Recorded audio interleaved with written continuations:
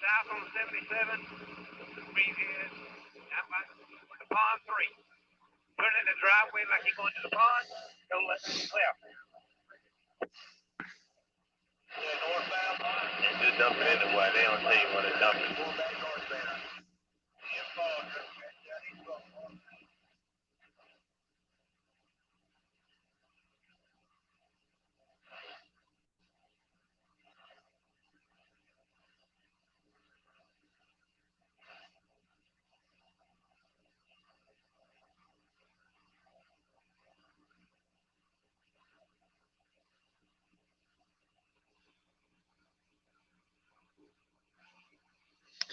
All right. Welcome, welcome to Who It May Concern. This is the 1122 Wingnut Radio out here for Anarchy Television. And I am bored as hell already. I was on a couple of live streams just a little while ago. It is now almost 8 o'clock in the morning, and I am bored already. So I decided to make me up another pot of coffee and roll up some breakfast and sit down and uh, throw on my own live because really there's like nobody really doing any lives right now except for people that are like going over 12 hours on their stream. But I thought I'd get on and see if anybody else is out there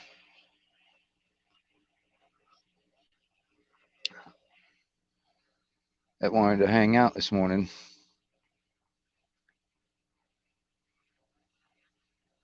and see if there's anything interesting to talk about.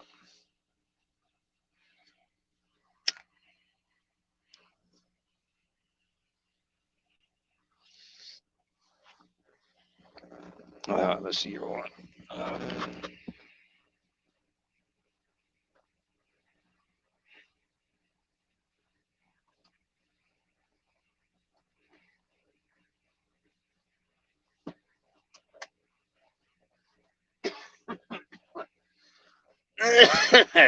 Yeah. Excuse me.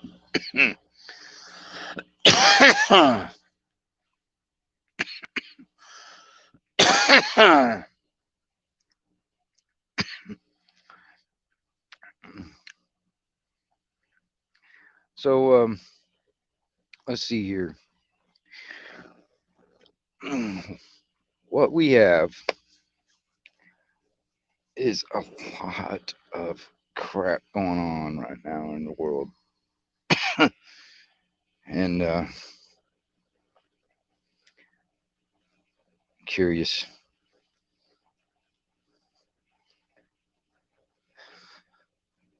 where the spark's going to come from.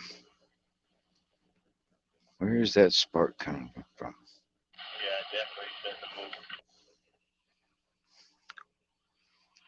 Not really much going on in radio, y'all, this morning.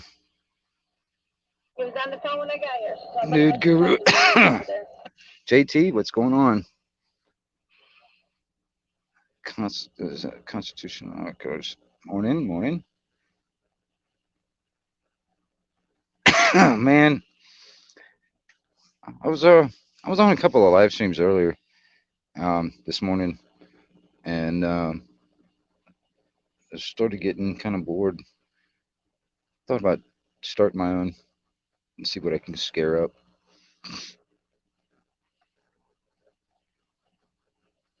On this AM so far, I'm just listening to Channel 19, listening to the truckers around here, like the dump truck drivers, because the two main north and south roads going into Panama City coming up and that goes up toward I-10 are all both getting four-laned, Coming off the highway down the skinny one time.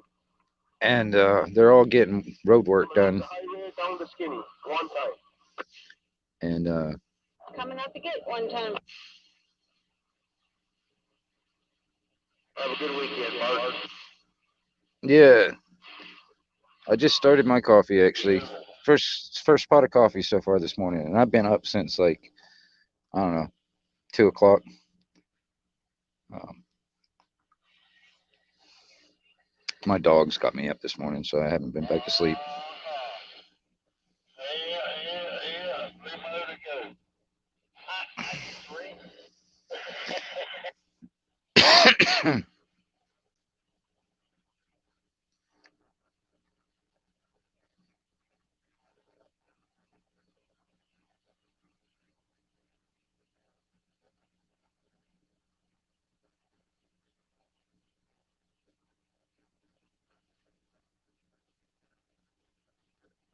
Oh yeah, yeah. Well, I've been hearing about some of that crazy weather. I'm telling you, man, it's all that weather modification shit. Seriously, I mean, there is a lot of that has to do with a lot of this. I mean, they talk about this so-called, climate change. Well, who in the fuck do you think's causing the climate change? It ain't just us normal people. No, it's the ones that are actually manipulating the weather out there. That's the ones that are manipulating the weather. And then on top of that, trying to convince you that we're all to cause and we must be taxed for it. You know? Well, that's part of it. Harp happens to be only one installation. There's many installations all over the world that have antenna arrays like Harp. So it's one of them things.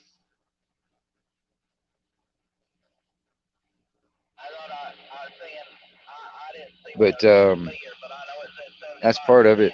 I mean, what was it? Gosh, I can't remember the name of the damn operation, but when they used it in Vietnam, that was part of the weather modification and project, and they perfected it. Hell, there's companies you can Google it yourself, man. Just if you happen to just like put in the search, companies that offer weather modification or cloud seeding as a service, and boom, all these different companies pop up. If you look into the companies, you start looking into them and how much they charge, for instance, for that service. It's pretty freaking expensive, man. And the only ones that can really afford that are governments. So you think about like their clientele are governments around the world, you know, and not just the U.S. for instance do that shit. There's a lot of other countries around the world that use that weather modification or cloud seeding, um, as a that technology to manipulate. It makes me wonder. It's like they all have all this technology and stuff like that, and they can do this for the positive and for the good. Like when all those fires were happening, you would think, okay, well, we can make it rain. No, we're gonna fucking make it hotter and shit to the more fires and all that stuff. Make it drier for whatever. Whatever. Even if you look on the Navy actually, I think on their website, the Navy claims that they will own the weather by like was it 20 was it 2030 or 2050, one of the two. They said they will own the weather. Well, they claim they will anyway. That's the Navy. You know.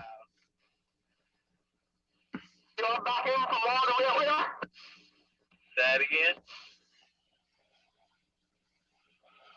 Yeah, we got to back up way over there. Come on, get on in here. If I can do it, you guys can do it. Sure. I mean, that's if I make it back out of here. Put your differentials on. Yeah. Where you going? I'm going down to Pond 3. Pond 3. You're not going to Pond 3, Susan? That's what they told me to go to. Pull in here and turn around.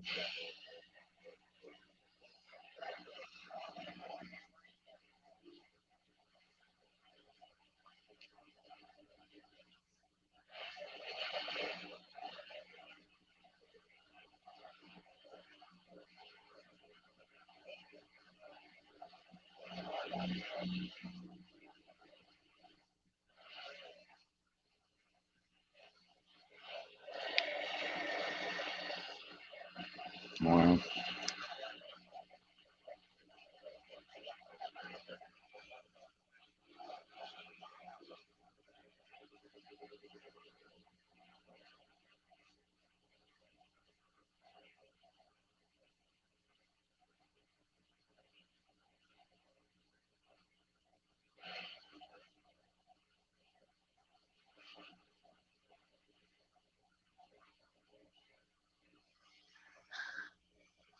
Oh man.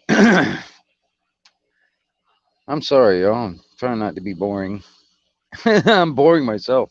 I gotta fight that. I was sitting there reading the chat, and then I was thinking about other stuff at the same time. Kind of hoping there would be some more talking on the radio.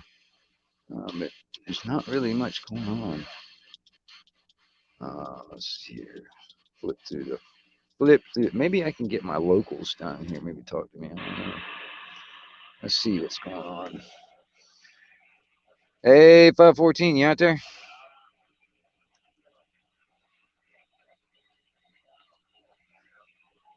Hey, 514.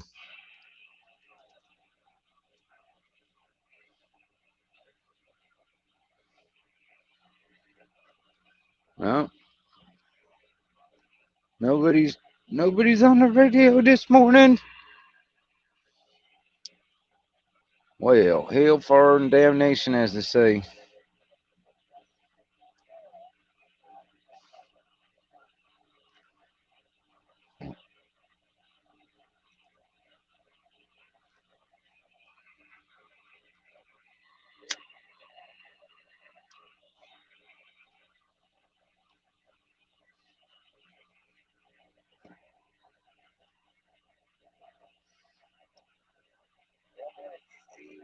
Yeah, JT, like that was over on was it Dino's stream?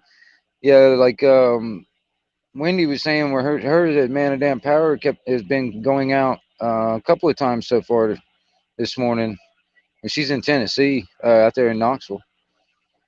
So I don't know. I'm not, and she said the wind is blowing big time over there.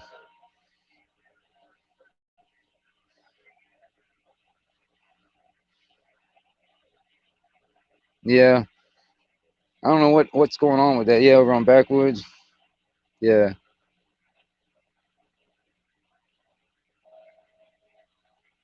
or Steve's. Yeah, my bad. I was thinking about another one. I was on another one. His name is Dino. I've been on a couple of live streams since like 2 o'clock this morning, so I don't know. Sorry about that. But yeah, I'm Backwoods. Uh, Wendy was sitting there talking about hers over there in Tennessee, how the wind's going on over there.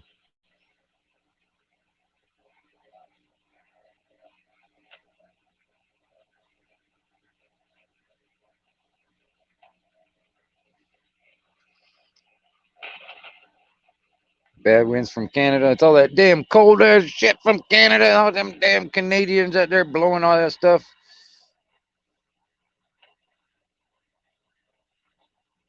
Yeah, I hear you, JT.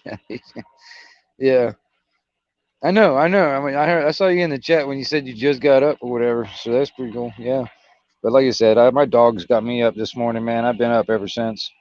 Can't go back to sleep. Hell, they're just sitting here sleeping their ass off right now. I guess they just wanted to wake me up so they can go to sleep.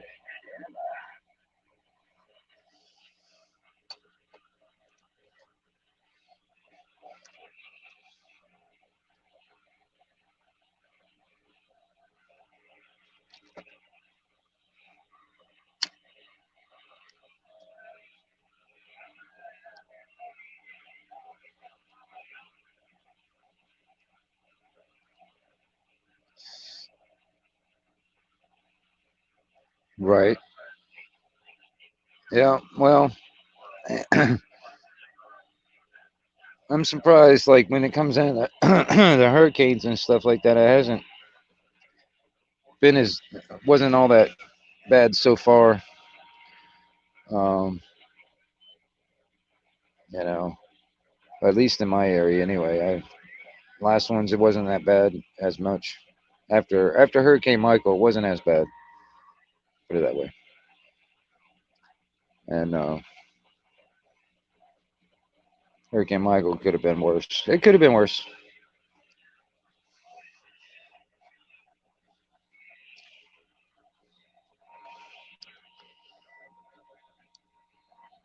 Hey, 514, you up there?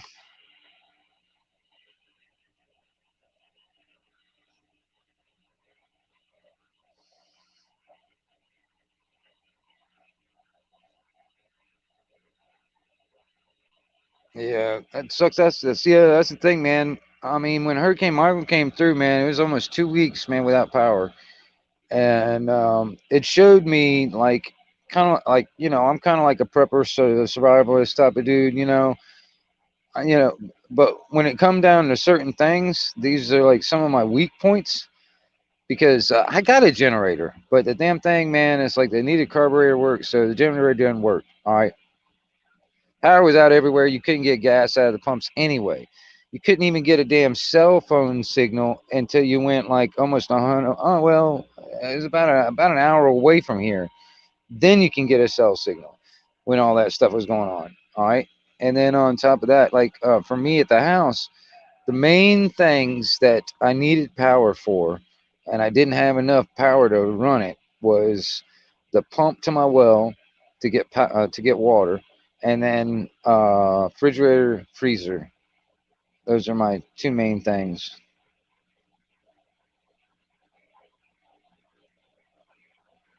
No, man, I know JT, I know, dude. But if you are stalking me, um, we gotta talk. No, I'm just.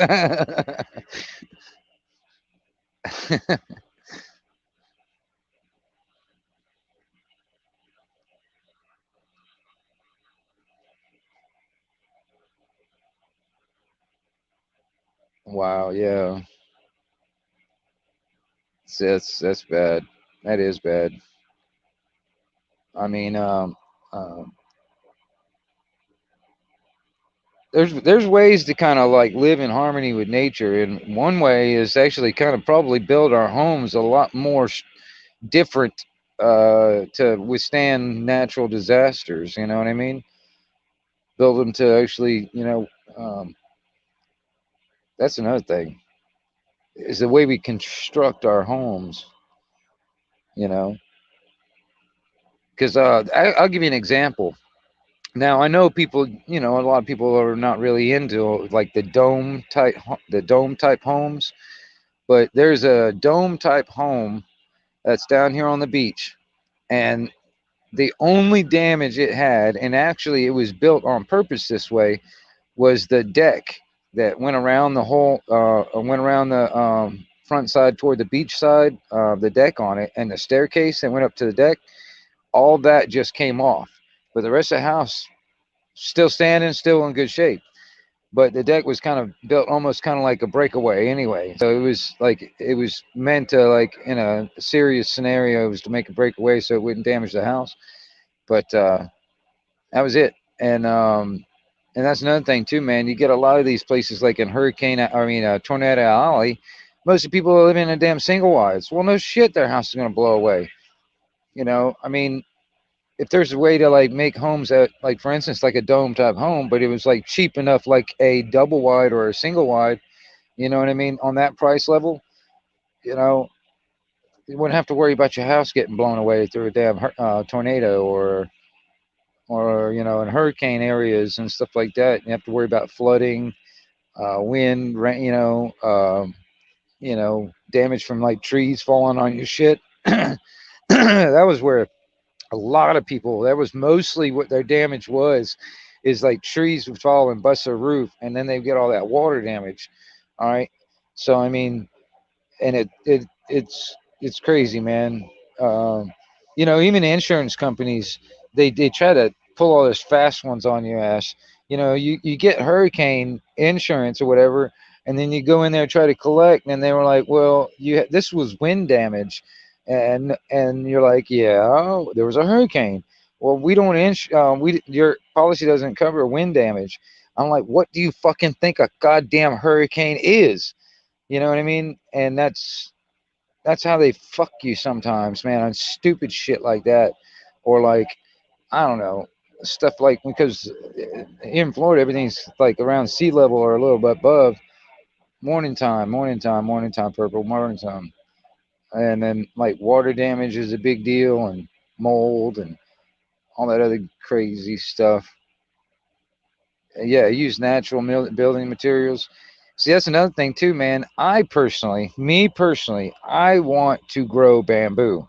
All right, I want to grow some of that big stuff like in China that they actually use for like building materials to like make furniture or homes, and they even there's different varieties, and some of them are really good for like even making scaffolding for like like if you need to make scaffolding to build on buildings and stuff. Different varieties for that, and also, and I would like that. And I mean, honestly, man, in my mind, it would, if that became more of a normal type of thing, we can replace like the timber companies when with the use of all that pine, pine trees and stuff. Replace it with the bamboo, all right, but make it local, grown here in the states because it will grow faster. Well, yeah, I mean, um, the stuff that I was looking into, what I wanted to do, which I haven't, I've only got a little bit that I found around here, and I've kind of planted like in different areas in the woods, get it started. But once you get it go, once you start one from a baby or whatever, it takes 4 years. Once that 4 years is up, after that 4 years, you can harvest. All right, and then every year after that, you can harvest every year. All right, and um,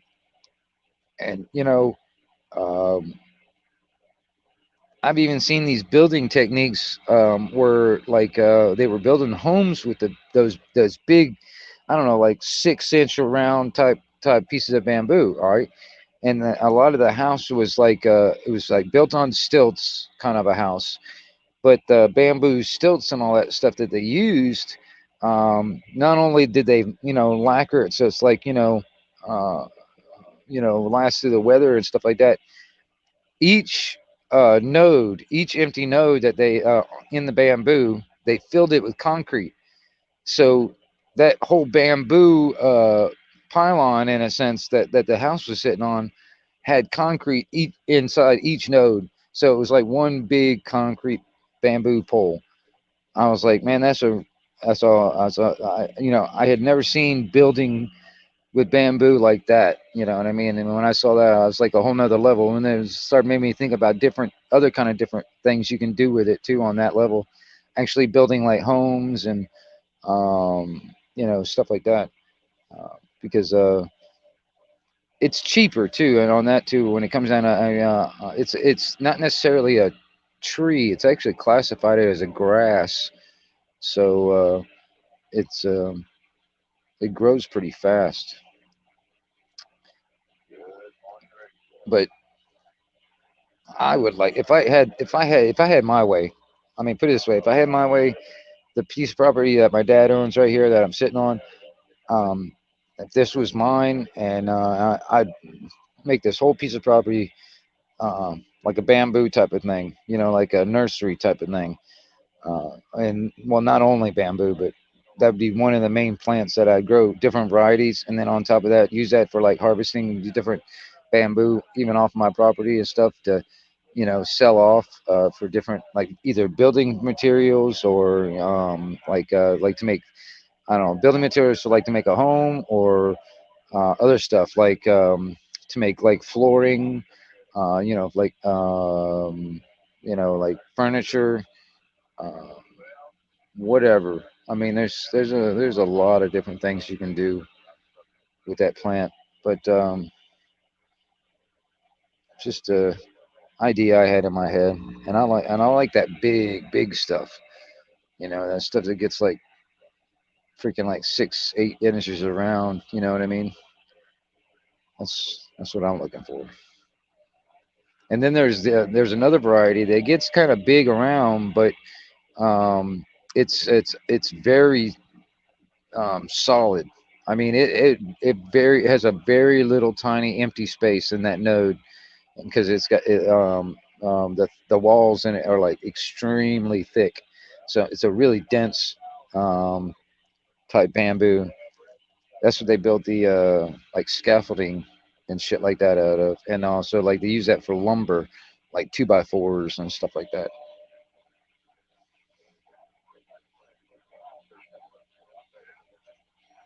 Yeah, I mean, it would be cool. I mean, I actually, I see these um, um, pictures and video of like all these huge like massive bamboo forests and stuff. Man, it's awesome. There's this one, and it's actually a cemetery, um, but um, but it's like got a massive part of the property is a big bamboo forest, and it's got like these that massive, like, I mean, I think the biggest ones are like 4 or 5 inches around, but this massive bamboo, really tall, like, I mean, like almost 2 stories tall, and and it's awesome just walking through that forest and stuff. And the way they've got it set up, actually, it's like they got random um, uh, um, grave sites, kind of like through the forest and stuff, and people did different stuff. Some of them got concrete, like headstone type, ornate, different stuff with like statues and stuff. And then there's this one guy, instead of concrete, like headstone and stuff like that, uh, they did like metal sculptures. They did all these like big ass metal sculptures that kind of like right around where the grave is and stuff like that. It was pretty neat. But it was neat, kind of like walk through the forest and then randomly come up on these little grave sites and stuff. I don't know. I don't know. I've been to a lot of cemeteries and grave sites over in my life. Crafty cat, how you doing, girl?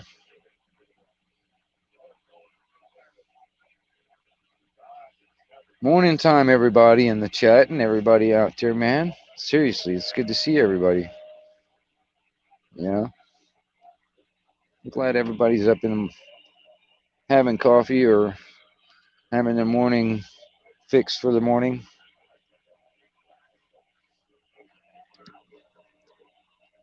Thought I'd give some people a place to hang out and maybe even get up on the panel and chat, maybe. But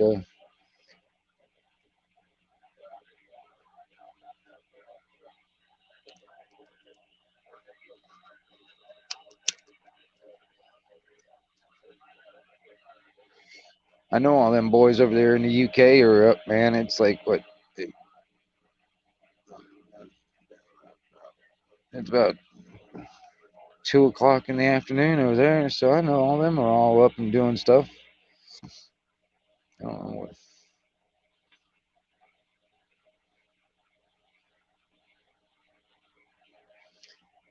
Yeah, dude, snow. You guys can keep all this stuff. Thing, man, I tell you, I saw all that snow and like what's her name was showing it on her stream or whatever. Oh man, I love the mountains and all, man. That's the one thing I don't like is the snow during the winter. Yeah, Crafty Cat. I got my first pot of coffee so far this morning, and I'm about halfway through it already, and that's pretty good. And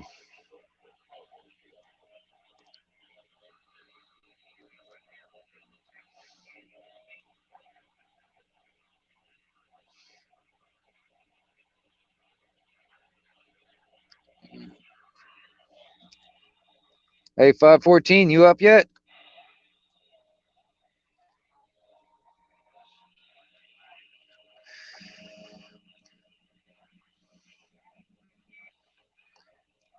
$514, you up yet?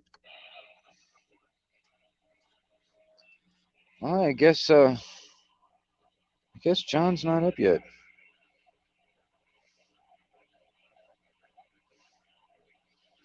Or he might be up doing some other stuff. I don't know what he's doing. That's another thing, JT. Um, you know, my brother gave me a bunch of old military stuff when he retired, and some of it is like, I mean, Arctic type weather type clothes, military type Arctic types. I got Arctic boots. I got this Arctic like jumpsuit. I mean, I don't plan on being in like Arctic type, you know, conditions, but I got it on hand just in case. uh, you know, I don't have to worry about like, I could be in like sub-zero freaking temperatures, and I've got the clothes to do it. I just, I live in Florida, so I don't really need it. I mean, but I've got it on hand just in case I ever catch myself.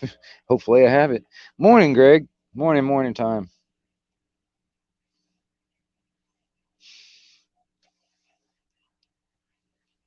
My brother retired from the military, man. He gave me a bunch of stuff, man. That he just cleaning out his basement, and I was like, yeah. He's like, do you want any of that stuff? I was like, hell yeah, I'll take whatever you got over there, man. Anything that had to do with military stuff or whatever that he had. Uh, I was like, yeah, sure, anything like that. Um, there's some things, man. I got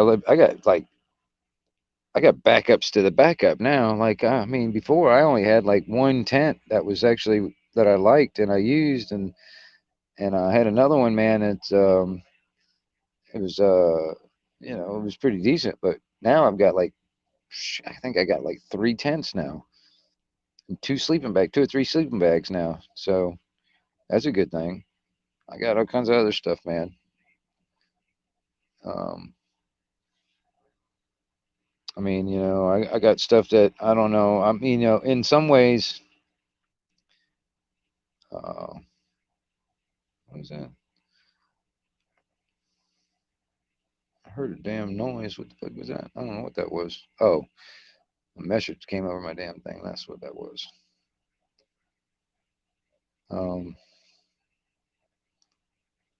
anyway, there's some stuff, man. I was like, I can't really use like, I don't know, man. I've got like probably now, I've got like five of those like, um, what do you call it? Those camelback, those camelback type of things that you put your water in. You can carry it like on your back or whatever. I've got like five of them now. I don't need five of them. I mean, I could probably use about two of them. And put one in each like go bag or whatever they've got. And but that's another thing too, man. I need to go through all my bags. I've got like probably like five or six bags, all packed up with different stuff or whatever. But what I need to do is actually kind of like rearrange stuff and repack some stuff. And because the stuff that I kept in my van was way more than I can keep in the truck that I'm driving now, and I got to kind of condense all that stuff. So I've got to make a new pack for the vehicle, like but in a smaller pack. Put it that way. I need a smaller pack for the vehicle, and because I just don't really have a lot of room to put in there anything that's going to have to stay in there, because that's what I'll do. I'll put something in there that's going to stay in there just in case, like I get broke down on the side of the road somewhere out in the middle of nowhere, at least I got like bottles of water and a pack full of whatever I need, like for instance, like if I needed to, you know, make a shelter, make a fire, have a little bit of food on handy, just in case, or if it was close enough. And that's another thing too. Um, um, and I've had this happen to me where I had to walk. I don't know. It was probably, let's see here. It takes normally by car driving regular speed limit, 45 to 55 miles an hour. Uh, let's say about, I don't know, about an hour and a half to get to this point, and I had to walk that whole length once.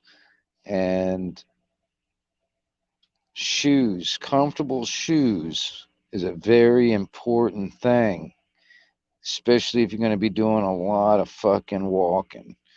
And so that's something else that I have to put in my like my go bag scenario type in the vet in the car. The you know, if I happen to, like, for instance, if I have to walk from my car to home or wherever, if I got to do a lot of walking, I want comfortable shoes. If I'm not wearing comfortable shoes at that moment when that car breaks down or whatever happens, I need to have another set of something that's comfortable already in the vehicle, you know, with my bag and all that stuff, so I can just grab them and get going. But that's something else that I have learned from an experience type of scenario because I've had to do it. And I was wearing my work boots that are steel toe, and man, I mean, I had blisters, and then on top of that, wherever the damn steel toe would rub the top of my feet and stuff like that after miles of walking. Oh my God. I mean, I practically had, it was bad. It was bad. And then plus on top of that, just after that, man, I was feeling sore for like 3 days after that. Um, it was crazy. But, these things, food, water, maybe a way to make fire, some kind of like shelter, like, a couple of tarps maybe, or a tent or whatever, a sleeping bag or something, and stuff like that. That's it. Bare minimum, you know. Um, and I might put something kind of small, like even something like to cook with type of thing, but I'm not even sure yet. I got to repack all my stuff. I've been thinking about making a video doing that, but I don't know if I'm going to do that or not. But I was thinking about it. But I got a bunch of these different bags and stuff. I just need to pull all that shit out, or at least go to one bag, just pull all this stuff out, and I don't know, do something because I want to do like the bare minimum to put in the truck. But and I've got all the stuff I need. It just happens to be all scattered in different bags, and kind of need to upgrade or look at them and stuff like that. Because some of that stuff I might have some of that food in there might have been, you know, need to be replaced. Now I think about it, and eventually one of these days I need to actually do some replacements on replacement stuff and on my med pack. I've got a medical gear pack, stuff like that. That some of that stuff needs to be like rotated, I guess you would call it, with some new stuff, and then actually replenish some other things that I was using up um, prior. But I got like a big ass. This is one of the things I got from my brother too. It's like this big ass backpack type med kit. I mean, something like, man. I mean, um, at least they get some kind of return from some of those damn fiat currency things that they steal from me in the form of taxes. At least I get some kind of return, and that's what I got. When my brother retired, I got some old military shit that I, you know, ended up paying for in the form of taxes sometime in my life.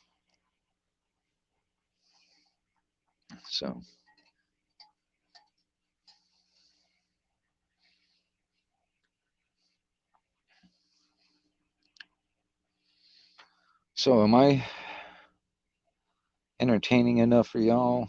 I don't know. I feel like I'm just rambling,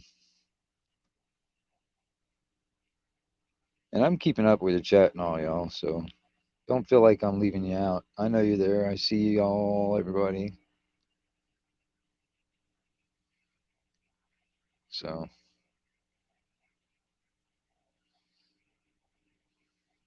I don't know.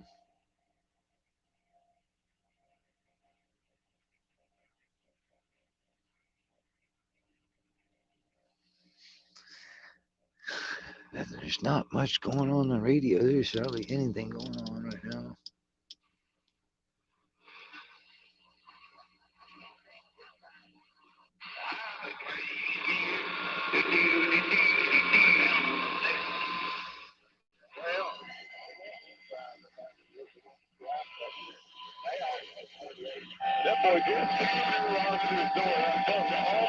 that door. Probably would have pulled him out of the truck too, because that was unbelievable.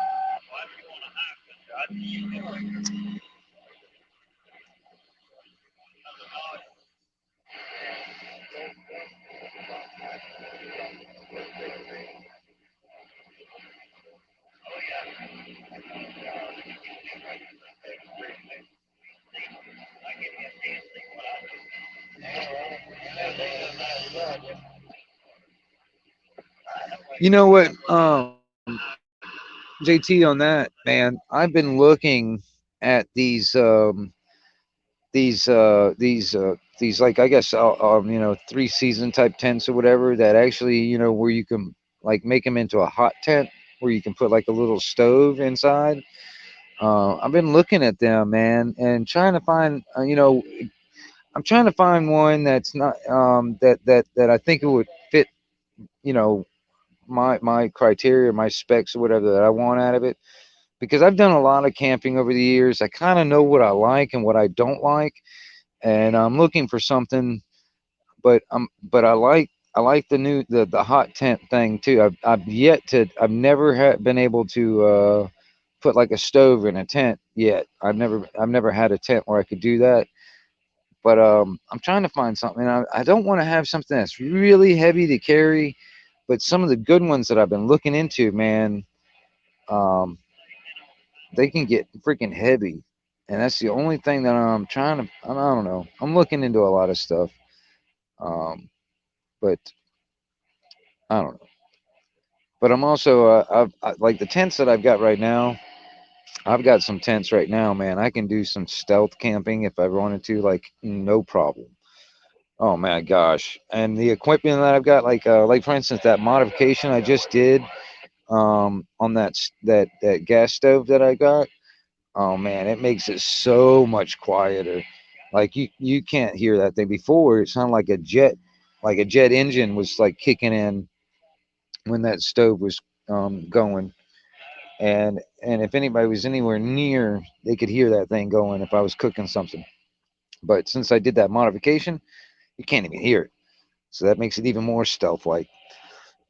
But yeah, I got a couple of tents that, like, if I just wanted to do stealth camping or something like that, I'd be totally like uh, you know invisible, I guess you would call it, or I mean totally stealth. Um, but then I've also got other tents. I've got another one that that's not stealth like, but it's more comfortable. I mean, there's a lot more room in it, um, and but but I can still kind of sort of, depending what kind of tarp and all that stuff I put over it, because I always put a tarp over my tent. I never just use what the tent material to keep me from the rain and stuff like that. It's never worked out for me, so I don't care how good you waterproof the tent material and all that shit. Screw it. I've always had water leak into it somehow or another. So I always put a tarp over my tent, and I've got a couple of those camouflage tarps though. But the only thing is about those camouflage tarps is they're shiny. You know, like the light hit it just right. It reflects light right back at you. You don't even see the camouflage shit. You just see the light, and that reflectedness makes it not um not camouflage anymore. That's the only thing about those camouflage tarps that I don't like. I mean, if it's like, not reflecting the light and all that stuff, it's fine because I mean, it's camouflage. But they're just too shiny. They're too shiny of a material. And I mean, if what I was thinking about, actually, I haven't done this yet, but the camouflage material they use for hunting is like for blinds. It's like made out of like a burlap almost. Is I was thinking about taking a regular tarp and then just layering that burlap over the top of it. The top the part that would be you would see, laying that over the top of it, but stitching it onto the tarp where it becomes, like another layer of the tarp, you know. So even if it rains, it go to that. The only thing is, I don't know, just if it gets wet, it takes a while for it to dry out and all that stuff, but it doesn't have that shininess. I mean, even if I don't stitch it, I could just lay it on top of it, camouflage it a little bit more. But yeah, the incognito. There you go.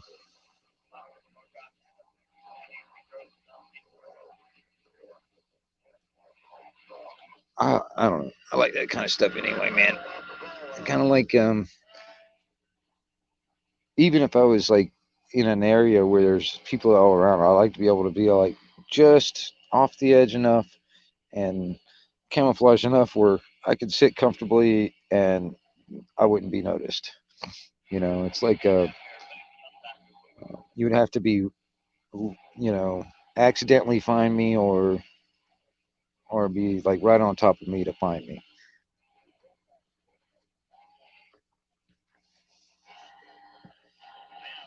Because actually, that's how a lot of like I've noticed for me, a lot of these places that people are trying to keep hidden end up getting found. A lot of them is just because somebody stumbles up on it, like by accident. You know, a lot of times you go out there searching for shit like that, you never find it. I've noticed that myself. It's like because I've found stuff just by accident, just because, and I was like, dude, I would have, if I was looking for that damn thing, I wouldn't have found that damn thing.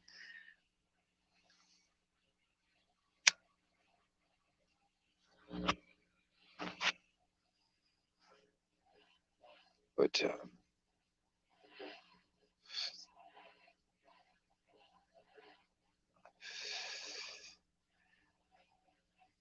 trying to figure out things to talk about, y'all. I mean, I personally don't like these long silences and stuff, and it gets a second or two of quiet. I catch myself sitting here reading, and I'm like, oh shit, I haven't said anything for a couple of seconds. I'm like, okay, that's what I kind of need, like people talking on the radio to take up the silence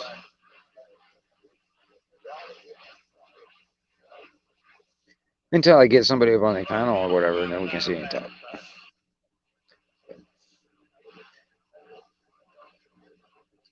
JT, like I said, man, if you want to sit up on the panel and we'll sit here and talk and have coffee at the same time. Purple, if you want to. Yeah. Whatever, man. Whatever. But man, that's some good coffee.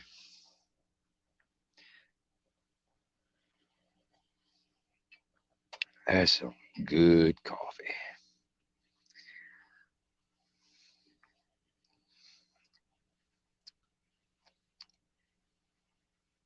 What was that song? It's time to waking up with vultures in your gut. I used to have that sound bite, but I don't anymore. That sucks now I think about it. I used to have that. Don't anymore. Coffee time, woman. Choppy, choppy. You know? Coffee time, woman. Choppy, choppy. Let's see here.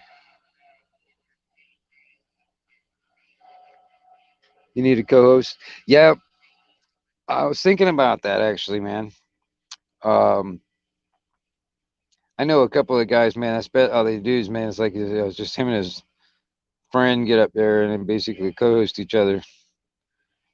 I thought that's a nice setup because I feel like I can sit here and talk with the chat and all, but I don't know. It's not very interesting, in my opinion, to sit here and just look at my avatar and me talking with the chat. Even I, so I got to have something else. if I had a computer and all that stuff, man, there's a lot of things I can show you guys. Like I could pull up stories and stuff, man. I've been kind of keeping up with and stuff, but I can't do that on my cell phone that I know of. And let's see. Well, hello, Miss Waterman. Well, hello there. How are you?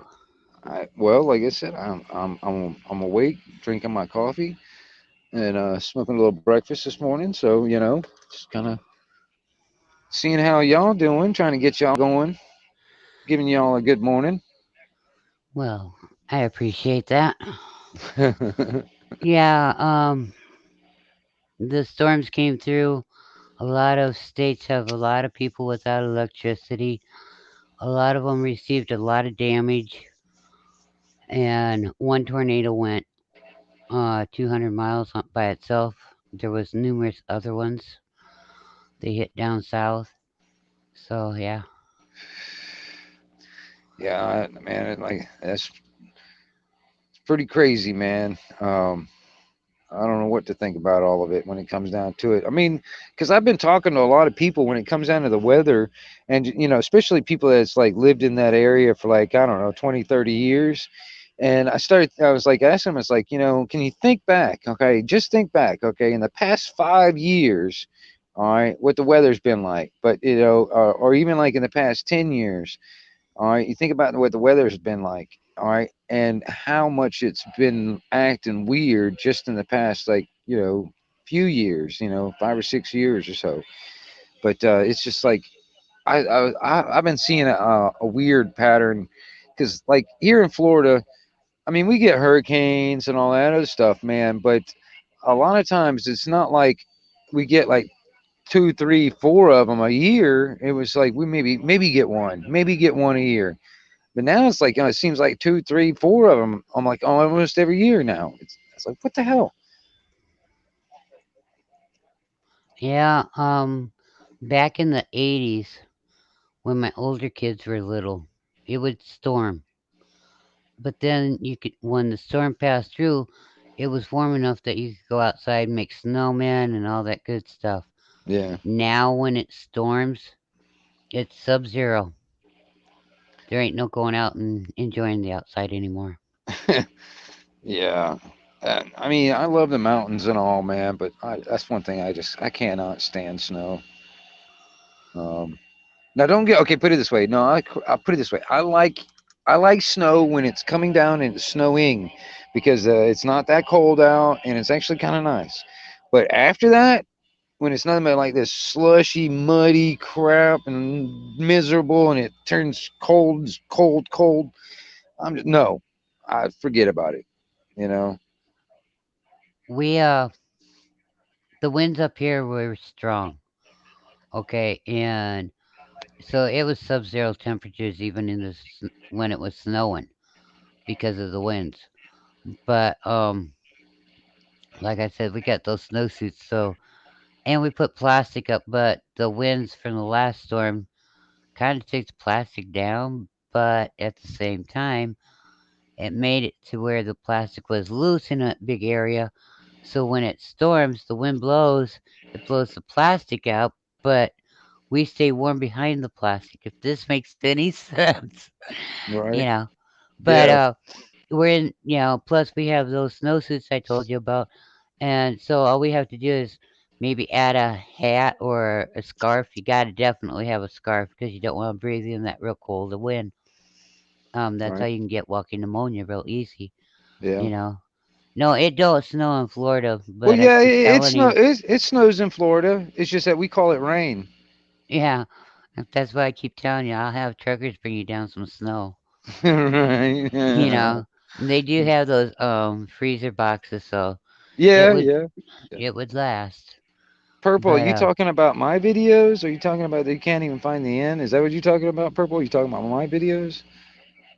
Um, I mean, yeah, from on this channel, I had something before this channel also, man, but a lot of those videos got deleted. But this channel is not even that old, but I guess. But yeah, I got a lot of different stuff. Most of it's CB stuff, though. I'll have to say most of it's CB stuff. right? And like you and me talking about the analog Yeah, for your TV and that. yeah, I did a video on that too because I built like a rudimentary television transceiver basically, and I gotta work out like a lot of the like I gotta work out the range. So what I have to do is I have to build a better antenna for one, and then I gotta try and figure out some way of amplifying my signal a little bit more. So I've got two amplifiers in line at the moment, but they're not much. Each one of them is not very much. That's the reason why I got it doubled up to kind of like double up the amount of amplification. And but it's still not enough. I mean, Right. I want to get a little bit further than what I'm getting right now. Put it that way, because what I'm thinking if I can get like my cousin's house down the road, if I can at least reach his house and I put the same kind of setup in his house and he can do the same and he can reach to my house. We can use that system to basically talk to each other, but using video also. You know what I Right. mean? So I mean, and that would be just a start. And then then we can probably use like probably work out the kinks where I can make it better and or because right now I mean a lot of the stuff that I'm using is technology that's been around for freaking 20 years. Well, it's I been mean around a lot longer than that, but yeah. yeah, but I mean, well, put it this way, like the RF modulator that I'm using for a transmitter at the moment, that right there is like the same thing back before television went digital. All right, and you wanted to like and you had like a gaming system like a Nintendo or whatever. You had one like a PlayStation, whatever. You had to plug it into this thing, it was called a RF modulator, and then from there you had to take the coax and plug it into the TV. All right. Right. All right. Well, that modulator, that piece in between, right? That's what I'm using for the transmitter. Instead of running it into the TV, I'm running it straight into an antenna. So it's broadcasting. All right. And so any TV that has like rabbit ear antennas that's tuned into like either channel 3 or channel 4, whatever I'm broadcasting on, will pick it up if they're in range. You know what I mean? So that's the receiver. I got a Right. transmitter and a receiver. You know what I'm saying? And it's using old analog television frequencies. Same thing, like old channel 3, channel 4 type of shit. Right. You know. Which means if everybody shut off their cable and had it on channel 3 or channel 4, they would get the Wingnet show, Yeah, yeah, you yeah, know? yeah. Well, that's the idea anyway. But like for instance, Right. if I can if I was put out a broadcast, for instance, everybody that's within range, if everybody had the same kind of setup that I had, where they can transmit back. So, like for instance, I did a video or something, like for instance, CB. For instance, I'll relate it to a CB. I key up and I talk. All right, and then when I'm done talking, somebody else keys up and they talk. It's the same thing, but it's using the video part of it also. So, like after I'm done doing my video, somebody can get on and do their video, and I got my TV, on that same channel, and I'll pick up their signal, and so it's the same thing, just on a video aspect. And in my mind, what I'm thinking is like, you ever heard that old quote? Was it a picture can say 1,000 words? Oh, yeah. Well, I'm thinking along that lines. Now, I can only do so much with just audio. You know what I mean? So I need to add some video to it. And I'm thinking outside the box when it comes down to communications because I don't think anybody else is even thinking about like even trying to use television as a communication system, kind of like a two-way communicator type of thing. You know what I mean? Because I mean, I don't know. It's just Well, if one you of them stop things. and think about it, they said that people would have telephones where they Well, would they be able used to to. They had that at one time, but that's still, see you but that's, talk and all yeah, that at the yeah. in real life, Yeah, and you then know. then and then now with the FaceTime on the cell phones and stuff like that. But what I'm thinking about is along the lines of instead of being on that infrastructure, because before you needed the telephone company, and then you still need the cell company when it comes down to using this and all that other stuff to complete the infrastructure. See, the thing is with the CB radio is like, You okay, don't I need have a it. radio, somebody else has a radio. All right, now that's just two people, but if like a bunch of people have it, each one of us has got a radio, for instance, and we're all set up. Well, each one of us individually, we become the infrastructure. We don't need to like rely on an external infrastructure. We as individuals become that infrastructure. You know what I'm saying? Right. And still thinking along those lines where if we're using like in my now FCC wants to butt their heads in certain aspects because they got stuff written down when it comes down to that too. But I'm just saying it's like on the old analog part of it, it's just basically abandoned and nobody's using it. Nobody, because everything went digital. Because the FCC for broadcast television stuff, they mandated they go to digital. So the broadcasting, like regular broadcast television stations, they don't use analog stuff anymore, and so it's nothing but dead air static now. So it's like It abandoned. is So right. It is because they're not using it, but right. it's still there. Yeah, the analog part of it is still there to be. I mean, in my opinion, it's there to be used. So Right? and I'm a pirate at heart. You know what I mean? Why not? Why not sit there and just park my ship right there in the middle of that frequency and just like, yeah, start talking. I mean, Exactly. I know FCC might want to get us think about whatever, because it's just more something they can't control. So that kind of thing. They can't really control us on the radio either. They can try. I mean, if they really got serious about it, they can hunt you down and try to you know threaten you and all that other stuff. But on a general speak, I'm just thinking, Well, we all know that they don't want us talking anyhow. right. So, they're going to control everything as much as they can. Yeah. Well, I'm trying to think outside the box when it comes down to just on the communication part of it. But Right. there's a lot of things that I mean we all can do. Like I said, that old saying is like none of us are greater than all of us. So I mean, if we all kind of like put our heads together and we all got different skills and different types of um, expertise and all that other stuff, if we can all put our heads together, I know we can come up with solutions. Well, Um, you can laugh at me if you want, because I was talking with a friend of mine and I said, you know, I said one thing better than a CB, the old field radios, yeah, the yeah, old yeah, field, the old field telephones. yeah, yeah, yeah. And then we proceeded to try to find some, and well, Well, I mean, tell you like it didn't like go very good. Okay. right. Well, I mean, even then, it's like, I mean, if it worst comes to worst, put it this way, I actually saw a meme one time, all right, and it kind of made me laugh. But I was sitting there thinking, if worst comes to worst, we'll go back to like carrier pigeons and shit like that, right?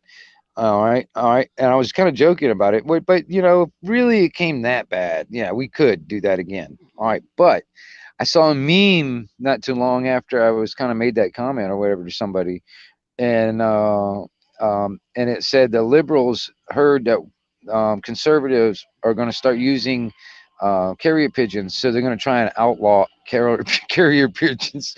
I was Well, like, not what okay, but the fuck, you know? the thing with the carrier pigeons, which is most people don't realize, back in World War II, they used the carrier pigeons for the messages. That part is known. Right, But right, what they don't know is, and they don't speak about, is the other side, both sides, the other side of the other one. Okay, so you understand where I'm going on this? Each had falconers, right. That's and true. the falcons would attack the pigeons and kill them and take them out. So Yeah, the messages would get stopped, so they yeah. thought. Well, I mean, there's all kinds of different things, man. I mean, if we can take the same like old skills that were learned from way back then on different things, because there were different ways of getting messages from place to place. But actually try to like, depending on what kind of situation we're in. But if we were in like a situation where like the power didn't go down, we still had some of the grid, we still had the internet and all that stuff. There's ways of using that same type of method, but more modern technology. I Right. mean, even if it went to like drones, but yes, drones can be do the same thing as like the Falconers did. They can, get something and knock the drones down. But I mean, that's just another idea. I was sitting there thinking about it's like using same type of tactics, but I don't know. But even then, the most secure is like a line that is directly connected between those 2 points, where there's no is where it's not being broadcast or anything like that. It's actually like a closed circuit type of thing. Like you're Oh, talking field phones, like you talking field phone. I was thinking, okay, if I'm thinking field phones are the ones that got a wire from one phone to the other, and that's the only those 2 phones are the only things they can talk to. Is that the ones you're talking about? I don't know. Well, that's what I was thinking of in I my just mind. seen military field phones.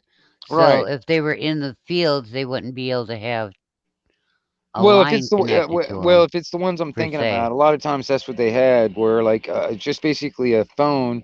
It had a wire going to another phone. Like for instance, they had an out like a lookout, and they had another lookout down the way, and they would have those 2 phones connected between each of those lookouts. All right, so they weren't being broadcast. It was just like between those, and it's like one phone. If they want to talk to the other one, they just like ring it. The other phone would ring. I think those are what you're talking about. But anyway, I think that's what field phones anyway. Well, that's what I picture in my head when you say that. But those are the only secure and private communications, that type of stuff. You know what I mean? Otherwise, everything gets broadcasted in one way or another. Uh, um, so anybody that happens to be listening in, it'd be listening in. So Right. And another thing is, you were talking about when your brother retired from the military and you got all that Arctic stuff. I've got the Arctic tent that goes with your stuff. right. It's a 10-man tent. It's pretty good size, but yeah, Is it's, it, it's is an it, can, Arctic tent. oh, so I mean, can you put like a stove in it? Yeah, Does it? two stoves. It takes two stoves. Wow. Yeah, it's 17 um by 17, something like that. And But it's just like, it's like an octagon shape. yeah. The walls are 17 feet high. How It's just heavy is that thing? 160 pounds. Wow, that's heavier than I am. Or no, that's about as heavy as I am. Because I'm like Okay, it's 180, heavier than 180 me. pounds. Oh yeah. It's yeah, but I can move it around. I've got a dolly. Holy Yeah, crap. just and then Well, I've got a tarp too for the back of a shh. truck. So I mean, yeah, that's the only way you can hike something like that in is if you had like a four wheeler or your vehicle or something. Otherwise, man, it's like you carry that on your back. Golly, man, that's the only thing you're carrying. You ain't carrying nothing else, well, we've got dollies and we've got some right? carts, you know. So I mean, we'd make it work, you know. Yeah. But I learned one thing up here, the sun for the solar panels. See, I won't affix them to the house because I don't own this house.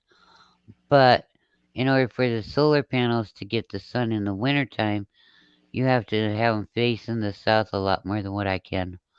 So I'm keeping an eye on it today since it snowed. The snow will reflect the light. Maybe it'll be enough to start charging the generators up, you know. Well, oh man. Well, why? I mean, to get a good position in the south, I mean, you can't put them down there in the ground in the yard or anything. You have to have them on the roof. I could, but they probably would walk off. Oh yeah, yeah, right on, right Yeah, on. and another thing is um if I had south windows that I could put them in would help too. I only Well, have I three. actually saw somebody. You know how like how people have got like an awning type of thing over their windows and stuff. Mhm. I saw a guy that just took solar panels and he made that the awning for his windows. You know what I mean? So it actually, it covered the window where basically like an awning, just covered the window to the point where he got shade in the window and all that stuff. But on top of that, it was a solar panel. But I don't know. It's Right. I different ways mean, of doing stuff. right, but he was attaching it to the house to Trashing it. have Yeah, it. that's right, right, right, right, right, See, right. that's where the yeah, okay. Yeah, I because when I leave, I'm taking my solar panels with me. yeah, I'm yeah, not yeah. leaving them, you know. Well, But yeah. I mean, if you well, are you more worried about like? Well, I mean, if you attach them, you can always take them off too. But are you more worried about like the damaging the house by drilling holes in it or something, or is that what you're worried about? yeah, Oh yeah, okay, okay, I get it, I I get it. mean, the shape the house is in is the shape they've allowed it to be in. I'm not being blamed for none of it, I hear you. and if I would attach something, then they could say, "Well, see, it's because of that." No, ain't playing that game, old boys. Yeah. But yeah, we had lights go off and come on and go off and come on this morning. So Yeah, it's not fun. Like I said, my well and my refrigerator and freezer are the two things that really were the ones that I really missed when the power was out. It was almost 2 weeks, and I was like, "Holy crap, dude!" I mean, and then I was like, "That's an excellent test for anybody." If they want to figure out, like, okay, if they're prepared, for instance, like, people around here, they got, hurricane preparedness type of mentality anyway. But to like really figure out if you're ready for something, turn your power off. Just turn everything, all your power off for 2 weeks, and then just live off of what you got at the house at that moment. All right, and then you'll figure out where your weak points are. You'll figure out like what you're like. Okay, well, shit, this and that, and then you well, can what like what is so better prepare weird is yourself. in the summertime I can have my solar panels in the west windows, and they will charge, not Right? a problem. But in the wintertime, I leave them in those windows the same way I had them in the summertime. They won't charge. Yeah. Well, it's just not getting enough sun. I mean, Yeah, yeah, yeah, because when in the summertime you want them at a 90-degree angle, and in the wintertime they have to be at a 65-degree angle. Okay, yeah. no, a 40. It's got to be 45-degree angle. Sorry, 45-degree angle in the summertime, 65-degree angle in the wintertime. Because I had to look this up to find out. Because I was like, well, if I turn them sideways in my window, I should be able to get something. But Yeah. yeah, I don't know. I'm still, you know, I honestly, it comes down to money for me. But I've got the batteries that I've got like car batteries, just regular lead acid car batteries. yeah, I seen And your batteries. yeah, well, see that's the thing. It's like the only thing about lead acid car batteries is, at 100% charge, they're fine. It's at 12 volts that I need. But once they get down to about half full of a charge, it drops the voltage down to about 11 or down to 10 volts instead of 12, and that's not enough to run anything. So when those batteries get half full, they're practically dead. Right, All right, and that's what sucks about lead acid. Now I want if I it comes down to money.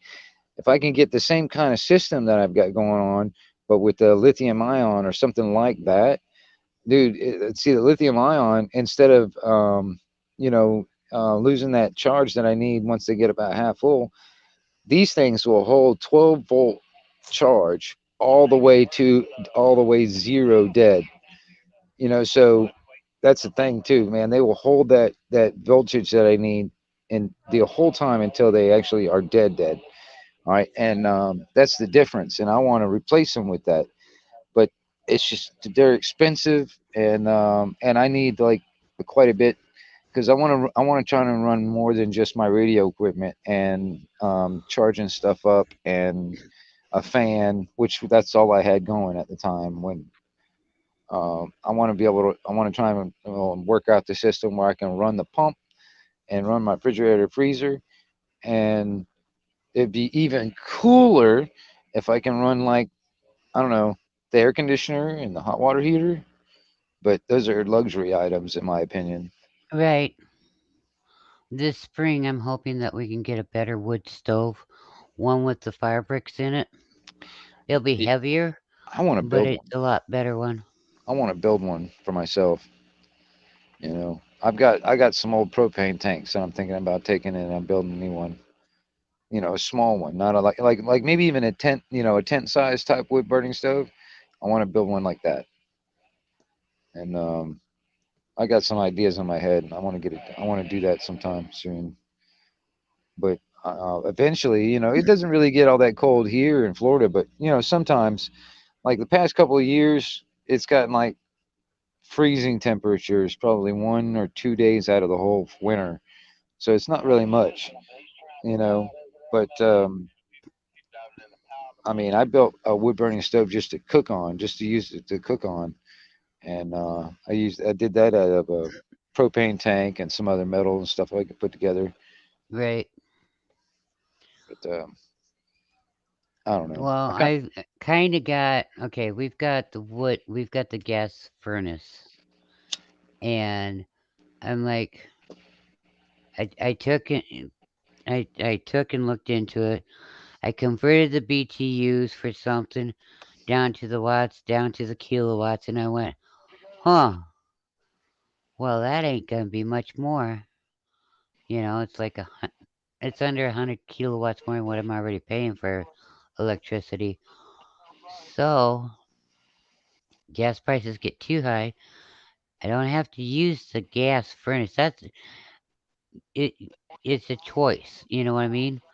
I could use this infrared furnace or a heater that is big enough to heat this whole house, and I wouldn't have the hundreds of dollars of gas bill. And then if the electricity went out, your gas furnaces wouldn't work anyhow because you got the electric igniter on them. right. Okay? So if the electricity went out, your gas furnaces are SOL. The infrared heater would be SOL, but I have a wood stove. Okay? I can cook on the wood stove. I can heat with the wood stove. That wood stove is now priceless to me. You know, um, with the infrared heater, I would still have my gas stove and I would still have the gas water heater. With the electricity being out, I could still use, if the gas was on, I could still use the oven top, not the oven, because it takes the electric igniter. And then, you know, I'd still have the hot water. Well, if the electricity went out, I would have my wood stove. It has a, um, oh, it has a water reserve. That's what they're called, the water reserve that hooks on it, and it will heat 2 gallons of water at a time. Might not sound like much, but you'd be surprised what you can do with a gallon of water. Okay, and then if need to, we've got bigger pans that we can heat water in too. Oh, I Right. like your little stove. All right. Now this is a propane tank that I got here, and this is where I put the wood in here. Uh I've huh. got a spot down here where the ashes will fall down into here, so I can get all the ashes out of here. All right, and it'll come up. Now this is the main cooking spot. All right, the flame will come right here. I can cook directly on the flame, or I can leave that on there like that. All right, but the way I've got this box set up is I've got these flanges inside. I got a wall like right here and another wall right here. So the smoke, it goes like this, like an S formation in this box. So this whole top becomes like a heat surface. This is Mhm. the hottest spot right in this area, but this is like where I can put something to stay on warm. You know what I mean? Mhm. And the chimney right there, the top right there. Yep. But yeah, that's I mean, this would go in like nice in like a barn or a shop or something like that. or even like in the corner of a house, but it's Right. too big for what I'm living in at the moment. It's too big. I want to build something smaller that does, but it still has enough to put like a coffee pot or something like that on. But I don't know. I got some ideas. I'm working on stuff. I got a lot of metal and a lot of. This is a rocket stove that I was messing around with, but I Everybody got some else, ideas. everybody else knows you as a CBer or this or that. I just know you as Wingnut. Yeah, my friend that's a tinker. You're always doing Right? something, Yeah. making something. You know. Yeah. Well, yeah. I make a lot of like I was when I got laid off. When all this crap started 2 years ago, it kind of forced me to start doing what my hobby for a business. So I was making Right. all my knives and metal sculptures and stuff like that, and getting back into doing that and trying to make a living, which I was, but it wasn't a steady paycheck. And so I'm actually see I got a bunch of propane tanks that I'm thinking about using. This is my pile of lawnmower blades to make knives and stuff out of. I was using this bandsaw blade stuff. I was using that to make fillet knives, like out of that. And I was thinking about like this old hibachi type grill. I Mhm. was thinking about making a portable forge, so I can just carry it around somewhere and have a forge going, and I can like build like little tiny knives and stuff like pocket type. I mean, not pocket knives. I mean like little Skinner knives. knives, like yeah, whatever. But it would be like wherever I sit. You know what I mean? I can do it right there. Right. And I got what I was thinking about. I got this old sewing machine pedal. The ones that have like the foot pedal to crank the sewing machine. I've got one of The those. treadle machines. Right, right. Well, I'm going to use that to run the fan. Mhm. That's the idea. But I'm kind of at a moment where I kind of haven't really done a whole lot when it comes down to making knives and stuff. Right.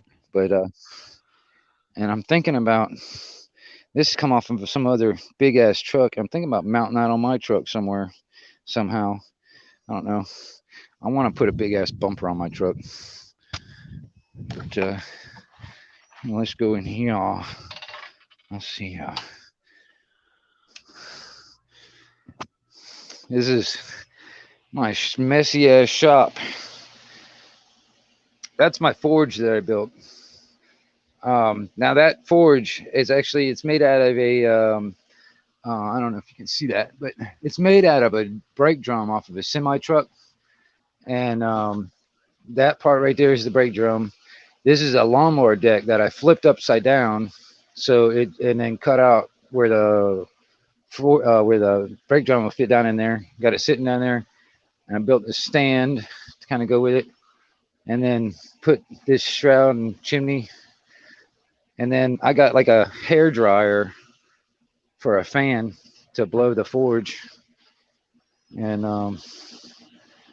my anvil and stuff. And I got a regular anvil, but the top of it, it's been sitting in a yard for so many years, so there's no sharp edges anymore. So I've been using this old piece of railroad track. It's an old one too, because you can tell by the age. The older track are flat. All right. The new track, like you see now today, it's kind of a round edge. It's got a Mhm. round edge to it. But the old track is flat. So I got a piece of that for. But the only thing is that is not as hard as that. I mean, I can still use this part. Like if I really wanted to bang on something, this is harder than this is. I can get that to like get flat spots and stuff like that. And Rebel Jack is asking you know anything about wind turbines, specifically the transformer system post magnetic system. oh man, I hope you uh, understood all of that because I don't. I kind of do. The only thing is, man, unless I have like the information right in front of me, it's kind of hard for me to like pull that stuff right out of my head, and I'm not really good at retaining that kind of, you know. Um, it gets into some technical stuff. But I do because I was wanting to build some turbines for myself. I've got like a bunch of like a copper wire, and that's one of the things. But I'm also trying to figure out different ways of doing it than what they're doing now because um Rebel Jack wants I to keep in shape when he uses his. He said, I want to make a wind turbine with a manual hand or foot crank with a flywheel system.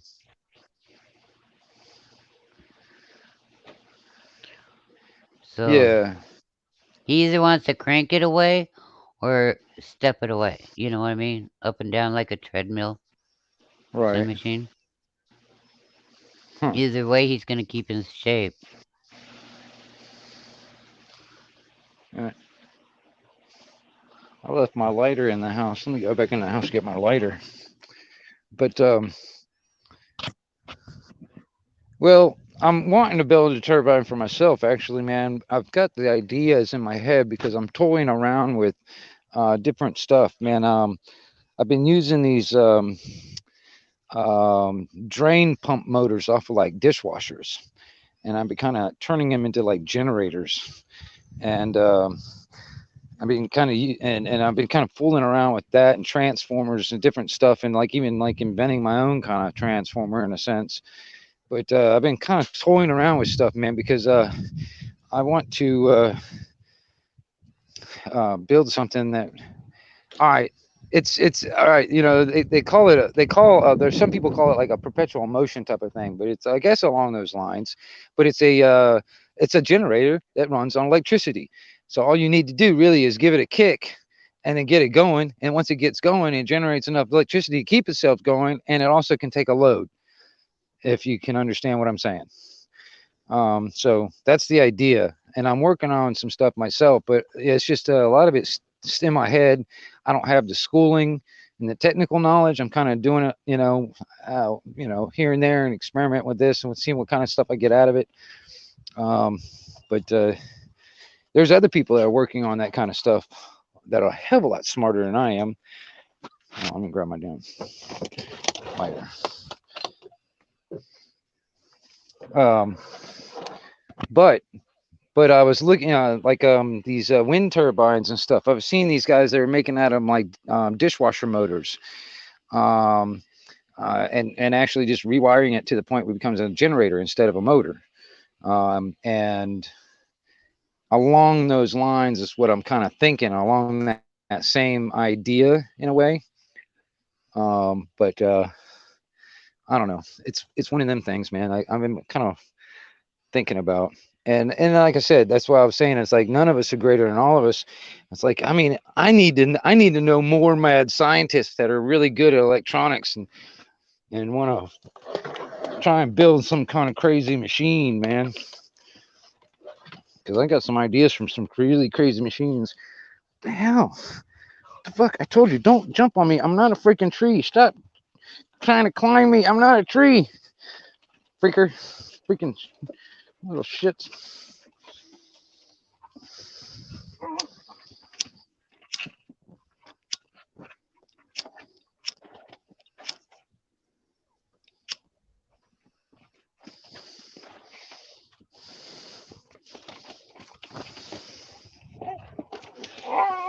Rebel Jack, I'm not ignoring you. I see, man. Hold on. Yeah. Right on. Kind of walking around and read the chat at the same time if I can. It's what's called multitasking. Yeah. See my little monsters? Yep. One hell of a feed bill right there, boy. Wendy, when she was talking about, she's like got 17 dogs, man. I was like, man, I could just imagine what the feed bill is on that.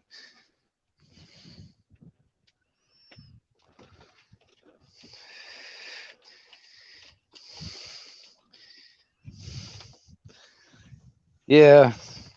See, I got, let's see here. I got this already set up so far. I got the antenna for my CB that I want to get. I just haven't bought the damn CB yet. I still have it. I got the antenna and the coax kind of run through the car so far. And all I need to do now is get the CB and put it in there. There's hardly anything. They didn't even put cup holders in that thing. That's why it's so small in it. They didn't put cup holders. And then I got to run a power wire coming from the battery and kind of pass and try and get it as far away from the computer to this car so I don't short anything out. Wow, that's one massive piece of poop right there. Holy crap, that's a massive poop. Anyway, um, yeah, I got to get that done because alien believers, what's going on? Good morning, alien.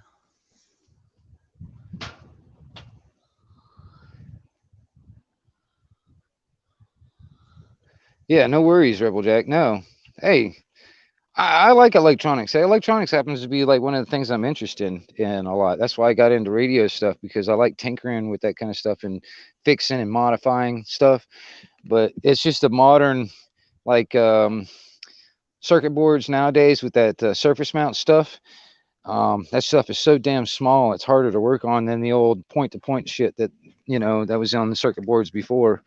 Um, the parts are so much easier to work with to me because I'm getting older. My eyesight's not as good. My hands are not as steady as it used to be. So that's really small surface mount stuff is pretty crazy. Wingnut, Work all with. I can say to that is, welcome to old age. Yeah, thanks a lot. You're welcome. And it's like my damn eyesight keeps on getting worse. I can tell it's getting worse. The more I use my glasses, the worse my damn eyes get. It seems like, um, but um, I can't see any. It's like I gotta hold that damn thing. My nearsightedness is getting bad. I gotta use reading glasses and stuff. Yeah, Um, they've got cheaters that they sell for well, that problem. yeah, And you know, a lot of people they just get those and use those and it's fine. But you don't want to get a pair of them, put them on, and get up and try to walk. It don't work. yeah, yeah. I think that's what's happening to me, Rebel Jack. I think because honestly, I've been noticing that the more I use my glasses, it seems like the worse my eyes get. And because as soon as I turned the age 40, when I turned 40, that's when I got my first pair of reading glasses, and I can have it. I don't know. I can have it regular like reading like stuff off of a package or something like that. I could read that probably about a foot or so away, a couple of foot away or something like that. But now I have to have my arm stretched all the way out just to just barely to see it, just to read what's on a package or something, and that sucks a lot. That's another thing too on a prepper mindset. Yes. I'm telling you, man, put a couple of spare pairs of glasses away. Seriously, if it gets down to the point of a hit the fan scenario, they're not going to be getting no more glasses on the shelf. You know what I'm saying? So Right. once there's no more glasses on the shelf, for instance, is what you got. So I'd have at least a couple of pair on hand just in case. You know, thinking of the prepper survivalist scenario. Here. Yeah, I'm sorry, y'all crack me up when you say it that way Yeah. because that's how I grew up. I mean, it wasn't survivaling, it wasn't prepping, it was just living life, Yeah. you know? Yeah. So do everybody a favor, take the labels and throw them out the window because why is everybody so busy labeling themselves? Well, I'll tell you this, man. I have noticed, if I really cared about like my subscription count, having subscribers, all I'd have to do is just put like prepper, the word prepper in my title of my YouTube channel, and I'd have probably like 2,000 subscribers just because of that. Nah, I'm don't bank serious. on that one because of the simple fact, um, I've seen The it happen, homestead. dude. I've seen it happen. Yeah, but what I'm getting at, listen, what I'm getting at is homesteaders will follow homesteaders. Right. The farmers, farm homesteads will follow the Right. homesteads and vice versa. And then you have farm families and they kind of go back and forth there. And, you have the preppers, well, they'll kind of go in amongst them too. But why label yourselves? You Yeah. know, it's like I somebody asked me one time about my channel, and I says, well, I talk about getting ready for anything that would happen. Oh, you're a prepper. I said, no. Good luck putting me there because that ain't gonna work. Well, And yeah. they were I like, don't. what do you mean? Well, look, I cover so many different things. I even cover tools, you know, Right. Well, I and mean, just on that mindset, I'm like, I'm on that mindset because I've been that way all my right. life. But I don't classify myself as that in a sense. I don't call No, myself a prepper or you're my tinker friend, and and Yeah. I ain't afraid of saying I that. mean, Why? honestly, Because that's kind of like what I am anyway, as a tinkerer. I really yeah, am. and the best inventors were Oh yeah. tinkers. Well, not only Yeah, that. because they were constantly fidgeting, working on something to make it better, to improve it, or to figure out how to even make it work to start with. Well, what was that quote? It's like somebody said, I can't remember who said it, but it was like invention is the mother of. Oh no, invention is the no, Necessity is the necessity is mother the. of Yeah, the necessity invention is, of. yep, yep. Necessity is the mother of invention. So I was like, because like I was talking about on making that television transceiver for like a communicator. I was sitting there thinking about it. I was like, it's almost like on a necessity. I'm trying to think of a new way to communicate, via off of the grid type of stuff, and Right. also off of their infrastructure. So the necessity in my mind is needed. So I was like, okay, well, I'm going to try and figure out how to do this. I remember doing this back when I was younger, and because there was a neighbor of mine that had that set up on his yard, and he would transmit 24 hours a day him playing fucking Super Mario Brothers. So every day, if you wanted to, you can turn to Channel 4 and you can watch him play Super Mario Brothers. Yeah, but but that was back in the day. But and Right. I'm using that same technology. It's just now that everything's gone digital, nobody's even thinking about that technology anymore. It's kind of like the Right. CB That's radio. why. That's You why know? I said to you, the best way to do it is analog. Yeah. It's still Well, there, and yeah. people aren't using it. No, no. I mean, that's the thing too. Even for the CB radio, there's still quite a lot of people all over the world, all over the country, is still using the CB or still using ham radio. It's just that when cell phones came into play, a lot of the younger generation, unless they were exposed to it by their parents or something like that, they have no idea about this stuff. They don't know anything about it. You know what I mean? And Right. even, I mean, you even mentioned some of that stuff. A lot of these kids is just like their eyes will glaze over like they're deer in headlights or something like, "Durr, I don't know what you're talking about." You That's know? like after my late husband passed away, I told a friend of mine because I needed their help. I had the money, but I needed their help. I didn't have any way of ordering anything offline. And so my friend says, well, you tell me what it is you want and I'll order it for you. You just pay me for it. I said, okay, fine. I said, I wanted a crank radio. And him and my son looked at me like I was crazy. What do you want a crank radio for? I said, so I can listen to the music. I can Yeah. hear the weather. Yep. Yeah. I Well, said, I if the mean, electricity goes out, I still yeah. have communications.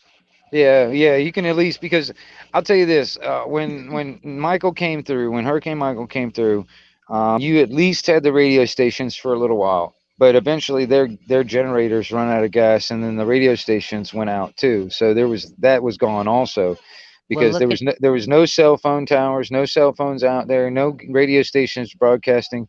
So it was completely, the only people that were broadcasting were either ham operators or people on the CB radio. Those are the only ones that were able to like relay information, like, oh well, this shelter over here needs gas in their generator, man. We need gas, so they were like, relaying that information to the people that needed to do it, or roads were down because the fucking trees were blocking it, shit like that, and relaying that information to people and stuff. Those are the only ones that were out, and there wasn't enough. I mean, there needs to be more people that, at least, if even if they don't use it, like me, I use it my radio every day. All right, Right. people they don't have to do that, but at least get familiar with it and have it, and put it aside like in a Faraday cage or something like that. You know what I mean? Because and that can be simple to be done with a damn metal trash can, with a plastic trash can on the inside. Then you put all your stuff in that. There's a Faraday cage, and it would be protected from like an EMP, for instance. But at least get familiar with it, and if you don't want to use it all the time, just put it aside, so when you need it, you got it, you know how to use it, know how to set it up. You know what I mean? That's the being prepared scenario. So, like, for instance, and then on top of that, getting to know other people that know something about that, or and then are preparing on that level too. So if you need to talk to them, you guys can talk to each other back and forth when the stuff goes down, or when stuff gets to the point where you have to use that. You know what I mean? Um, so I mean, it's one of them things. And then me, I mean, it depends on what kind of setup you got, like what kind of antenna and how high up you are and all that other stuff. That really, really matters. But Well, depending on what kind of setup, you can get out quite often my on a normal basis pretty far. my Yeah. very first crank radio that I bought, it had electrical problems with the harness. The company don't even make it anymore. I contacted the company unbeknownst to this problem, and they hauled up and they backed up their products and they sent me a new um solar radio.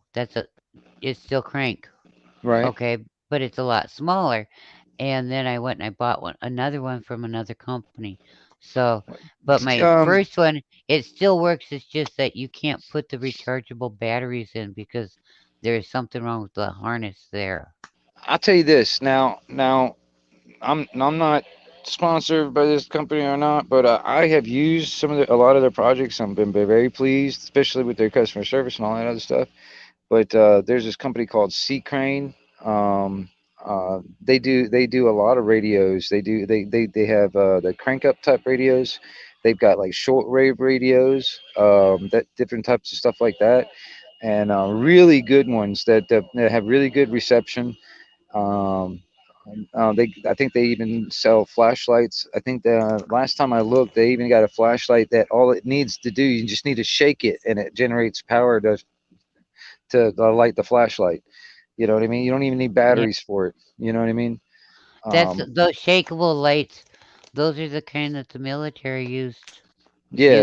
I mean, yeah. I mean, it's probably not that quality, but yeah, they do have stuff like that. Yeah, but yeah, it's not military grade, but that'd be cool. Because I love military grade. Because man, shit. But they make really good stuff. Um, C Crane or CC Crane or whatever, I can't remember, but it's a good company.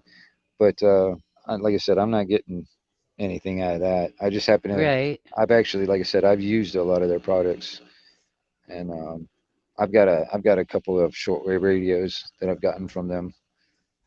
No, the company that I got my first radio from, crank radio from, they're like, we don't even make them anymore. You still have one? Like, yeah.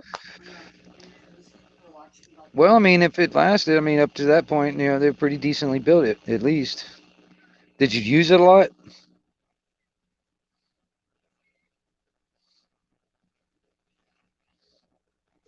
What, dear? I had Did you? somebody ask me a question. Oh no, I was asking. I was like, did you use it a lot? Oh yeah, I still have it.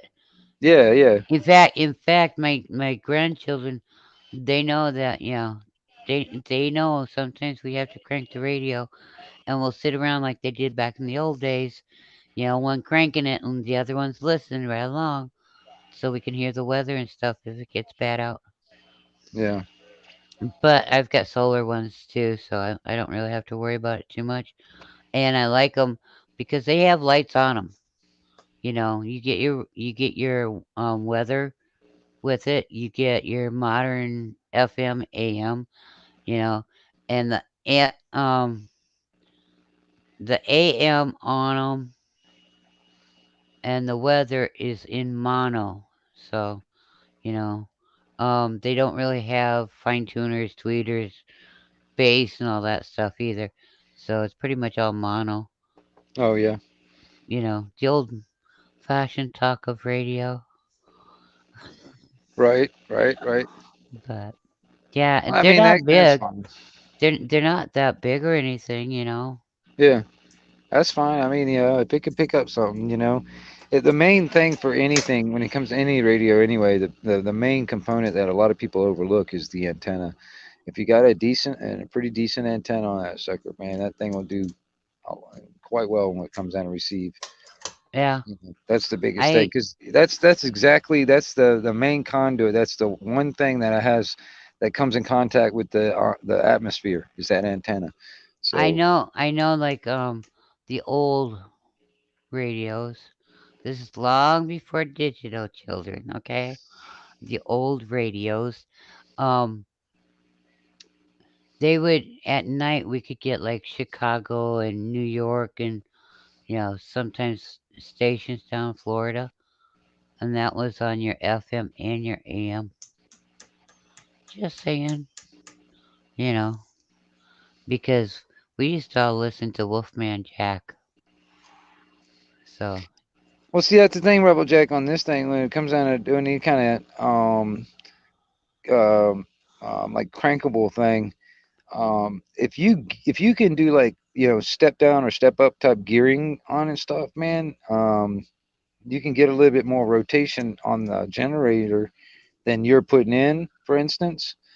Um, um, that's the thing. It's like keeping something that will keep the load, like depending on what kind of load you got going on it, like what you're powering, how much of a load, that how much torque you're going to need on that generator to keep it spinning at that RPM that to keep things going. You know what I mean? Because when you put you might have that thing spinning RPM wise like really fast, all right. But as soon as you put a load on it, it's going to slow that thing down. But at that same time, it's also the amount of amperage and voltage coming out is going to lower also. So the more load, the slower. So you need something that actually keeps that revolutions up. You know what I mean? So the more load you put on it, it won't continuously bog it down. So there's ways.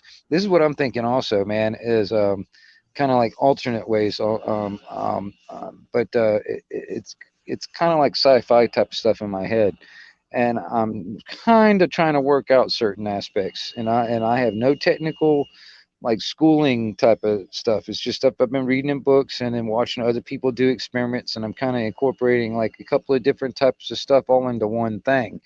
There's a bunch of people who've been working on different aspects of things, and I'm like, okay, if I took that piece and put that here, and then took that piece, put that here, and then put a couple more of these other different types of inventions together, and put it all in one big ass invention, I think it'll work. I'm just trying to put all the pieces together, basically. I mean, because I think there's a lot of people are working. It's like the time machine. I think the time machine has already been invented, but it was in the future. The only thing is, man, all the pieces haven't been put together yet. That's all. People need to invent the certain pieces. Certain pieces that need to be invented, and so that's the only reason why I think it hasn't been at yet. If it has, it's probably has. But I know time machine has been invented, but it was in the future, as far as I know. whose Time travel future? is tricky, dude. Time travel is very tricky. Whose future? The one that invented it? It's a good question. Yeah, I would assume. Yeah, Well, but then how do you know it was our put it this way. All right, future? all right, how there's so many movies all through history, through the that going on, like when it comes down to this the narrative of time travel, right? Mm-hmm. Well, somebody eventually is going to figure out how to do it. eventually. All right. If it's like some government type thing or it's some dude in his garage, it doesn't matter. Somehow, somebody's going to do it, and that's just either yet to happen or it may have already happened and we just don't know about it. But you know what I mean. But it's going to. It's almost like inevitable because that's like in our psyche as a people around even around the world. Because I mean, even like for instance, in Britain, they got that TV show Doctor Who. Hell, that's like the longest running TV show in history. It's been going on for 41 years. Nothing but a damn mad motherfucker in a blue box that time travels through space and time and shit. All right, His blue dude. box is Somebody, a yeah, somebody telephone. is gonna. I mean, honestly, man, on a sci-fi aspect, give me a TARDIS and a fucking a lightsaber. I will be set. I will be good to go. All right. That's all I need. Give me a TARDIS and a freaking lightsaber. I'm good. But Doctor Who's transportation device was a double-sided English telephone, yeah, and it was it was the painted old blue the and old white. police boxes, the old police telephone boxes. That's what No, from the they were the outside. common telephone booth. Well, yeah, maybe, but I mean, the one he modeled his off of is they had phone booths that were just for police to use. Yeah, that they Yeah, were painted blue and white. Yeah, but right, that's what right. it was. Yeah, The one he used was a double. So yeah, right. Yeah, so they can put prisoners in there. I mean, they would lock people in there until they can transport them wherever back in those days. You know what I mean? Yeah. yep. But yeah, it's just but yeah, I love the idea of the like how it was like so massive on the inside. Because over the years, man, you start seeing all the different rooms and hallways that are all into that inside of that TARDIS. It's massive, man, massive. But I like that. That's pretty cool. I would love to have a TARDIS. But yeah, and time travel. I mean, yeah. Honestly, man, I have a sci-fi theory on when it comes down to time travel.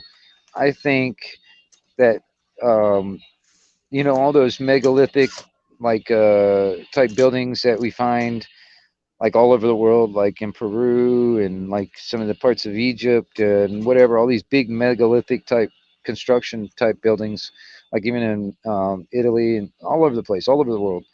Um, I honestly think that those were not built by aliens and stuff. Those were actually built by humans, but they were built by humans from the future that went back into the past and built those, constructed all that stuff with modern, futuristic modern technology or whatever.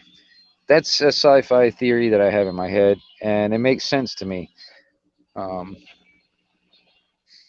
but I'm also kind of, I've watched a lot of sci-fi stuff, read a lot of sci-fi, so I'm coming from a sci-fi aspect.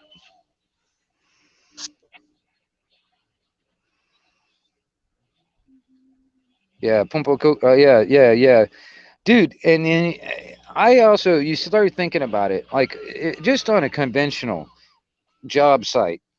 Imagine yourself on that job site when Puma Punko was actually being constructed. Imagine yourself on that job site. Let's say, okay, you're on this job site, and and I got this wall, and all these blocks interconnect like so freaking tight. You can't even get like a damn piece of paper in between them. All right, and they're all like put together like a jigsaw puzzle. All right, let's say you're the foreman of that job site. All right, you're like, okay, hey, Jose, I need you to go down to the quarry, which is 100 miles away. I need you to run down there and tell the guy down there, I need this block with, it needs 5 flat sides, and they all need to be this angle, whatever, whatever, and it needs to be about 10 tons big. All right, and I need you to get them to cut that and transport it over here so we can set it in place. I mean, think about that fucking job site, dude. If we didn't have, because we couldn't even do that today with modern technology and modern equipment.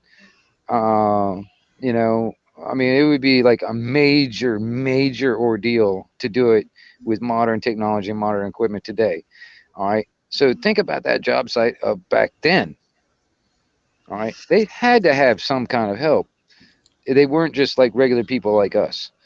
All right, they either had futuristic modern technology of the future or whatever, or you can go as far as these are fucking astronauts from another planet come down here and built a bunch of shit and then took off. I mean, come on. I don't know. That was just something I've been thinking about because I mean when it comes down to time travel, I think it's almost inevitable somebody is going to eventually figure it out. I think a lot of stuff that's going on right now on how all the pieces and puzzle of the puzzle have been put in place to get us in the position that we're in worldwide was because of that. Because I think there's information and stuff from the future being put back into the past to help people fucking do this shit to us. You know, it's just Rebel Jack, why don't you come on and talk with Wingnut? Cause I gotta go, but I'll be still listening. Okay. right on, JT. So I'll talk with you again real soon. Okay, hon. All right, you have a good one out there, girl.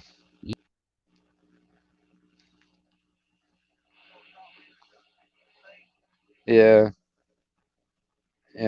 that's the thing, dude. I've thought about it. I started thinking about like the technology on the way it's been going. Also, there's a few things, man, that it in a sense the way it's going, unless somebody or everybody decides to just completely um, um, reject it, which I don't see happening.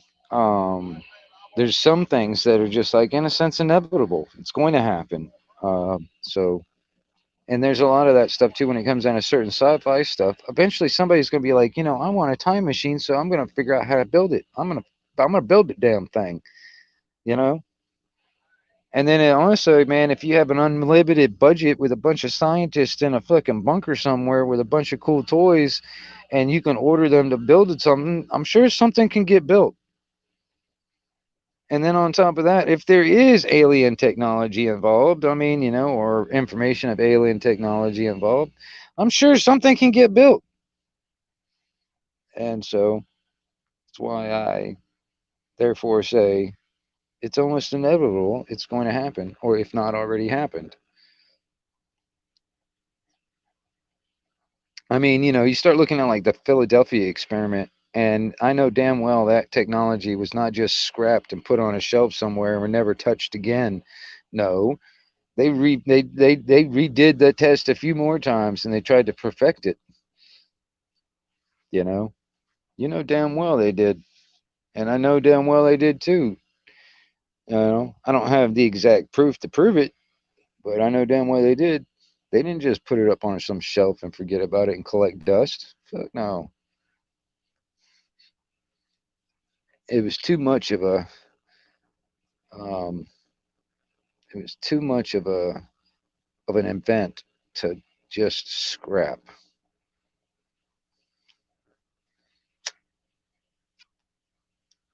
And when it comes down to it, a lot of these big ass fucking scientists with all this money and stuff like that, there are looking into figuring out like time travel, traveling through wormholes, opening doors to different alternate dimensions. These are for real. What is being worked on? I mean, this ain't sci-fi. This is for real shit that they are working on, and they are making progress in it.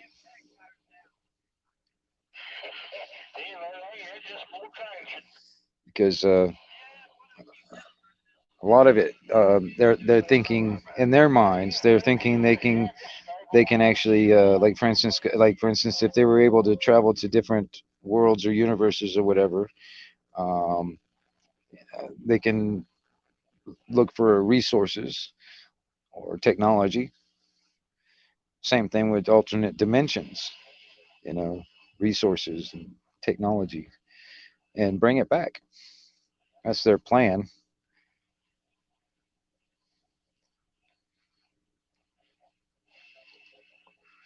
But they're so arrogant, thinking that nothing's gonna happen. fooling with things that they don't know nothing about. You know, open the wrong door and you can't shut it fast enough. You never know what you might let in. And when you never know what might come through it.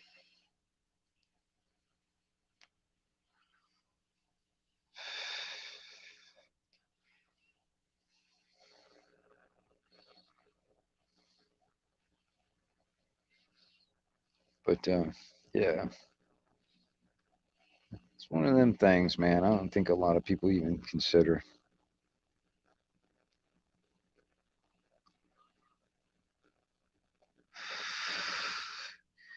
Let's see here. I may go over here. Not much going on channel 19, the trucker channel. Let's take a stroll down the frequencies.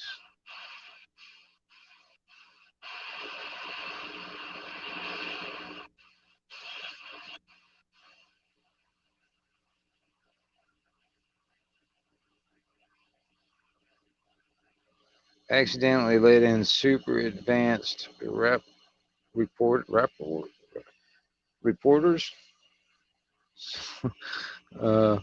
Okay. You want it?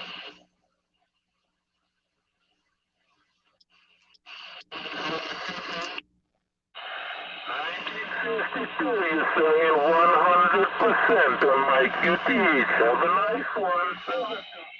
That's cool.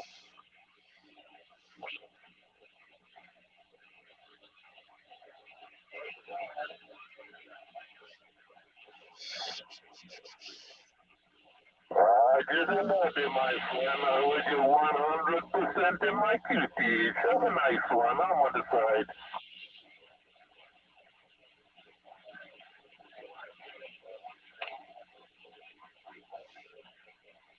I want pleasant good morning to you, sir, from Trinidad in the West Indies. 727 said so 131.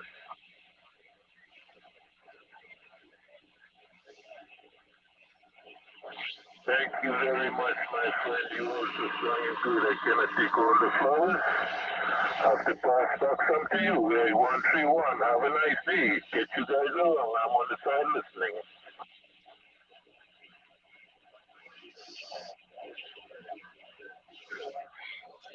Hey, 514, you out there? Hey, 131. I'm on the side. 514, you out there?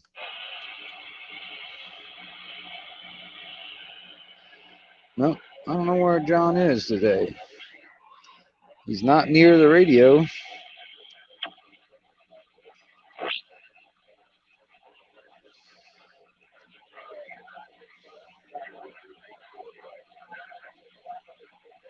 It sounds like Skip's trying to come in.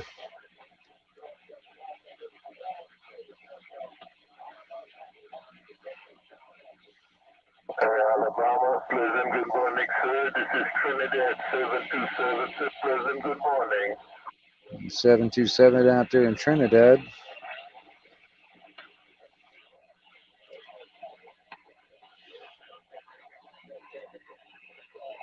Hey, 727, you got a copy of 1122? Hey, 1122, I do have a copy of your station. Are you in Alabama? Oh, no, sir. No, sir. I'm out here in northwest corner of Florida up here, 727. The 1122 wing nut out here, Roger.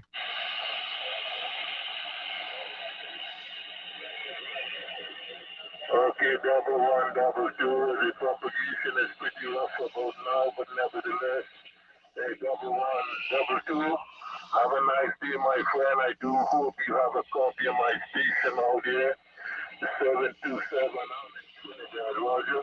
Hey, Roger, that 727 out there in Trinidad. I hear you out there, man. This is the 1122 wing nut up here in the northwest corner of Florida, tipping my hat. No problem, my friend. I love the Roger beat. Okay, 1122. Have a nice day. 727. I'm on the side. Hey, Roger that, Roger that. You have a good morning out there.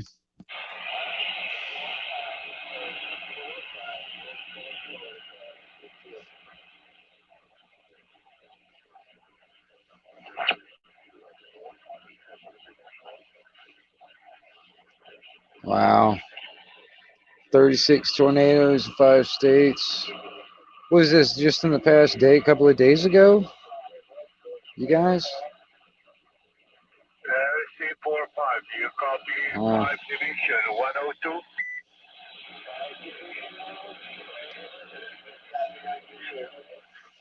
Okay, sir, good afternoon.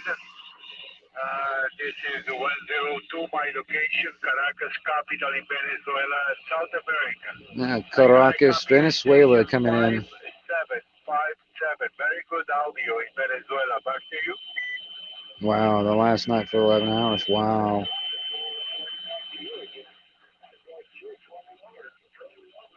Wow, you guys, Raining on my windshield. Okay, sir, thank you. what's going on? With the flowers. My working condition in this moment is It's not raining over here. 3900. 3900 is transceiver, and the antenna is a mobile antenna in this moment, okay? Mobile antenna. Okay, sir, it's a big pleasure. Copy station in Venezuela, South America. Thank you very much for this contact, and have a good day, my friend. Good day. 102 in Venezuela, South America, over. There's a couple of guys I know down in Venezuela I talk to on the radio when they do come in, like that guy.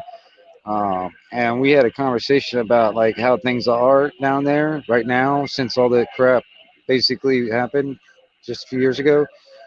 And yeah, and they weren't able to make out, so they're make it out of Venezuela. So and there's some really crazy stuff when it comes down to it, man. Been going on in that country. Sorry, my personal is Franco. Spell Foxtrot Radio Alpha November Charlie Oscar Franco. Okay, Louis. Thank you very much. You have a good station. I sound good in Venezuela. Okay. At this moment, my transceiver power is 25 watts. 25 watts. Okay, my friend. Oh wow. Thank you very much. Have a good day and be safe, sir. This is 102 in Venezuela, South America, clear. Thank you very much. I assume there's going to be some kind of footage on the news about it. I assume. I haven't watched the news though.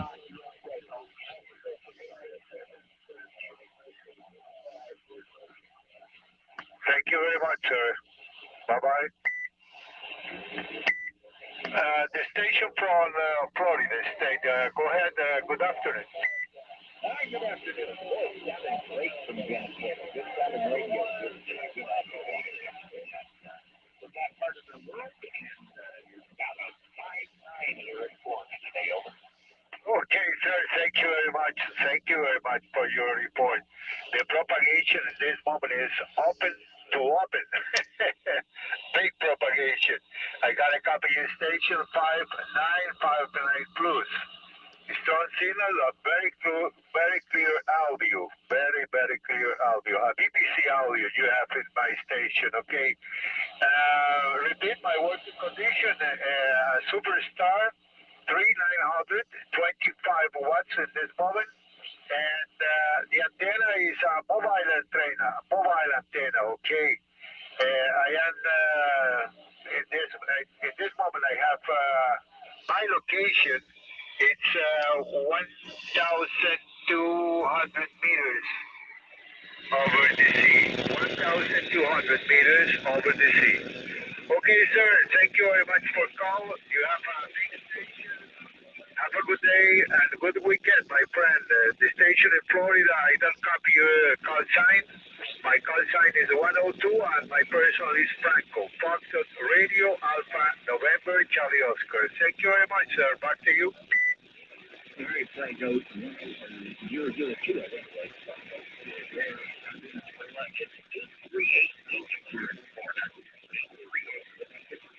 Just like Dennis the Minute. And each edition here is a penetrator, super penetrator. No, I'm on the 4-element beam. I'm on a 4-element beam pointed at you.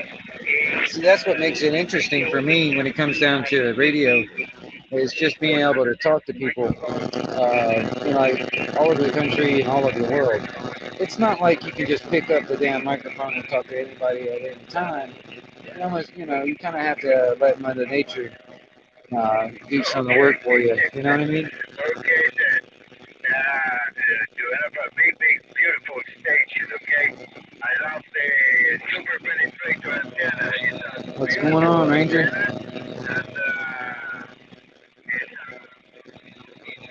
Yeah, I'm on channel 38, lower sideband at the moment. much for this contact. And Have a good weekend. who you hear in the radio right now This is is Franco in Venezuela. Thank you very much, sir. Franco in Venezuela is who you just heard on the radio right there. But yeah, lower sideband, channel 38, CB band, frequency 27.385. The Wingnut Radio, out here for Anarchy Television, on the side of the road. This is 1122 Wingnut Radio out here on the side, listening for DX, the Wingnut Radio QXW. The stations, okay? Please, your state, and I remember. I'll call for the state over.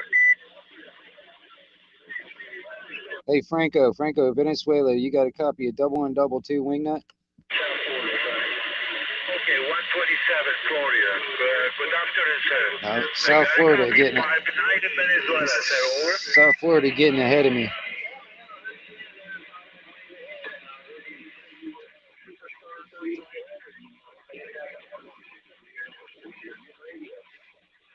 Yeah, a little superstar, a little older superstar.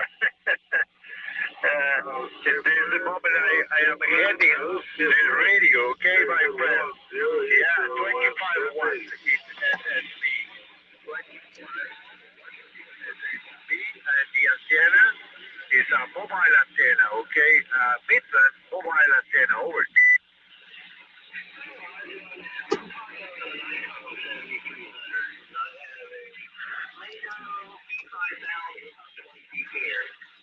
Okay, sir. Sound very good in Venezuela. Very, very good, okay? Thank you very much for call. I have other station calling Venezuela. Thank you for your attention, sir. Have a good weekend, over.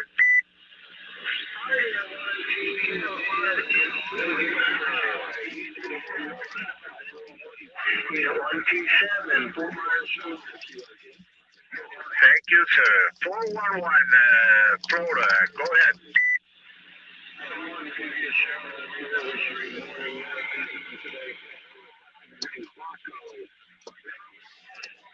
Yeah. Yes. Paco or Franco is the same, okay, my friend? Report your station 5-9 in Venezuela. Very, very strong, okay? In this moment, the propagation to Florida State is beautiful, okay? Thank you for calling, sir. I Howdy. check my radio. How's it going, Rebel Jack? What's going on? Not much. Just chilling. Yeah, I hear you. Yeah. Well, I'm glad you came by, man. I'm serious, man. It's good to see you in there. Yeah. You have good conversation, so Well, I'd I'm like to trying check to. out I'm good trying to keep. conversation. Trying to have something. I'm trying to at least. I would like that conversation to go into like something some kind of substance to it. You know what I mean? But I'm just kind of going with the flow. Whatever happens, it happens. It happens. It's kind of the thing. So, you have any topics or anything like that you wanted to talk about or anything? Not really. I was summoned upon, so I appeared. But we were talking about the crank radios and the turbines and the Yeah. chargings and all that stuff. Yeah. Well, I mean, I'm still working on my own little system myself, man. and I might have to invent some things.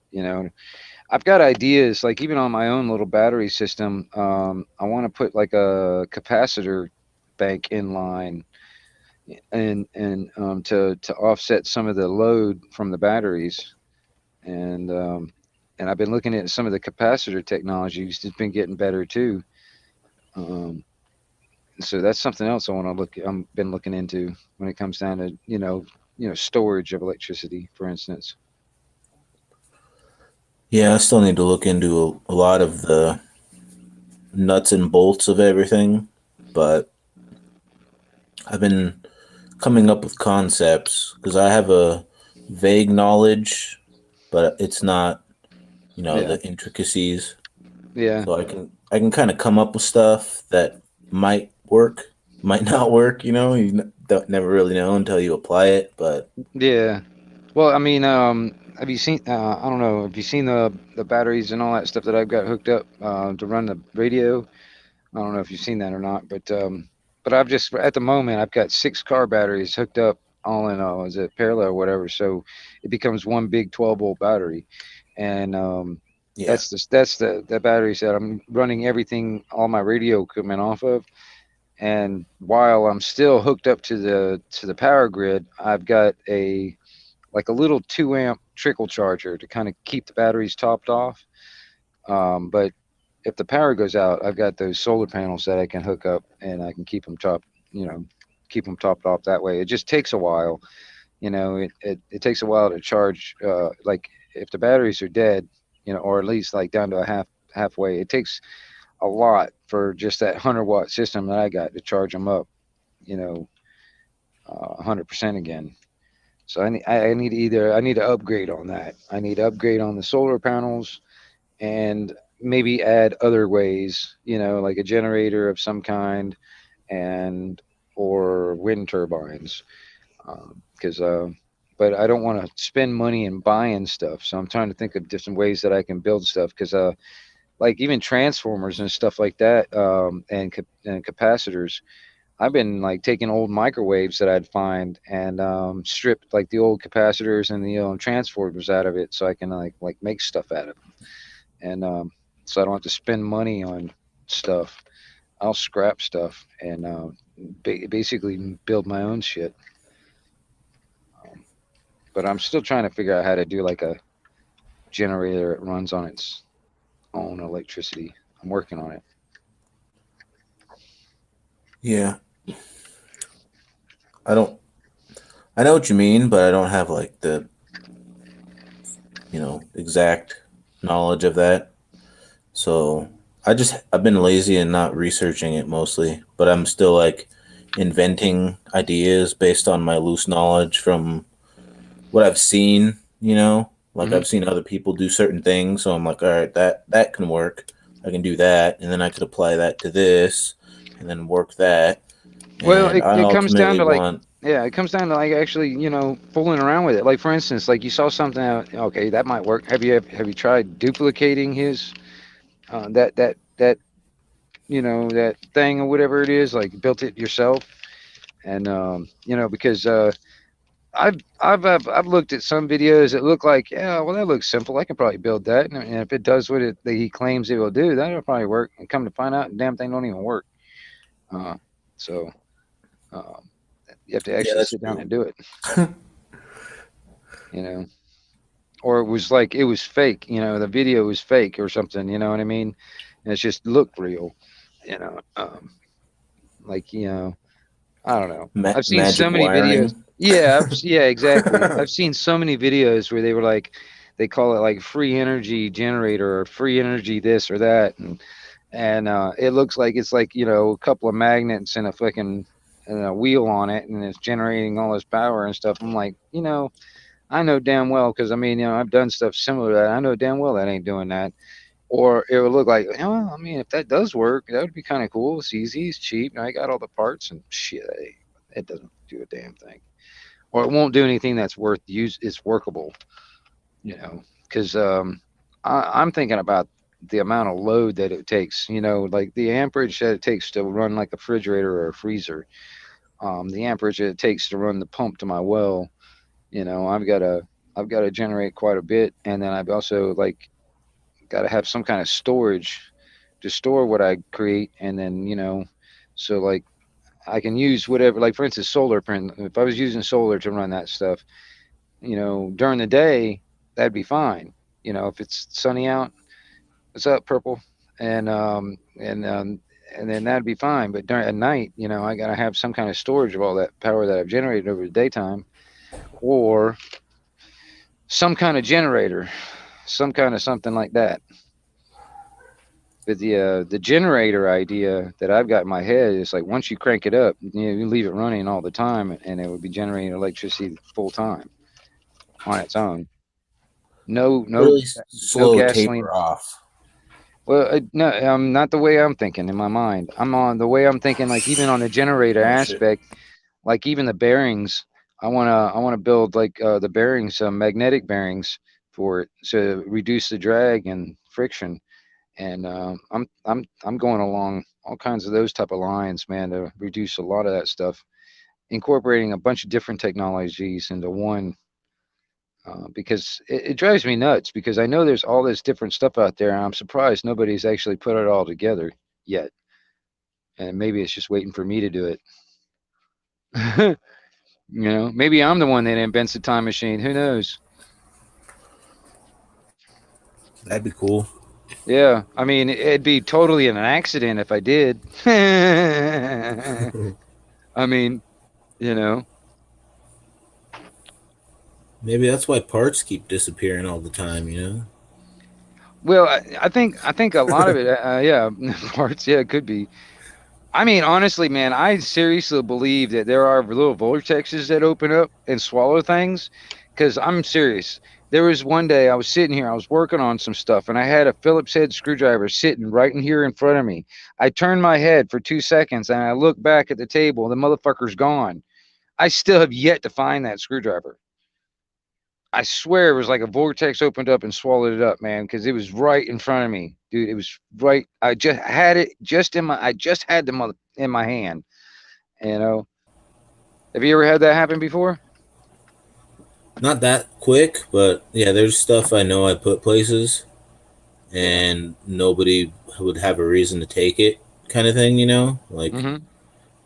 like a shirt, like where do shirts go when they go in the washing machine? Are they time traveling through the washing machine? Because Well, I've it had could. plenty of shirts I lost, and Well, there's no one would steal it because it was like a totally personable to me shirt that nobody else would ever dare wear, kind of thing.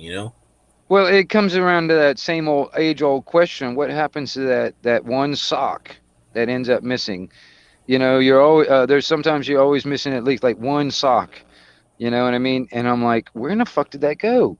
You know what I mean? I know it was in there, and it's like evidently it crawled out of the washing machine or the dryer, and because I mean, like, who would steal one single sock? You know, Some really big asshole. I don't know, but I'm just like, dude, gotta be a vortex opening up and swallowing certain items. That's my theory, and I'm sticking to it. By God. Hell, man, the washing machine or the dryer could be the secret to a time machine. We never Well, know. a doorway Maybe to in the the. future they're like, yeah, we equivalent it all back to the washing machine. The great inventor, blah blah blah, Yeah, figured it out while he was yeah, doing laundry one day. yeah. You'd be Technically, like, damn it, yeah, that's where the socks were going. yeah.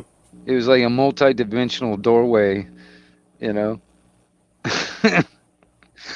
A There's certain some. RPM of the spin cycle, which is Yeah, it's funny. It's like there could be like some planet in some foreign galaxy over there is being overloaded by fucking left foot socks or something like that.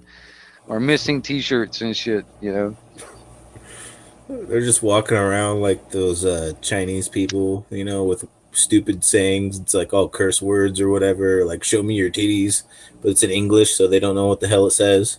Right. Uh, that's crazy though. I mean, I could just imagine that. Like if like, what was it? Actually, that reminds me of a movie now. I think about it. What was it? It might The have been cartoon like one.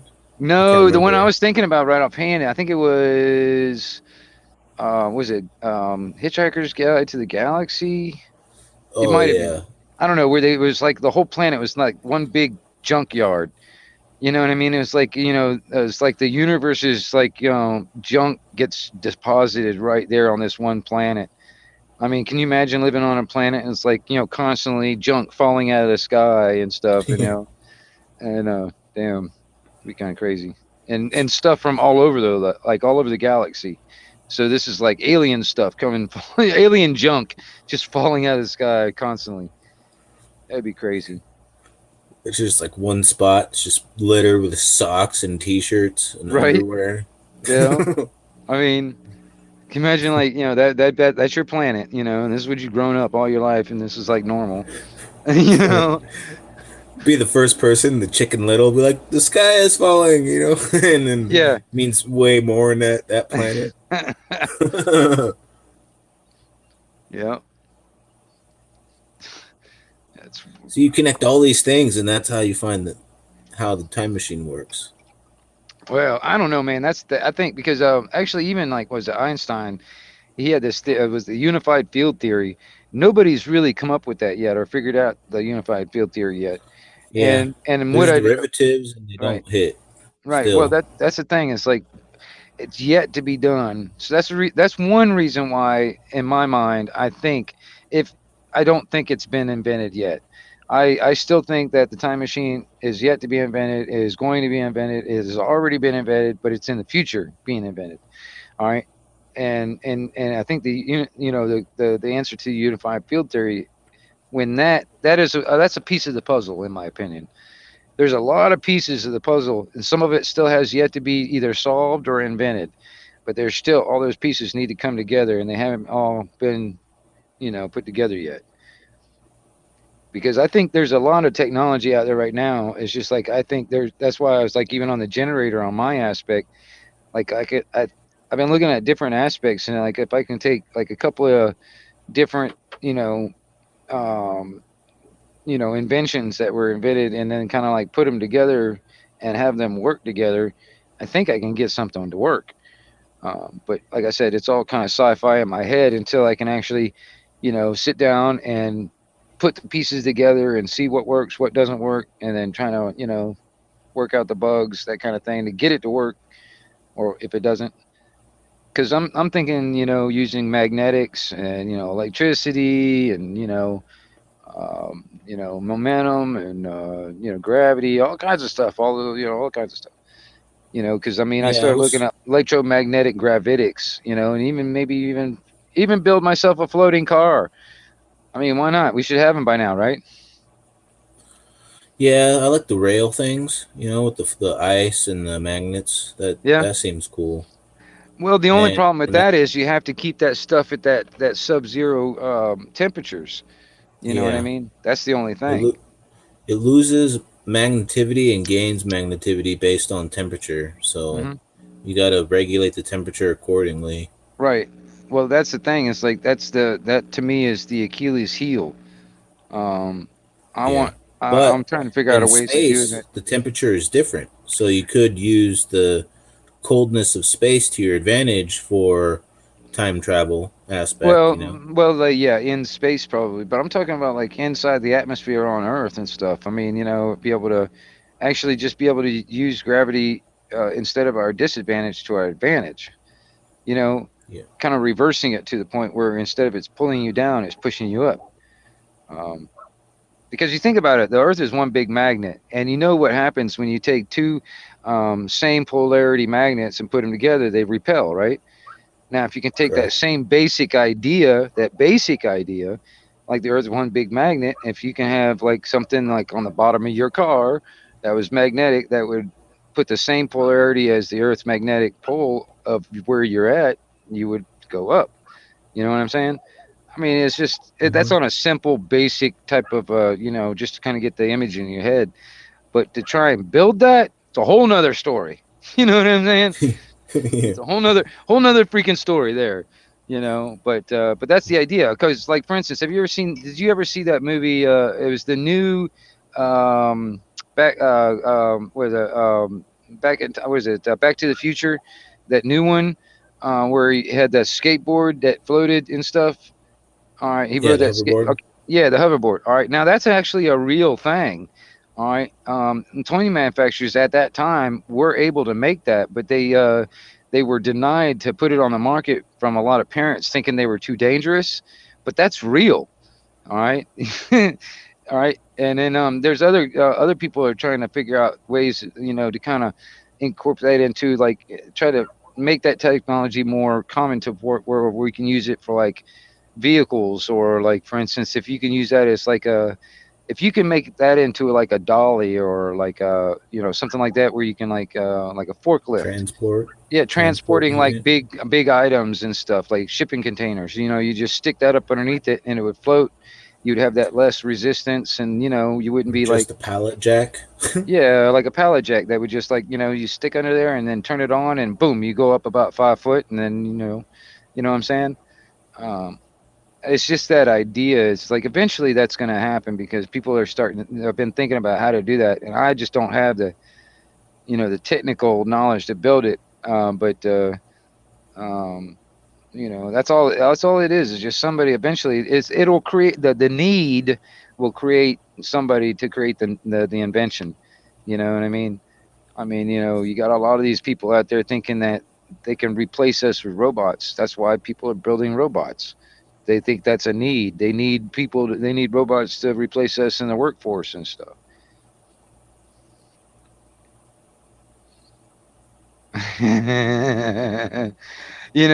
Yeah. Well, the dryer time machine. The only thing is, man, I need to do something a little bit bigger. Closer to the hot tub time machine. Something a little bit bigger. I can't be. The hot tub time machine. You ever seen that? That's a funny movie too. But yeah, that's up there with one of the best of the era for the comedies. Yeah. Back when comedy was comedy. Right at the edge, right at the end, Yeah. It's starting to come back a little bit, but it's like in sporadic spurts. I don't know, man. It's hard, man, because so many people get so damn triggered and offended so easily nowadays. It seems like, you can't even say a joke, without saying like that's a joke afterwards. You know what I mean? Yeah.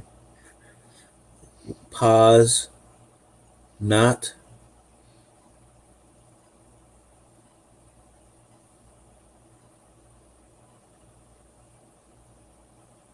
Oh, you've never seen Hot Tub Time Machine? Hot Tub Definitely Time watch Machine. it. Look at that one, man. It's a funny one. I think they did a second one too. Like I think they did 2 of those movies. I didn't watch the second one, but the first one was good. Yeah. I don't think I see. Well, I may have. It didn't make that much of an impression. The first one made an impression. So. Yeah. I may have seen the second one. I just can't remember it all that much. I know they made one.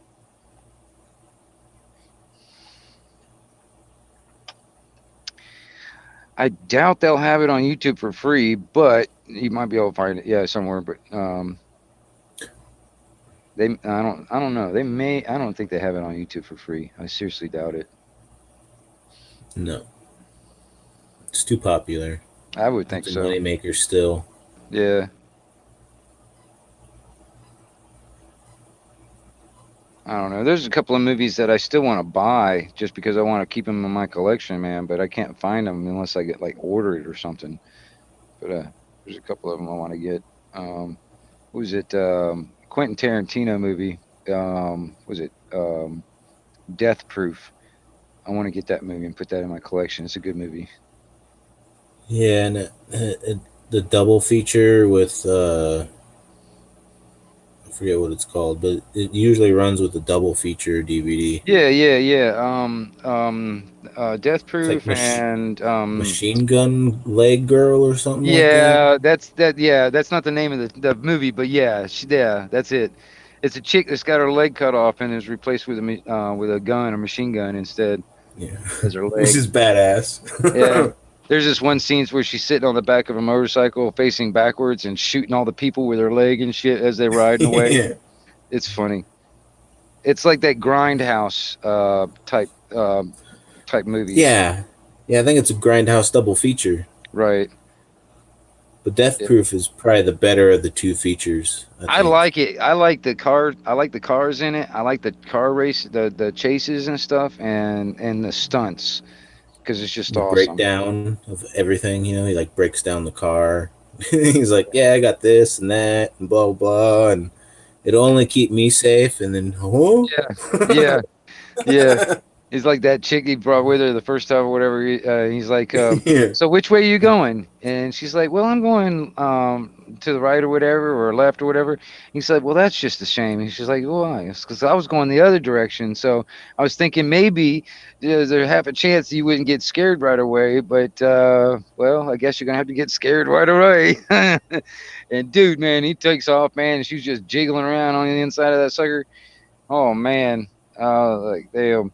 But that one chase where he was chasing those three girls, and when they were out doing that one stunt with what's her name, Zoe. She's an actual like a famous like stunt man type of guy, chick. The one that was on the hood of the car. She's been in a lot of different movies as the stunt person, and but anyway. That scene when they were chasing each other like that was badass, I thought. I mean, and that wasn't like CGI. That was like real, driving cars, banging each other and stuff at high speeds and stuff. That was for real stuff. Back when stunts were stunts, it wasn't CGI, Well, Quentin Tarantino has always been a stickler for stunt double, all the stuff in the movie, Like if it's a stunt, it's going to be a stunt. It's not going to be CGI. Yeah. All the scenes are going to be like overly thought of immensely. Lots of stuff in the background, posters, stuff on shelves, books, little Easter eggs everywhere. And that's what I like about his movies overall. Yeah. He's a stickler for every little detail. Oh, dude, yeah. He did this one. It was like a Japanese Western, and it's just weird. It's but it's the way it's shot, visually, it's just pretty cool, but it's weird. And I'll tell you another one that what's his name? Hold on, I got it down. I can't remember his name right offhand, but I bought another movie he just did, but he has gotten weird lately. Hold on one second. Let me grab it.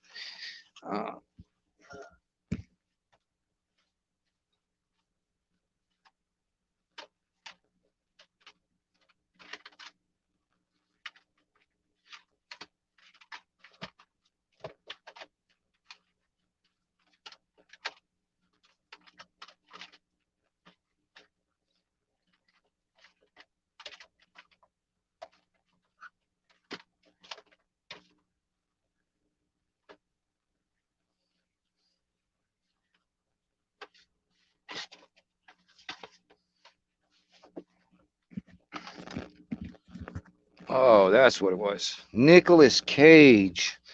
I don't know if any of y'all follow Nicolas Cage, but this guy, in the past few years, boy, he's been making some weird freaking movies.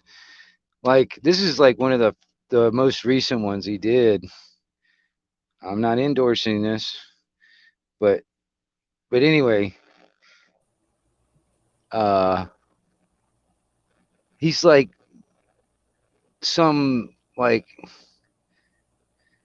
I don't know but how to explain it, but he's in like Japan or something, and he's like fighting ghosts or something. But anyway, it's weird. It's a weird movie. But there's another one that he did just not too long ago also, but he did not say, I don't think he said one word through the whole movie. Not one single word through the whole movie. All right. And it was weird as hell. And it was him going into this, like, what reminded me of like an old Chuck E. Cheese type of place, because it had the animatronic type bears and stuff. All right. But the animatronics came alive and killed people. and he went in there to kill the animatronic. Like, it was a weird freaking movie, dude. But I thought that was just to me. I thought it was interesting that he did not say a single word through the whole movie. I was like, I bet you that's the reason why he took the job, because he didn't have to remember any lines. You know, I thought that was funny. He just It's got just like, hired for his face and his. I guess, man, because let me action tell you, movements. man, recently Nicolas Cage has been doing some really, like, I mean, like weird, like, just weird stuff.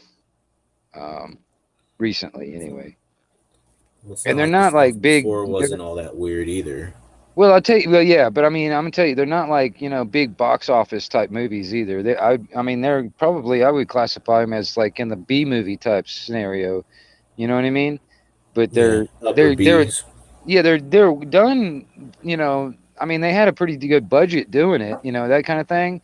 But it's not like you go to the movie theater, you wouldn't see it, you wouldn't find it at the movie theater, because this is a new movie. That one I showed you, it's brand new. It just came out on DVD. Didn't see it in theater at all. It came straight out to DVD. Yeah. Sometimes those are some of the best storyline and plots in movies. Is like the straight to DVD, but like high budget B plus A minus movies. Yeah.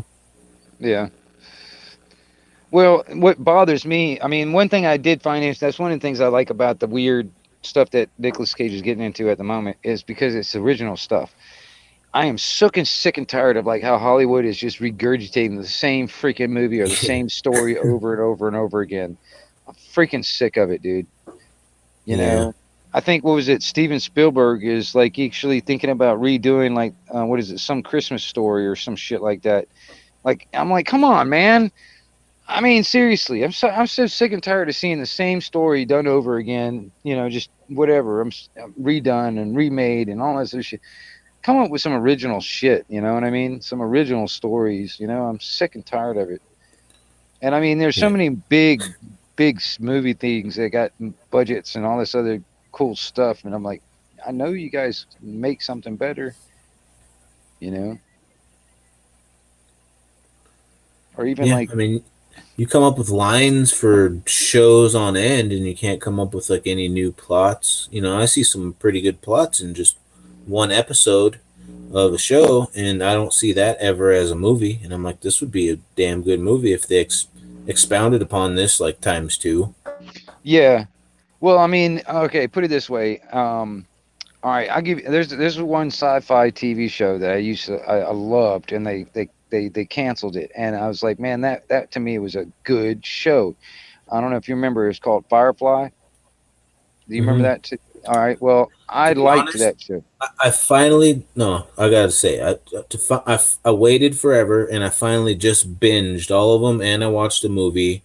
Yep. Like this past week and a half or so. So it's like super fresh, and I was like, at first I was like, and then I was like, all right, damn, this is like a good fucking show. I wish it would have been. I like the plot, because I would love to be in that position, having my own ship with a bunch of people I like, when we were scavengers and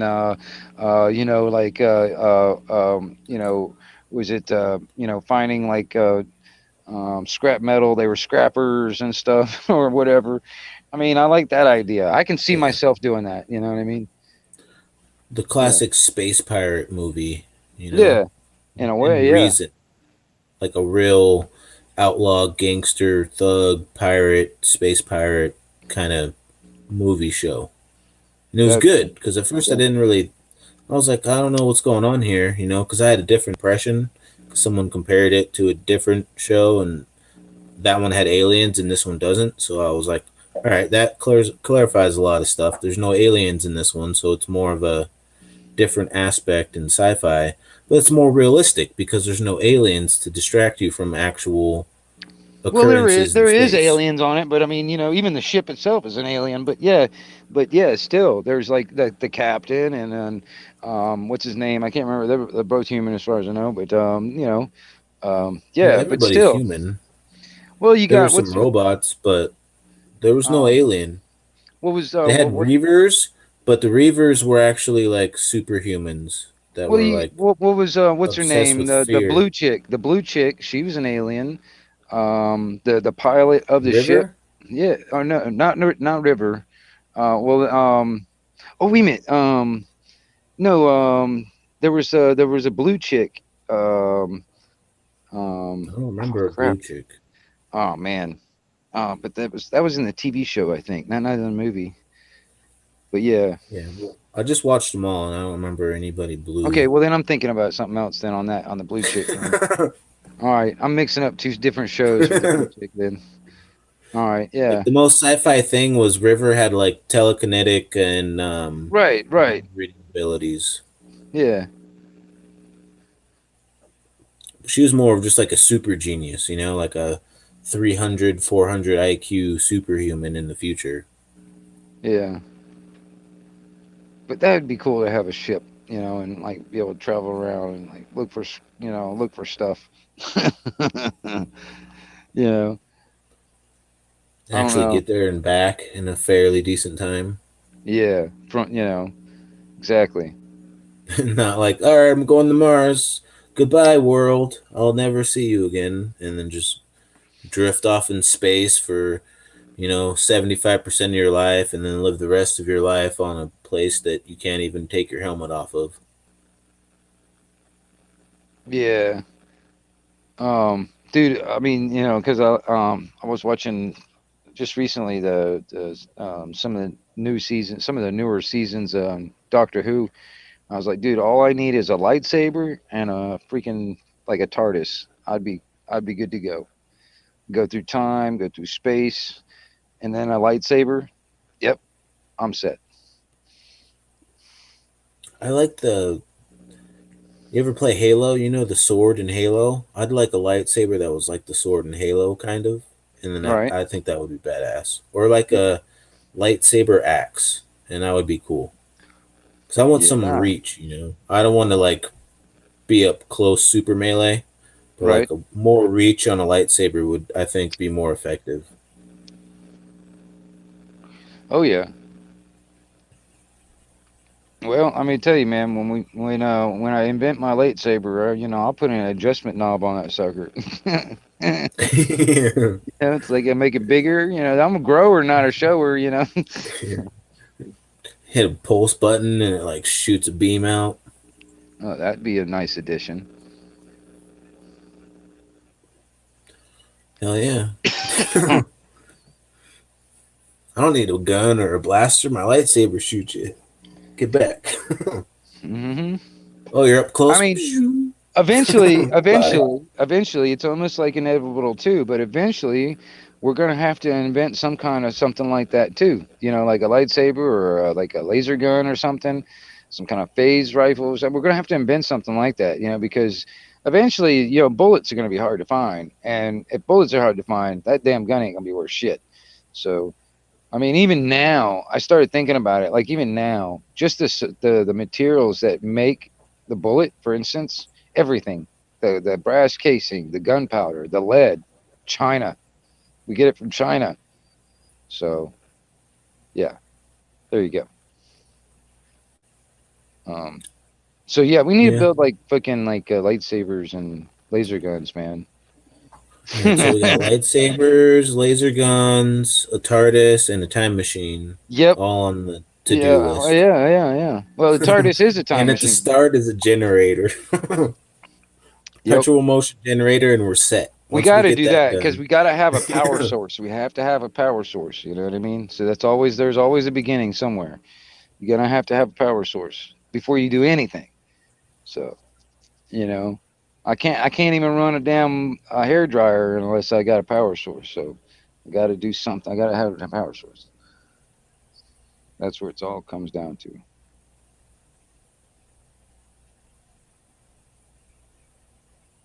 Dude, actually, man, NC Girl, I was over on SG's channel, I think it was, and we saw that story, and they're like, 3D printed euthanasia type pods. I was sitting there and we watched the whole the commercial. They have a commercial on the website for this thing. All right. And I was sitting there thinking about it. All right, let's say you were wanting to do this, and you got yourself one of these pods printed up. All right. You today's the day. I'm gonna go sit in my pod, kill myself. There you go. All right. What now?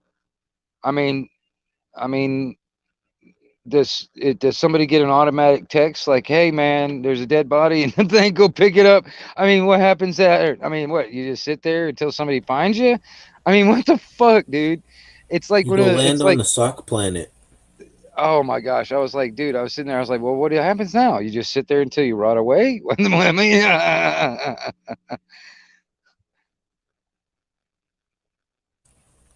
Better send my yeah. ass with like a lot of freaking nitrous or something. Well, no, that's what it is. Basically, gassing yourself. That's basically how this thing is set up. It's like a little pod that is 3D printed that you can set up like in your backyard.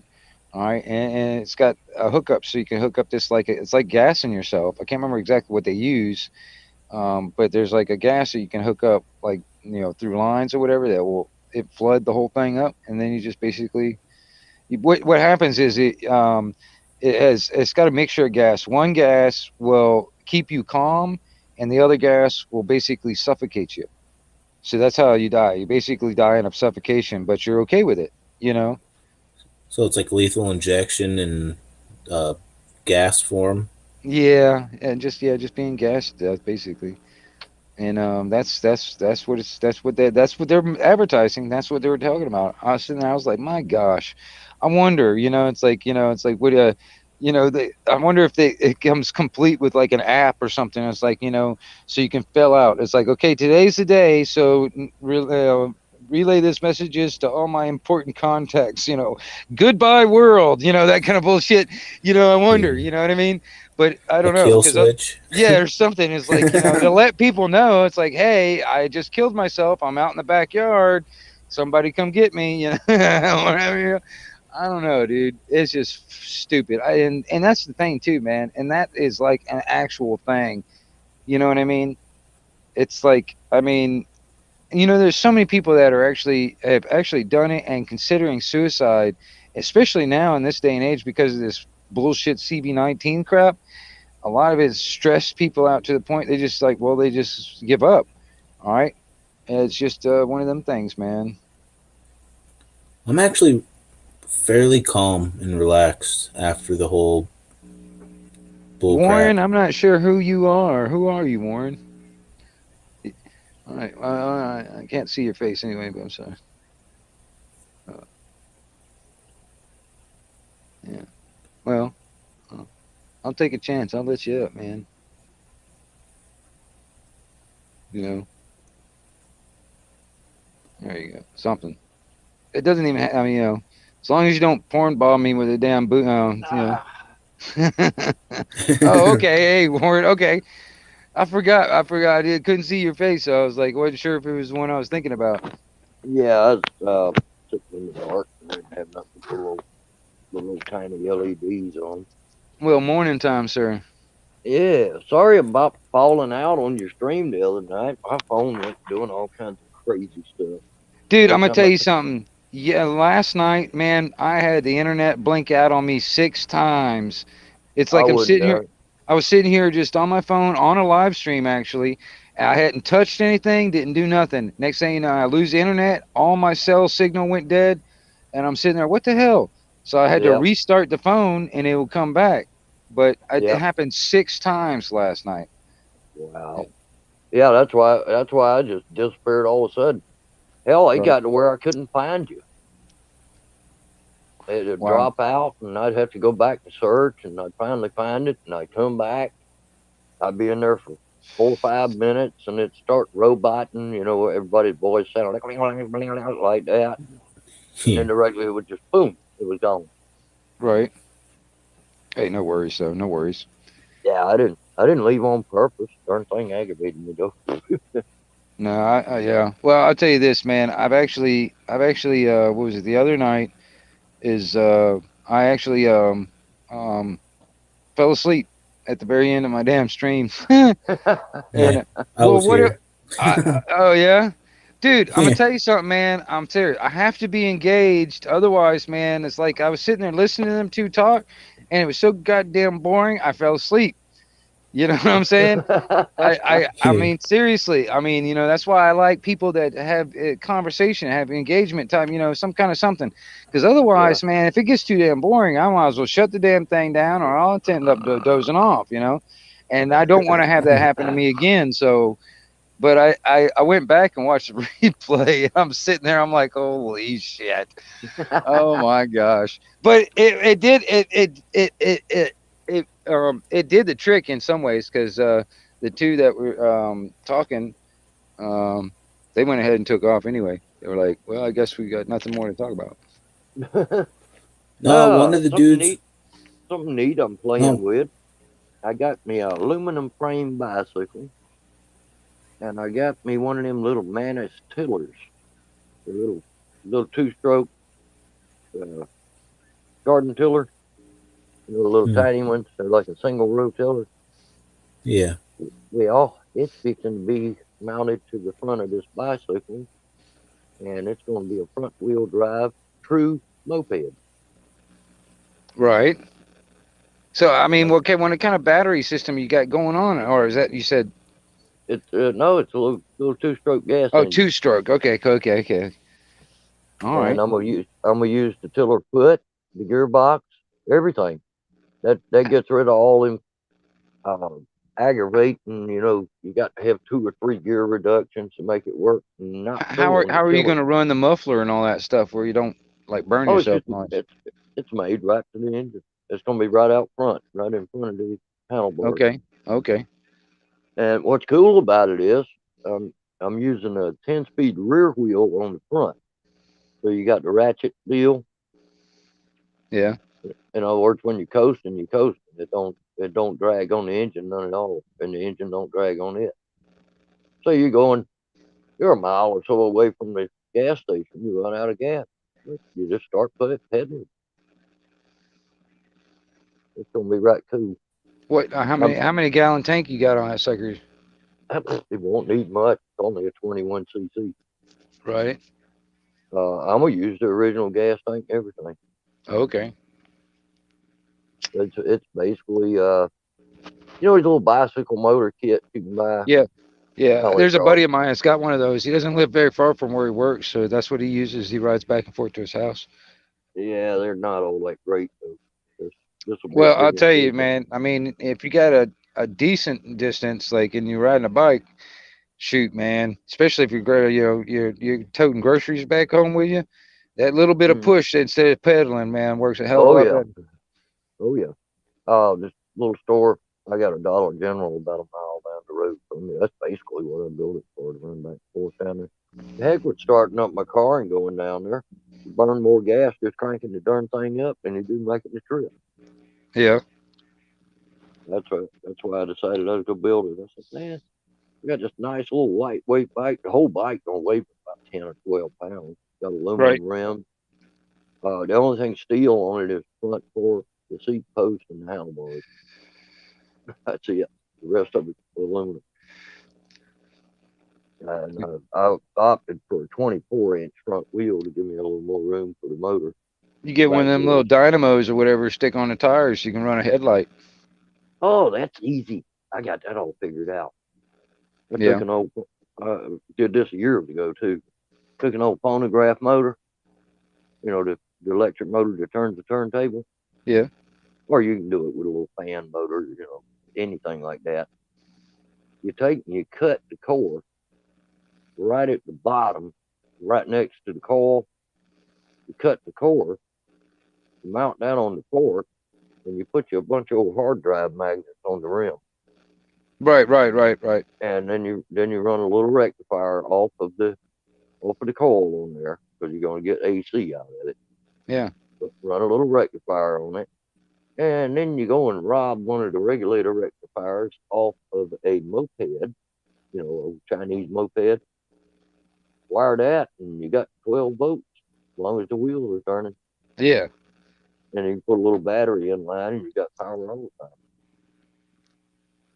the time. Yeah, And just what I'm just gonna enough to run like a little headlight or something like that. That's all really I'm thinking about. LED, you can run a big Yeah, darn bright one. that's what Yeah. I'm saying. And it don't take much amperage to run an LED either, so Mm-mm. you don't need No, about much.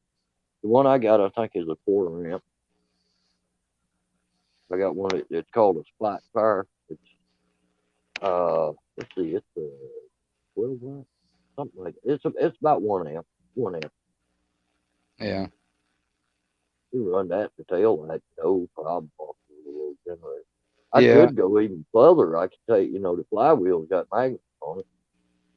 I could actually take and cut one of those things to match the flywheel and build a little bracket. And as long as the motor's running, I got current. Yeah, I know what you're talking about. Yeah. That way, I wouldn't even have to worry with a battery.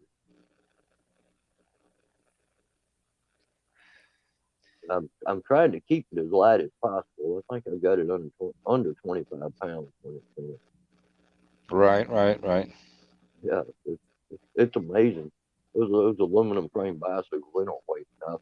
Start with. And then I turned around and found a set of aluminum rims. So it's about as light as I can get it. The only way I could get it any lighter is do away with fenders and kickstands. The little engine don't weigh but about 8 pounds. It's cool though. I got the pretty low budget. I got the tiller with the engine out of the dump. That was free. I bought some gasoline and the little primer bulb had long since deteriorated on it. So I had to go through the carburetor and put that on it. Put new gas lines and new gas filter on it. That cost me about $12. Then I went and bought new inner tubes for the tires. Just yada yada odds and ends. Yeah, I got a lot of things like little odds and ends like that $20 here, $50 there, whatever, all that stuff all adds up, man. I need to make some more money to get all that stuff taken care of. I mean, during the holiday, during Thanksgiving and stuff, man, I wasn't really making any money for like 2 weeks. It's like I spent a lot more money than I should have or whatever because man, like this week I didn't really work all that much because of the damn rain. And man, I need to make some money to try. 2 days this week. 2 days this week, the rain messed me up. Well, see, I'm welding inside of a dumpster, so I'm sitting inside of a metal can, and I can't be welding on a damn metal can in the rain. Right. I sit there and I'll light my ass up. Oh yeah, definitely get your attention. Oh yeah. And yeah, I think when I get done with this thing, I probably won't have much over $50 out of it. But it's a neat little project. I built one a long time ago when I was a kid. I was like 16. I built one. Put a McCulloch 1010 engine on it. Matter of fact, here, now I think about it, I'm gonna take a walk. I want to show you something now I think about it that I've been kind of messing around with in the idea. Hold on, I'm gonna take a walk outside real quick. Let me kind of get myself situated here. All right. Let's see here. I don't know if I can do this. I don't know, maybe not. I have to do it this way. All right. Take a walk out here.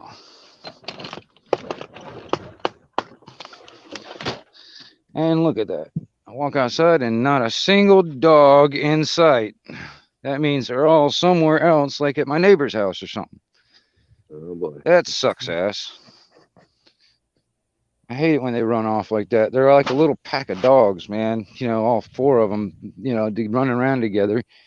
The next thing you know, they'll get in my damn neighbor's shit, and I'm trying not to do that because, man, they'll get me in trouble, and they'll make me want to whip their ass.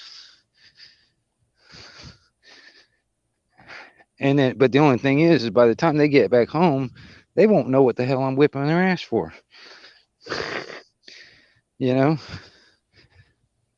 That's the problem. Run you a little string of hot wire down low around the outside edge of your yard. That'll slow them up. All right. You ever seen one of these before? That is, well, I think. It's Go like a 4-wheel bicycle. Yeah, it's a 4-person bicycle. So 4 people can pedal on this sucker and pedal it.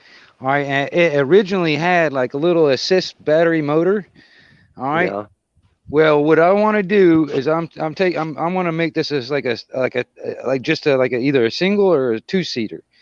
But I want to put an electric motor on this sucker, maybe some better, bigger and better tires. It's a project. It's just I've been kind of off and on working with. Hold on. I don't I'll tell you know. what would work good on it. A weed eater motor. Well, see, I kind of wanted to go electric. That was my thing because Oh, it's okay. quiet. It's Okay. quiet, and I can run Yeah. around here in the woods because but my uncle's got like an old golf cart. When he goes hunting out here, it's just so quiet to go out here in the woods with a Oh golf yeah. cart. Oh yeah. So I'm thinking along the. Okay. Look into finding, and people throw them away all the time. Look into finding you one of the old scooters, the little electric scooter, Right. and those motors usually are 36 volt. Yeah. So I- you can run 3 small 12-volt batteries in series. That'll give you 36 volts. Probably get a range of about 8 miles out of it. I'm not sure, but right offhand, I'm not sure if I'm going to do it or not. But the original motors, this is a motor here, and that's a motor here. This was the battery pack for it. But like I said, it was an assist motor. It wasn't like something that actually pushed you along pretty good. You had to be pedaling it, and it would assist you. That was it. And I want to Right. kind of like make it to where it's like almost like a golf cart, but electric. Electric golf cart almost type of thing. But you know what I that's mean? what I was saying. The little Razor scooters, remember Yeah. those? Yeah. Those little motors are pretty strong. They will push it.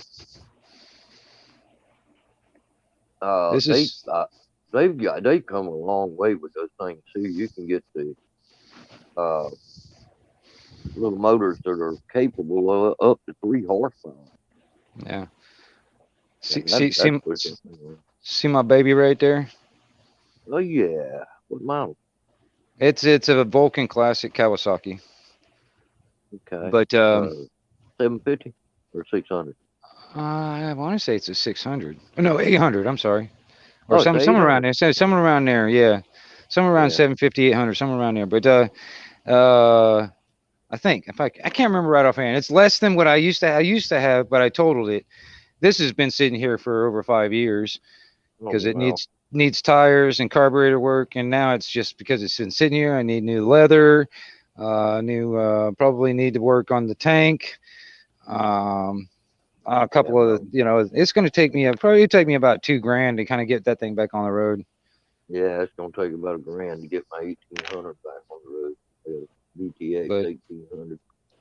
I used to have an 81 Vulcan, an 81 Honda Goldwing, and that was a 2000 cc. And that thing, man, it was a shaft driven instead of a belt or a chain. And 80 what? 81. Yep. That'd be 1100. Okay. Cylinder opposed. Yeah. Cool old bikes. They were cool. Yeah, I had it stripped down to the bare bones, man. I didn't have all that crap fairings and all that stuff buddy on of it. mine in Ohio did the same thing. Yeah. And because it'd been wrecked, the neck was a little bit tweaked on it. We Yeah. had to straighten it anyway. We went ahead and got longer forks and chopped it. That was Oh, one yeah? cool motorcycle when we got through. Well, with it. I got spoiled with the shaft driven. All right, now that bike, that Vulcan, that's a chain. That's a chain. Yeah. So I mean, it was coming from a shaft to a chain. I was like, oh my gosh, man! I got so spoiled with that shaft though, because it's Oh, smooth yeah. riding. Yeah, You know what I got mean? my- It's smooth shifting and stuff. I got my and then first taste of a shaft drive when I bought my 850 Motor Guzzi. It's a 75 model. And I love that thing. Still got it to this day. 1975 model. all right, Mama Jazz, where's everybody at? She ain't telling me. All the pups are gone, and she's just sitting there like, I don't know. She's chained up. She can't tell me. She can't. But the thing is, man, I got one of my girls. She likes to take the boys out of the yard, and that's what's happening. She gets in front, and next thing you know, they all follow her. Oh boy. They do the same thing with Mama. Mama, she likes to go out too. The little gangsters. Dude, I'm telling you, man. Once one dog does it, they all do it. Oh yeah. Once one dog gets into my garbage, they all tend to get into it. Yeah, I got It's pissing me off, man. I'm gonna tell you something, man. It's like, you know, I told them I'll look them all straight in the eye. I'm like, okay, listen, the next time y'all get my garbage, I catch you, I'm gonna whip your ass in the next freaking week. So just keep that in mind. Keep that in mind. I can't complain with my American Bull. She's a cool dog. She don't mess with nothing. She hangs right at the place. She don't run off or nothing. She weighs about 140 pounds. She's fault rotten. Yeah. She's my buddy. She's coming up on 4 years old now. Yeah, them big suckers, old gym man. floor in this building here. She comes running down that gym floor. Sounds like a damn elephant coming.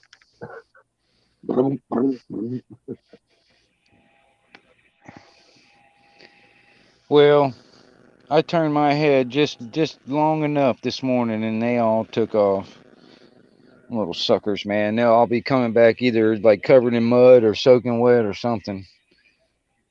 And then going over my neighbor's house, going into their yard, and jumping in their pond or something. Mm. The only thing is like I just don't want them getting into like their garbage can or something like that over there. Oh and yeah, pissing them off. You know, that's what I don't want. Right. And I can't keep them in the damn yard unless I chain them up, and I don't like chaining them up. The only reason I got Mama, the Jazz, the Mama dog, because all the pups will follow her, and she will bolt out of this yard real quick. Oh yeah. And normally, I mean, before she had pups, she was really good about staying here and then all that stuff. And then, but since she had pups, she was like, you know, it's like I don't care anymore. And then like totally ignores me. You know, like we can be out here and everything's be fine. I don't have her on a leash or nothing. And then next thing you know, man, I turn my head for like a minute or less. She bolts, and all the pups are right behind her. And I'm like, oh crap. Next thing you know, an hour later, they come back. I had a Doberman that was bad about that. He's awesome dog. He loved everybody. But he just never could get out of that, sneaking off stage. I said, I get you. I'm a trainer. I went and got one of them bark collars. And I put it on him. You know, I had the remote with it. Every time he'd get out of my sight, I'd buzz. After a while, he didn't do that no more. Yeah. But he was a good dog. Unfortunately, my ex-wife killed him. Come on, I said, where's my dog? Yeah, he had a seizure. I had to shoot him. And there was nothing wrong with that dog. He was an evil kid. Yeah, these are last straw. That was the last straw. Yeah, these are all mutts. Little mutts, man. 5-6 years ago now. Glad to be rid of her. Don't miss her none at all.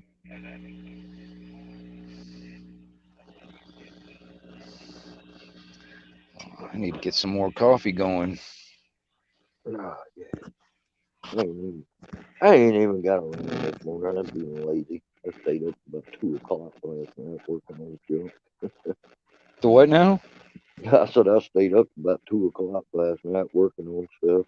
Shit, I got up at 2 o'clock, man. My dog's got me up this morning at 2 o'clock. I've been up since then. Oh, wow. You know, I mean, I kind of went to bed early, man. I was sitting there. I was on a live stream on another channel, and then I dipped out and I sat in the chat for a while, and then I started falling asleep in the damn chair because I was like, well, shit, man, I'm getting tired. I might as well go to bed. I was actually thinking about doing a live last night, or early this morning, but I ended up just going to sleep. And then next thing you know, my dogs get me up at 2, and I'm just like, well, shit, I haven't been able to go back to sleep. and I made me a pot of coffee. I'm about halfway through it, and you know, it's already 11 o'clock here anyway. But I don't know. Yeah. Well, I also went over to a friend of mine's house. He's got a shop with rafters, 16 foot up, and he's a little bit on the heavy side. He didn't want to go up there, and they wanted to hang one of these big LED lights. Well, I'm here. Let's do it. So, that was part of my evening, and when I come back home and started working on that bicycle, I've got it rideable as a bicycle right now, and started fabricating the brackets for the engine.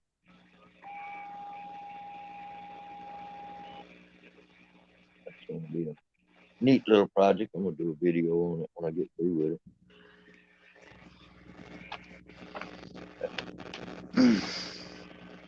And then the stuff I've done to it so far, other than start to fabricate the brackets, it's kind of boring stuff. But once I get it all done, instead of making a long, drawn-out video, I'm just going to explain, you know, what the parts are, why I did it like I done it, all that kind of stuff. Right. I've had, I mean, I've had actually people, I've had people ask me about like CB stuff, like because they're just getting into it and all that stuff. And I don't really consider myself like a teacher. I can show you like little stuff, like, you know, like what I do, what I've learned or whatever. And you know what I mean? You don't have to do it like I do, but I can like recommend certain things, like a beginner type level type stuff. Yeah. You know what I mean? I'm not endorsed by any of them, you know, I'm not getting paid to say it or whatever, but I know there are certain things that I'm like, okay, this is more like a beginner.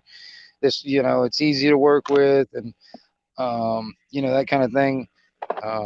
And then you can work your way from there. And the more you use it, the more familiar with it. Next thing you know, you want to upgrade and blah, blah, blah. And there's Yeah. so many other ways, you know, I can do some of that. And then, I don't know, I'm like, Oh, my big thing when I was heavy into it was building antennas. right. I designed and built several original antennas.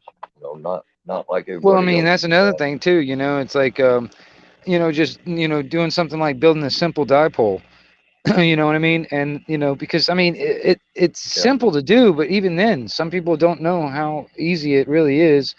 But it really comes down to Yeah, like, you got depending on what you're going to use it for and what frequency, what brand bandwidth or whatever.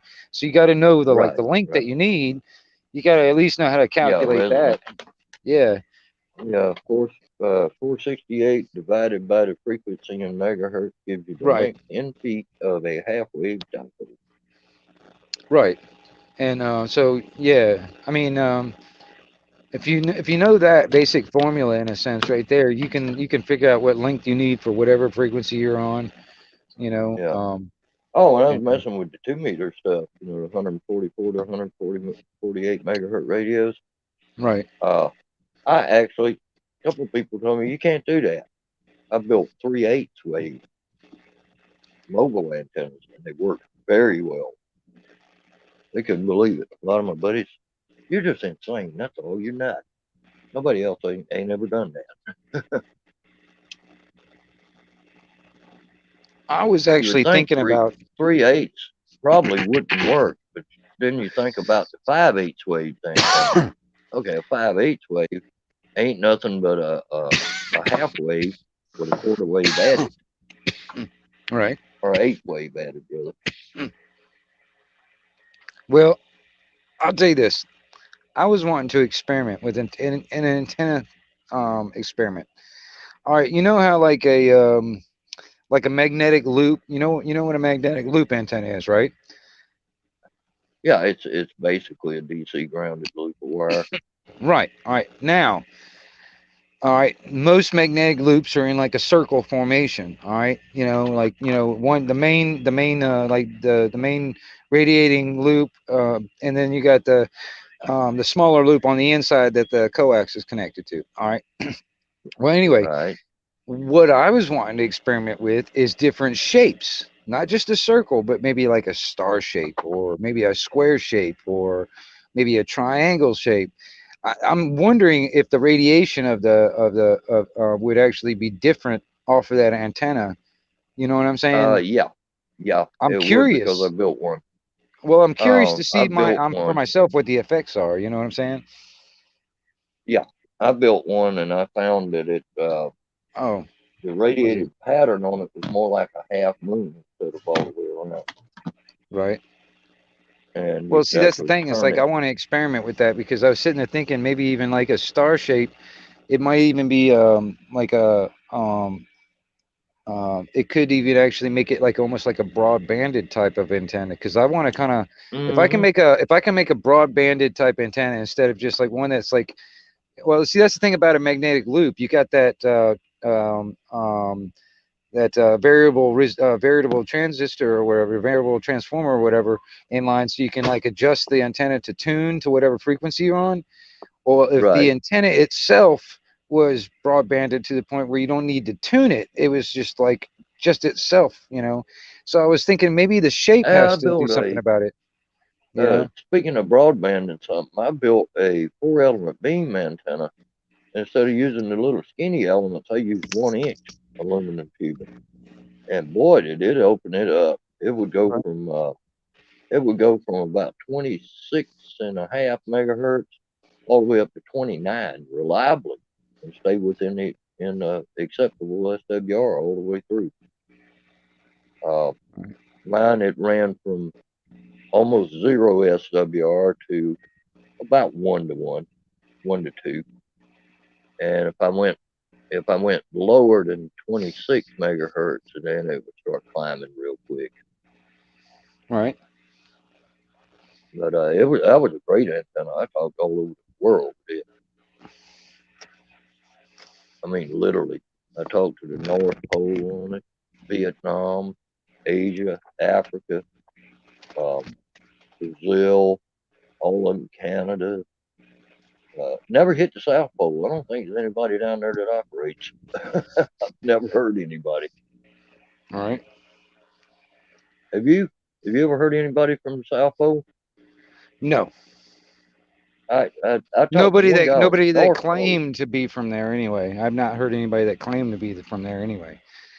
The furthest I think that I've talked was Tasmania, or at least that Oh far well, south.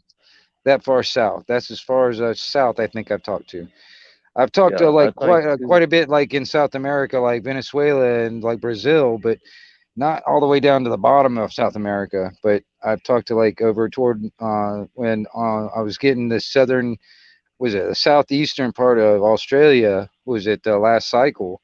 I yeah. actually made contact and talked to people in Tasmania. So that's as far as I've gotten.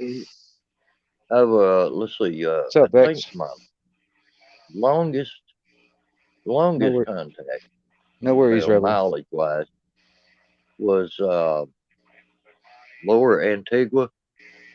I think that's about the longest contact I ever had.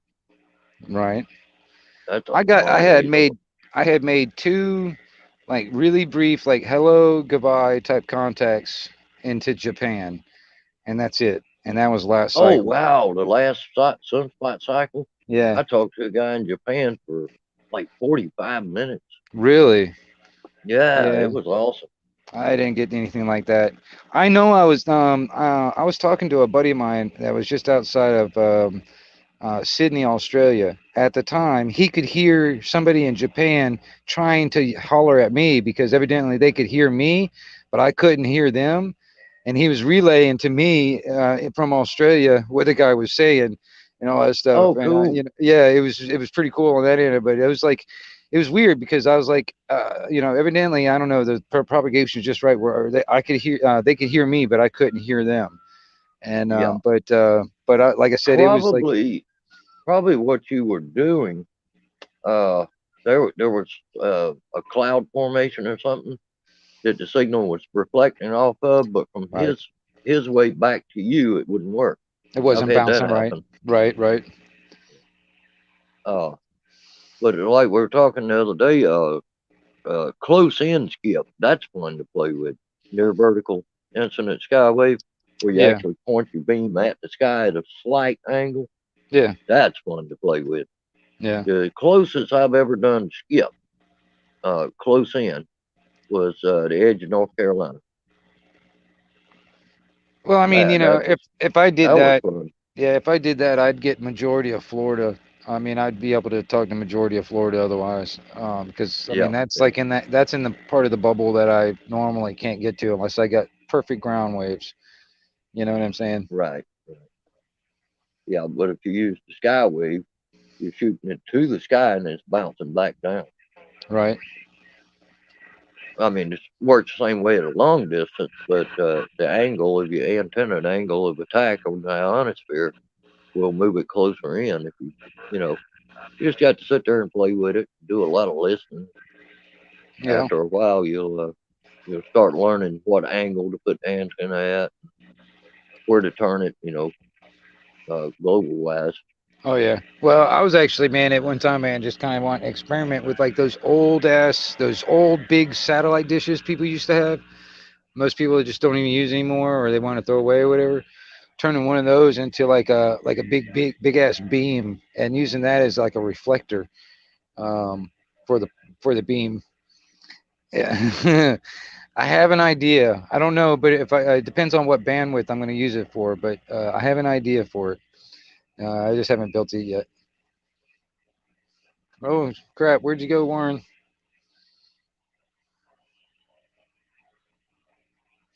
Anyway, oh man, I'm all by myself again.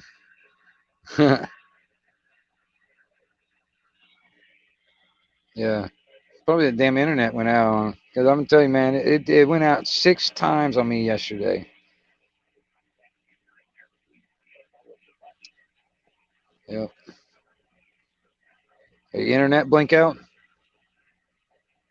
Yeah, it dropped out. You started roboting and it just boop, dropped out. For me, I have to restart the whole phone and everything, man, for it to come back in. That's what I had to do yesterday. Yeah, well, I got lucky this time. A lot of times I have to restart. It's the internet. It ain't your phone. Oh yeah.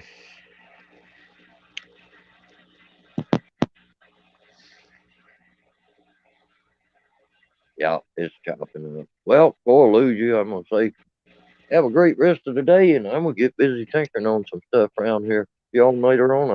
I'll jump All back right. in there. You have a good one out there, Warren. All right, take it easy, bro. All right now.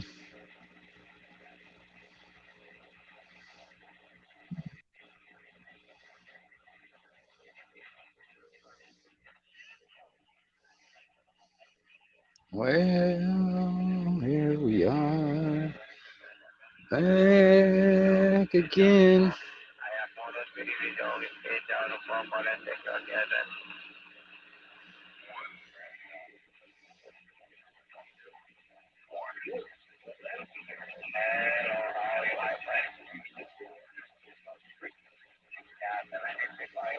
What's happening, Rainbow?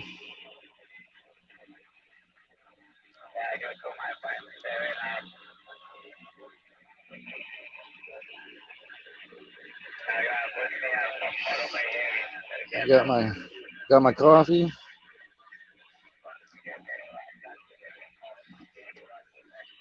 Good to go. Good to go. Still waiting on my lightsaber and TARDIS. I'm pretty sure anytime now my TARDIS will be delivered and sitting in my yard with a lightsaber sitting right on the damn counter.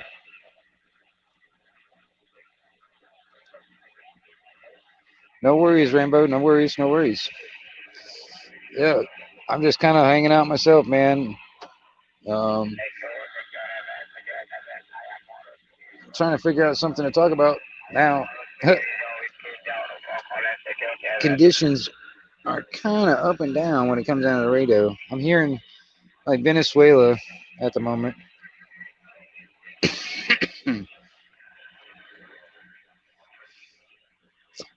Yeah, let's pop back over.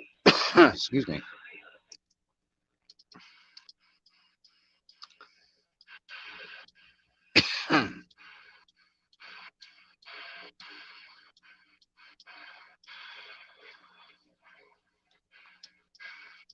See what's down here.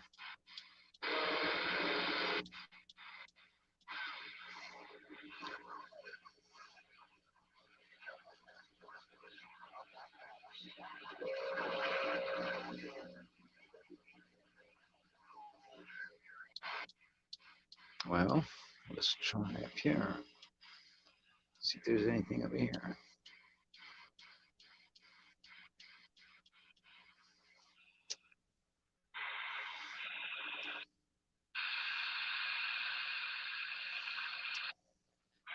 Yeah, NC girl. I know, man. I feel for you guys out there with them storms. Out there, everybody's dealing with them storms out there, man. I'm telling you, it's not good. I've dealt with a lot of some big heavy storms before, so I know what it's like. Hope everybody has at least got, or at least thought about food, water, medication. Um, you know, maybe a way to make fire and shelter, and also a way to protect yourself and all your stuff. Yeah. What's up, Ranger?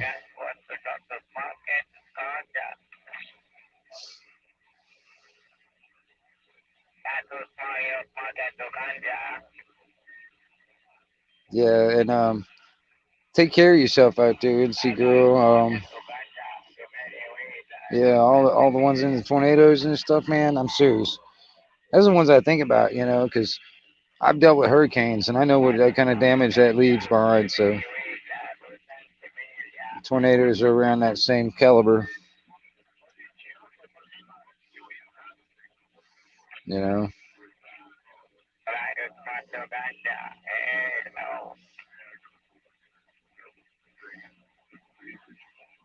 Yeah. It comes in handy, I'm tell you.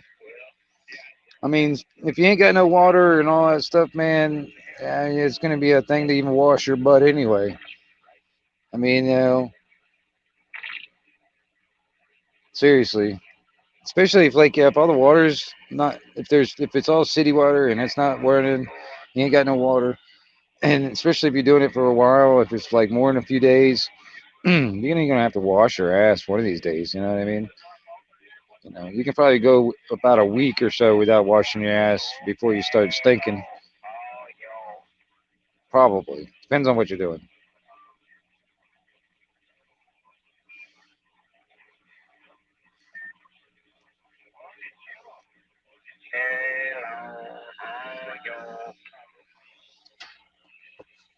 It's a 1122 Wing Nut Radio out here on the side.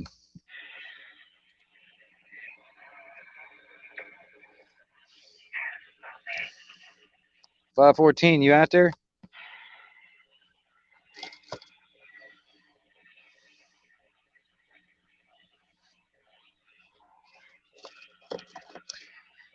Yeah, I'm gonna tell you something. I thought about that same thing when everybody was like going out and like stocking up on toilet paper because people told them to.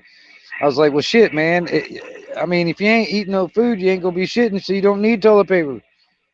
You know what I mean? Unless you feel like you're gonna start frying up toilet paper and eating it.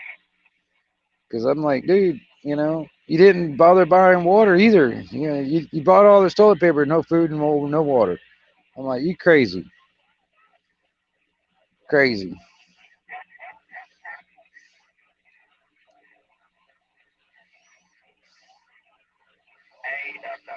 You get what I'm saying?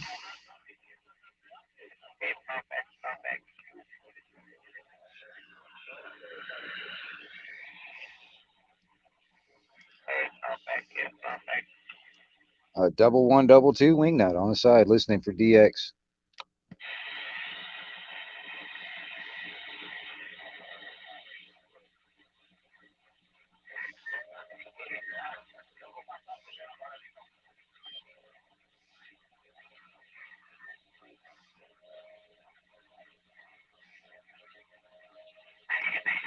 Yeah, it is crazy, Rainbow. I'll tell you.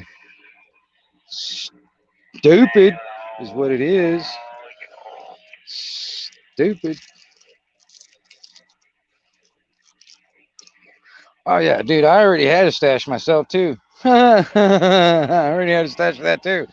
I actually, man, when everybody was going for toilet paper, I was going for vitamin C and stuff like that. That's what I was going for. while everybody was paying attention to fucking toilet paper, I was going for shit like vitamin C and Band-Aids. Yep, I went and I bought Band-Aids and vitamin C and a few other things like that. Like vitamin C. I think I got Golden Seal. I got a bunch of stuff, man. Kind of stocked up on that because I didn't really have a whole lot of that, and to help boost the immune system, that kind of thing. Because I like this natural immunity. I had this natural immune system that the Creator gave me. I just kind of wanted to help it out and keep it going good. And yeah, I thought that was more important than fucking toilet paper.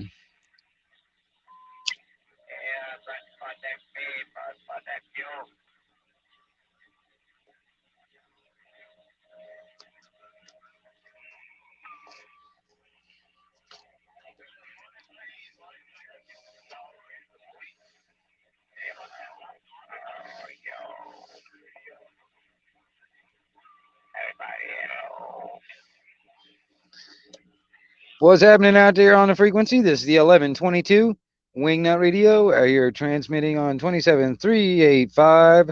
That's right, the 1122 Wingnut Radio out here on the side and listening.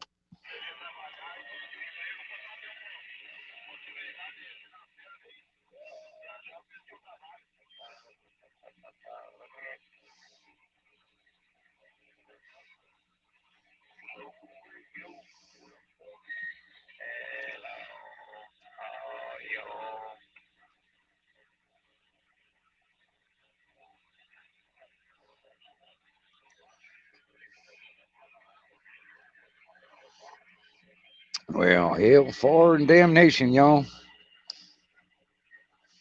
So, other than the crazy ass fucking weather that's probably all manufactured and manipulated in the first place, what other breaking news do we have on the scene at the moment?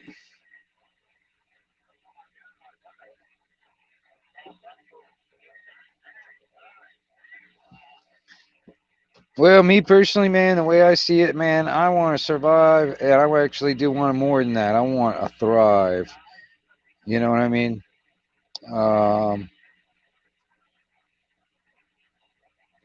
you know, that's how I want it. I mean, put it this way: if the apocalypse was to happen, no matter what it is, I either want to be one or two places. This is just me and my preference. Now, this is in a perfect world, and if I get my way, I want to either be ground zero of whatever happens, ground fucking zero. So it's quick and over with. Or I want to be far enough away from ground zero where I have a pretty decent chance of, living and surviving and thriving, and maybe even having future generations doing the same. That's my perfect personal shit to fan fantasy. You know what I mean? I mean, that totally could not be, that probably won't be reality, but if I had my way, I want to be either one of those. Either ground zero, where it was like quick and over with right at that moment. Like, for instance, if a nuke happened or something, I want to be right there where it happened. So, I mean, like, I'm gone. I don't have to worry about it. Or way far enough away where I have a pretty decent chance. One or the other. But that's not how it always works out. Reality doesn't work out like that. So I'm expecting the absolute worst, which I got a pretty good imagination. And I'm going to tell you something. That sucks ass. I can see it happening. And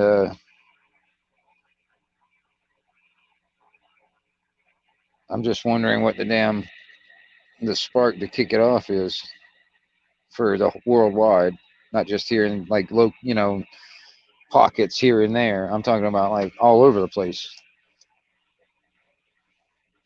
I'm not sure exactly what's going to spark it all. Be that that nudge.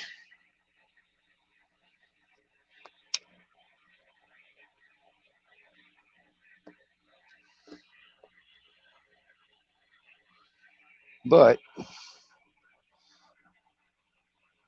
all my dogs still have yet to come home. And when I'm done with this cigar, I am out of cigars, and I probably need to go to the store. But so next, I don't know, 15, 20 minutes or something, I'm probably going to have to shut this thing down and go do some stuff and catch up all you guys, like maybe at another stream or have another one of these going.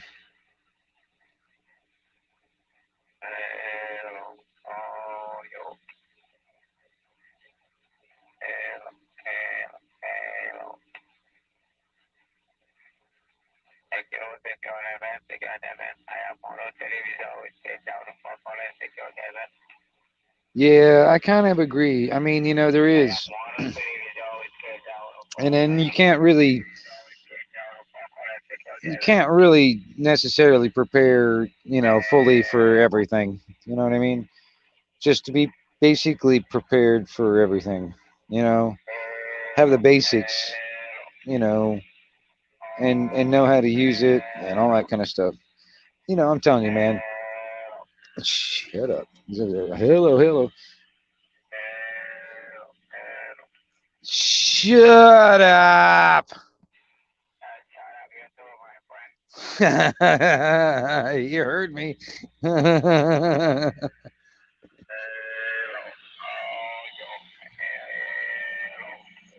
Shut up.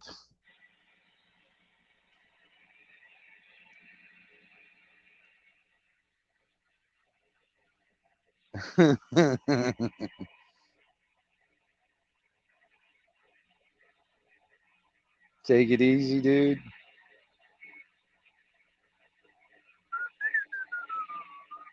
Right on. You have a good one out there also, Rainbow.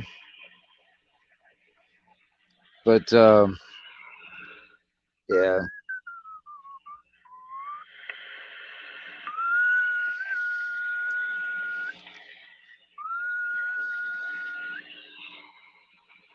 Wow, it sounds like somebody knows how to pucker up their lips and blow.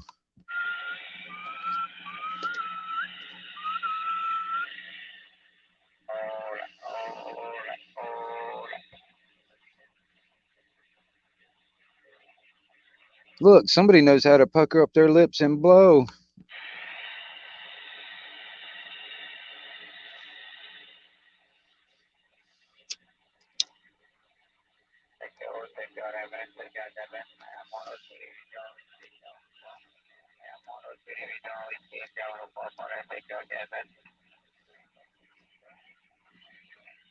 I don't really sweat the small stuff, man. But I'll tell you this: the small stuff is what actually counts the most. Because I mean, tell you, small stuff is what makes the big stuff. It takes a bunch of small stuff to make big stuff. You know, so I mean, there are things that you know, it's kind of like I don't sweat over it, but you know, it's more like trying to um, work through it. I guess I don't know how to explain it. Um, there's a lot of small stuff out there. If we can all, like, in a sense, get on the same page and actually start checking off the small stuff, we can achieve very big and great things. It's just that the other side, they know how to check off small stuff. They know how to check that small stuff right off the list. And that's the reason why a lot of this stuff, like, you know, they've got organization and communication between each other. And next thing you know, they got set everybody in place. And, you know, those are checking off the small stuff. You know, small stuff is like, okay, I need a guy to be in that position of government. Well, it's, you know, he's nothing but a clerk or something, you know, small stuff. You got to put him in there. Well, he's in there. Check that small stuff off. All right, now it's like, what else do we need? We need this over there and that over here, and we need this infrastructure here in place. And check, check, check. And you see, it's all part of a big grander plan, grander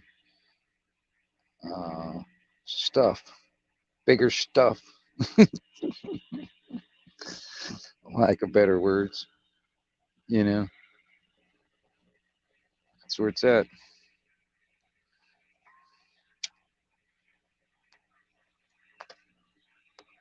It's like I was sitting there talking about, when it comes down to like the stuff in the arm, um, you know, this is brand new technology that they're an experimental technology they're using to put in you. All right, it's this new was it mRNA or something like that technology or whatever, it was something like that. I can't remember if I got the initials right or whatever. But anyway, um, and then on top of that, the nanotechnology that goes in there with it, and then on top of that, there's the other aspect is using tissue from like aborted fetuses for parts of the ingredients, and then on top of that, you're introducing a virus.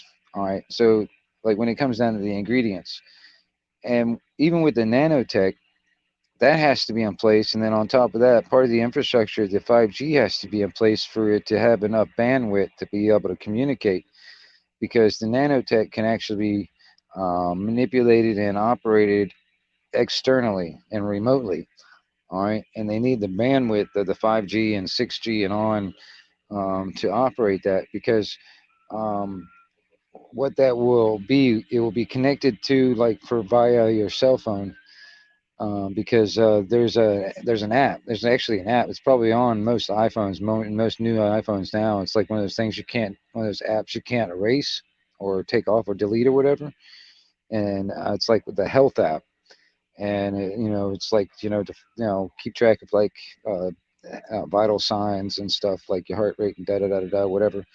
Well, that will be linked. I don't know if they're going to use like Bluetooth or Wi-Fi, one of the two, but I can't remember exactly what right offhand. But that will be linked to the nanotechnology and keep track of your vital signs and all that other stuff through that app. And then through that app, that could be actually that will be in communications with the cloud and other stuff. And like I said, this can be manipulated and operated remotely. I mean, you can do it through the app yourself. You could probably adjust certain like levels, like for instance, like I don't know, like I don't know, your serotonin level or something. I don't know, like I don't know, like you're diabetic or something, and these things will actually help release medication for your diabetic stuff without like injecting something in your leg or in your hip anymore. You just get the nanobots to do it for you, and it's all controlled through the app. And then, but the thing is, the way it's set up, you will not necessarily have the only control over that. It can be remotely controlled, but not just by through your from somewhere else other than your phone. So there's a possibility of even having the whole idea, which they're trying to push mandate and all that other stuff worldwide, is could be very well hacked.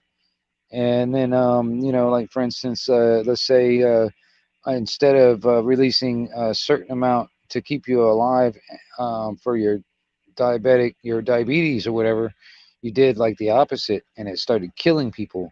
Or like for instance, like you're depressed and they try to like chemically using the nanotechnology to release chemicals in your body to help you like be more calm or whatever instead of like depressed or whatever. Well, if it was, for instance, it was left open, which there's no promise that it can't be hacked, and it was hacked, and then that was manipulated to the point, instead of making you depressed, it made you violent. By the press of an app. But so that's why all this infrastructure has to be in place. And 5G and 6G, for instance, the way they marketed it to the public was, oh, look, it's so lightning fast. You can download movies at blink of an eye and blah, blah, blah, all that stuff. That's how they marketed it to the public and all that stuff to make, and then on top of that, um, one of their other strategies is to just eliminate everything that was 4G and before, all the technology and use of it, just eliminate it altogether, so you have no choice but to get either 5G compatible or or like cell phones and computers that were only 5G, and after that, that will work. It won't even work with 4G and before. You know what I mean? They'll give you you'll have no choice. Kind of like how they phased out like VCR and VHS stuff. You know what I mean? It went to DVD. You know, it was just hard to find even VHSs anymore. So you end up going to DVD or something like that, and then they just phased it out. And same thing. That's their plan. And the 7G, that, as far as I know, I mean, I haven't heard anything else new about it yet, but from what I understand, it's not ready for public use yet, or um, it's still in development. But from what I understand, the way they're going to market it to the public is they're going to offer holograms. Evidently, holograms will be in play when 7G comes about. All right, and then it keeps on going, 7G, 8G, whatever, whatever. But that, even just like the G, it just means generation. Fourth generation, 5th generation, 6th generation, blah blah blah. That's all it means. So that's what the G means in 5G, 4G, whatever. But even the technology of like between 4G and 5G are much different. 4G used the megahertz bandwidth, which basically that's a megahertz bandwidth is like what I'm using the CB on now. The 5G and beyond uses the gigahertz bandwidth, the millimeter wavelength, and that's the same bandwidth that your microwave cooks food under.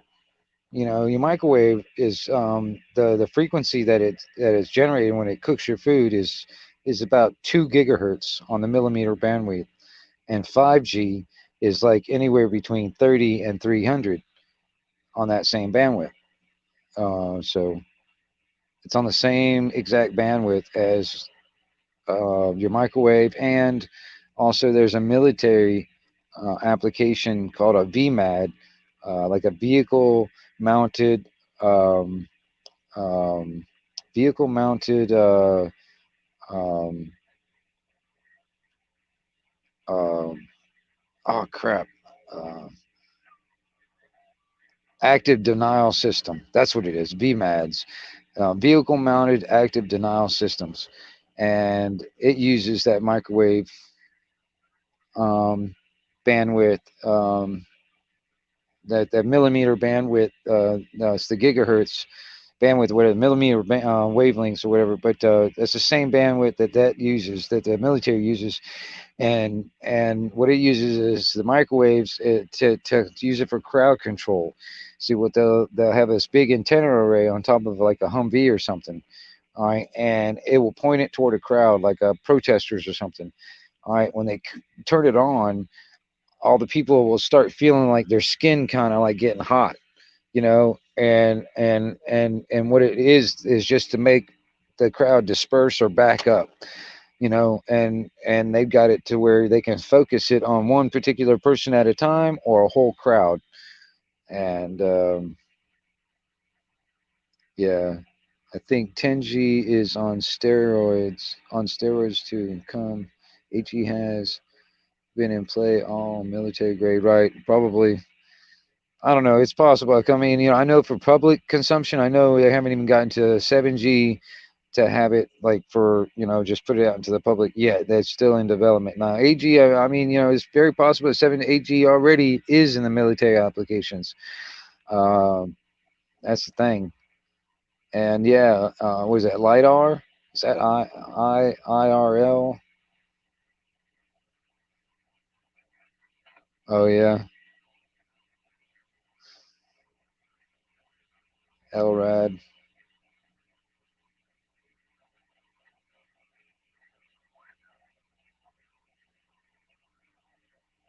Yeah, I think it's the same thing. It's the same type of thing as the VMAD. Yeah, it's a vehicle-mounted active denial system, VMADs or some shit like that.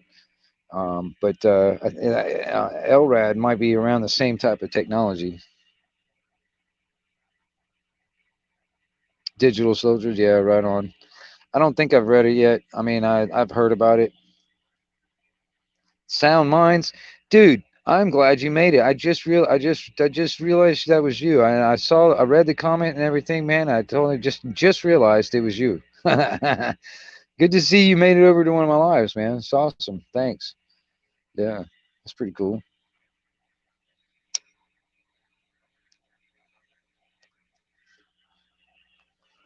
Been kind of sitting here, yapping on. I mean, the links in the thing, if anybody wants to jump up and we can have like some conversation on some substance, you know what I mean? I wish I had like a computer and all that stuff, man, because there's a lot of stories and information I'd like to be able to share with people, but I can't do it on this cell phone the way I'm working right now. On a cell phone, I can't really like show you stuff that I want to show.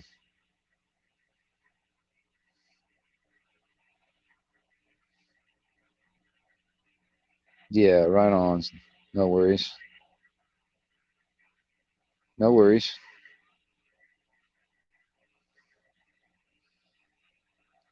RG8. Yeah, at the moment, just some RG8 at the moment. Here, I'm kind of looking to show you what I'm doing.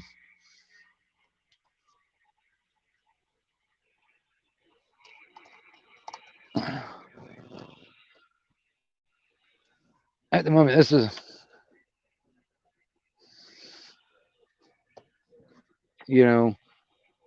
that's what I'm using. That it's grayish white, and I've got that going out.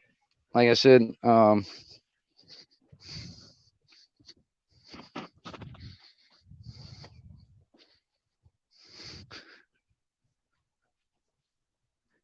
got that coming out, and it goes down to that loop right there.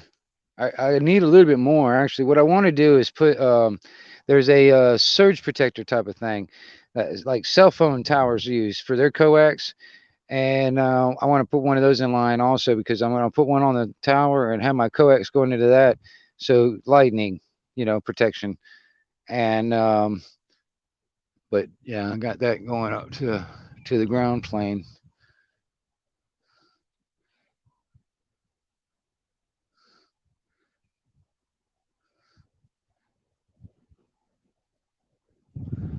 Oh yeah, right on, South Mines. Yeah, right on. I know. When it comes down to military state, I know we are. Brought up with mostly a military family. The mindset deep. My dogs are still not home. Where in the hell are they at? Damn it. That's why I want to like put some kind of like a damn GoPro on their back or something so I can figure out where in the frick they're going at. Like, where in the hell are y'all going? Put a damn camera on your ass and figure it out.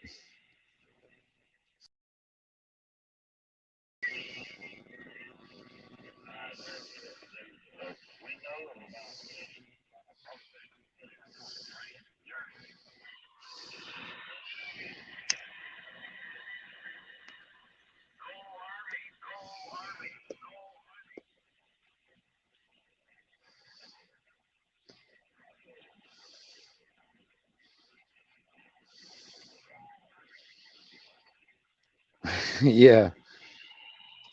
Yep. That's up. That's it right there. Hold on. I got something for you on that. Oh my gosh, where is it? Oh, there it is.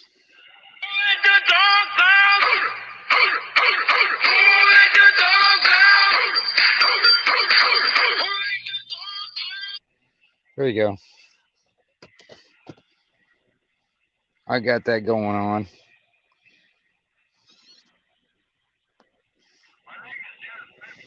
No, what had happened is one of my girls is taking the boys out in the yard, running around in somebody else's freaking yard.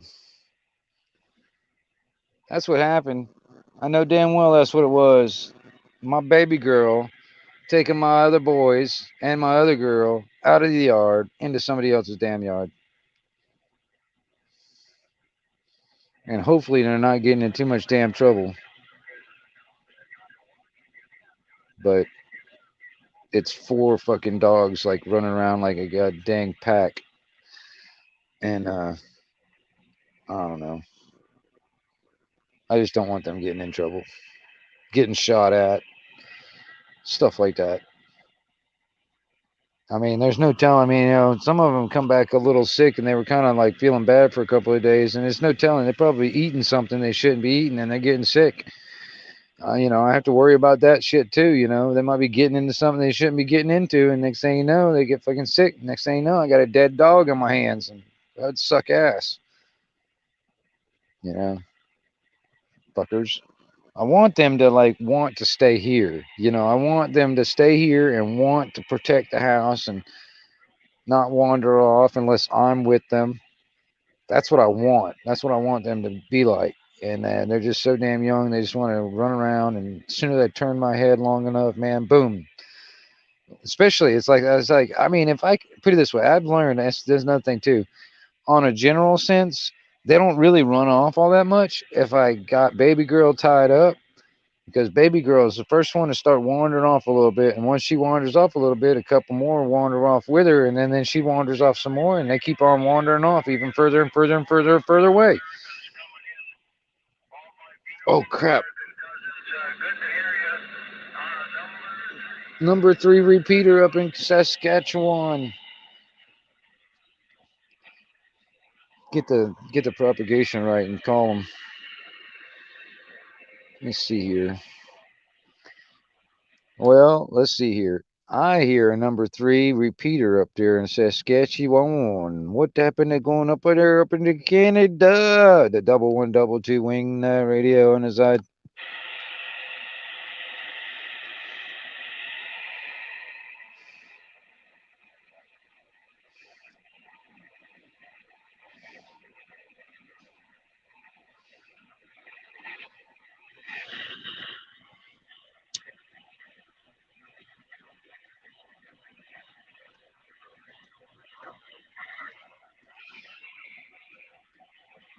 Number 3 repeater. You got a copy wing radio.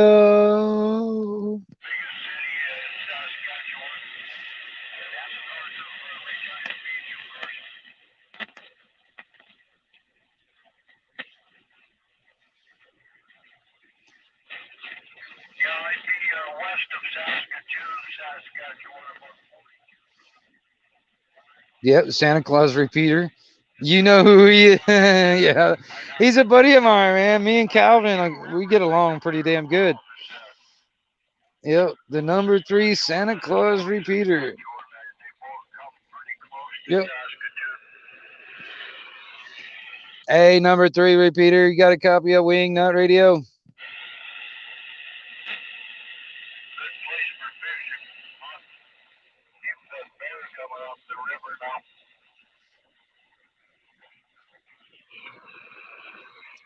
Hey, Calvin, you got a copy of Wing Nut over here?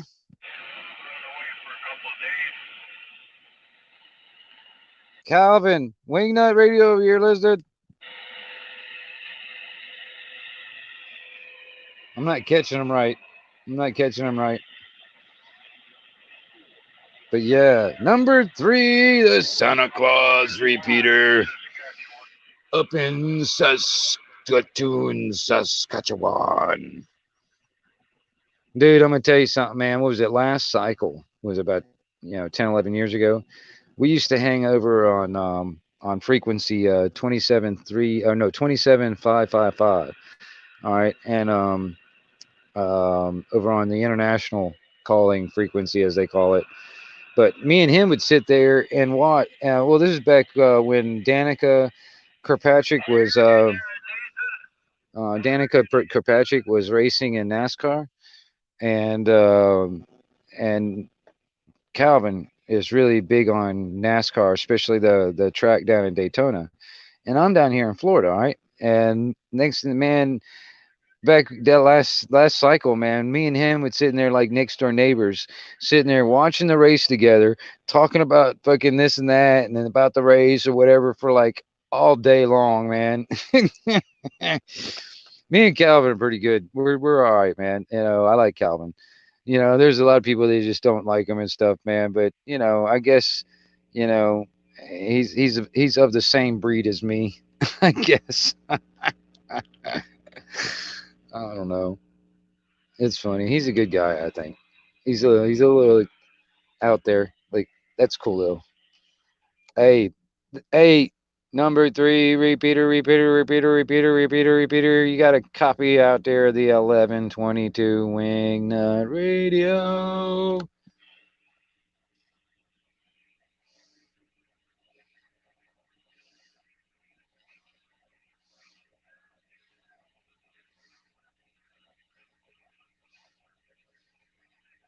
Good times, good times.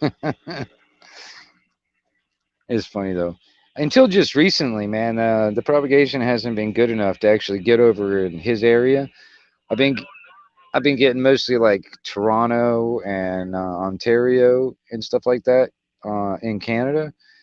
Um, but until just recently, I've been able to get to like the Western Canada out there towards Saskatoon, and that's he's out there in Saskatoon, Saskatchewan. So I mean, you know, only when I'm able to get like to Washington State and that area, that's when I know I'll probably be able to get to Calvin. What what do you run for a mic? Oh, I run it's a D104 desk mic, the lollipop style. You know, that's what I got. That's what I'm running on it. I've been running that for a long time. Um, it's got some pretty decent sound, but the only thing is they got the what is it the bullet shaped heads for these things. I think they're called a DT10. I think that's what the microphone head is. Oh, look, the dogs are back, and they're all soaking wet. Get the hell out of here! You're all soaking wet. Get down. Get out of here. Go on. Hold on. I'm sorry. I don't mean to yell at y'all. All right. I'm yelling at the dogs. Get the hell out of the house. You're all soaking wet. I don't want a damn wet dog all over this place. Fuckers. Let me get on. Get the hell out. Get out. Go on. Get out of here.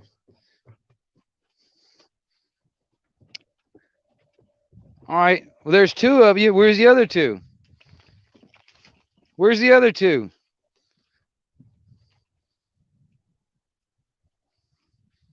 All right. I got two of them. Still missing two.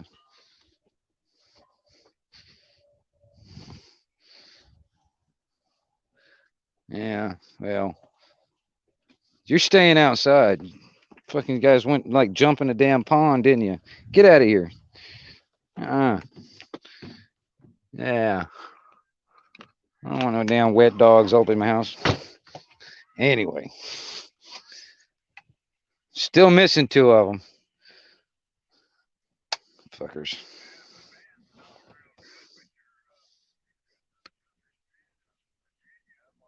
Well, anyway, those heads, they were actually made for like sideband talking, and I do a lot of sideband versus AM, and I want to get one of those, man, for this, and just so I can upgrade in a sense my microphone. And in my local area around where I'm at, they're hard to come by. And then the old guys around here that might have one, they ain't coming off of them. And they're not, and you know, it doesn't mean they're using them. No, they got it sitting in a shelf or on a fucking box somewhere in a damn barn somewhere, and it's just sitting there, and they're not going to sell it. And just whatever. And then if they did want to sell it, they want a freaking arm and a leg and your firstborn for payment.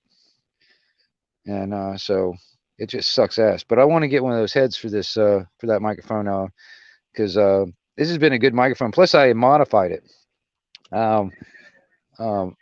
Here. See that extra piece right here? All right, that's like a little headphone jack type thing. All right, that right there is headphone jack. Well, that's wired to the board. All right, but what I've got, how I've got that hooked up is I've got it wired up to this. I've got it wired. I got it to a splitter where I've got one going to a speaker for a monitor, so I can hear what I'm doing, and then this I can plug into any headphone jack, for instance. All right, like I got this plugged into a cell phone headphone jack, and at the moment I've got a old cell phone with a bunch of audio that I had samples and stuff that I've got on here, and I can play these samples through the microphone, through the radio while I'm transmitting. So it's not like I'm not like playing this and it's like a speaker being, you're playing, out of a speaker into the microphone. You're not doing that. No, I'm straight wired into the system. So it's crisp, clean audio, whatever comes out of whatever I'm playing it out of, like the cell phone. It's the same audio that being playing when I key up. So, I mean, like for instance, right now I can be playing like, who let the dogs out right now on channel 38.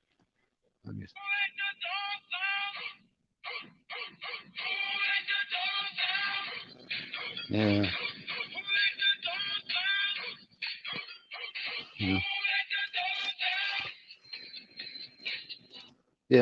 I've got all kinds of sounds on there. Like one of my favorites is the Tarzan one. I use the Tarzan yell a lot.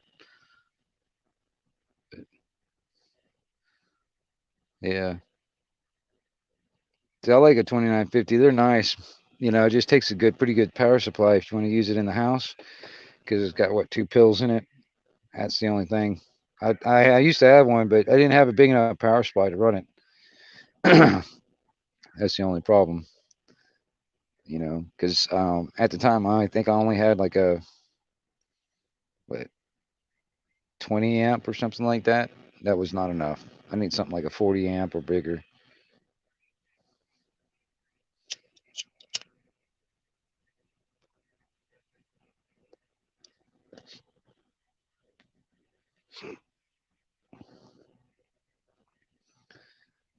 But yeah, let's see.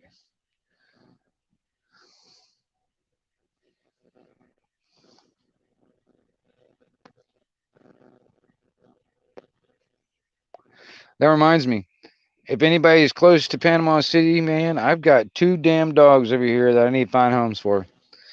I got a male and a female that I want to find homes for. The female is a sweetheart, but she can be a troublemaker, FYI, but she's a sweetheart, dude.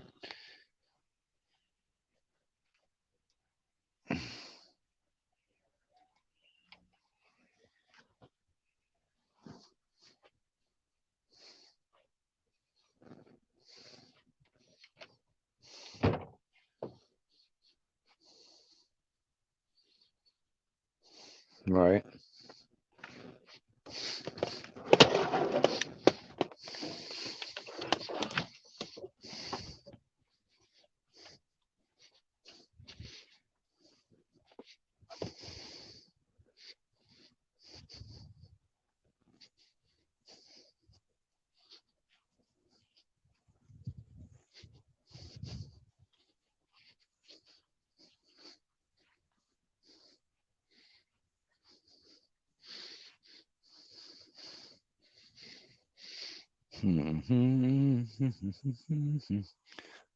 Well, so far only 2 dogs, and I'm still missing 2.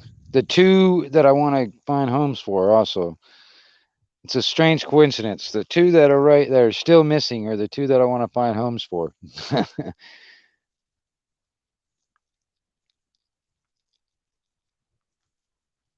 They're both good dogs. They're really good dogs. Just like I said, they're at that age of wanting to be explorers, and right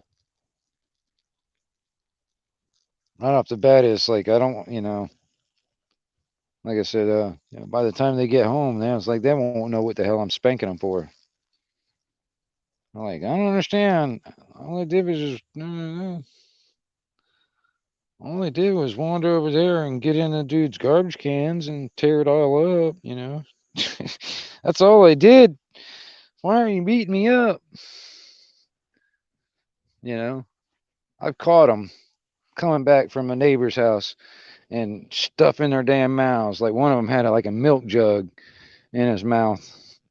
I was like, motherfucker. Great. Not only are you getting in my neighbor's yard and getting into their garbage can, you're bringing their fucking garbage into my yard. That's just fucking awesome. Thanks. You know.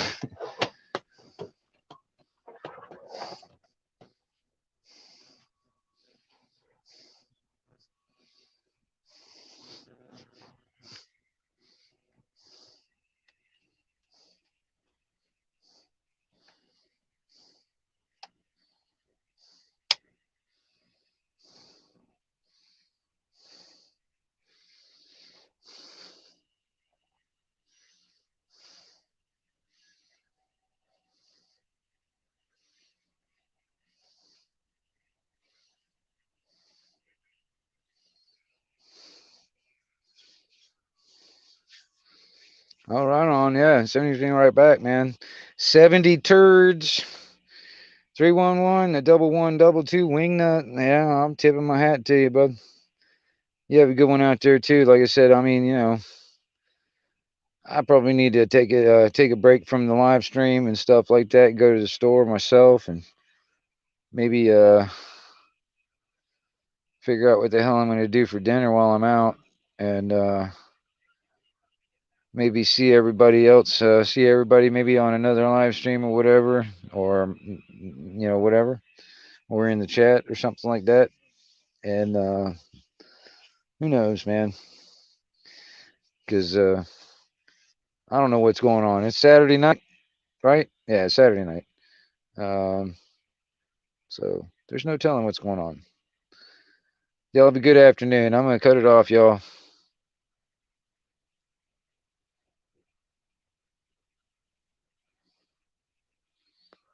1122 Wingnut Radio out here for Anarchy Television.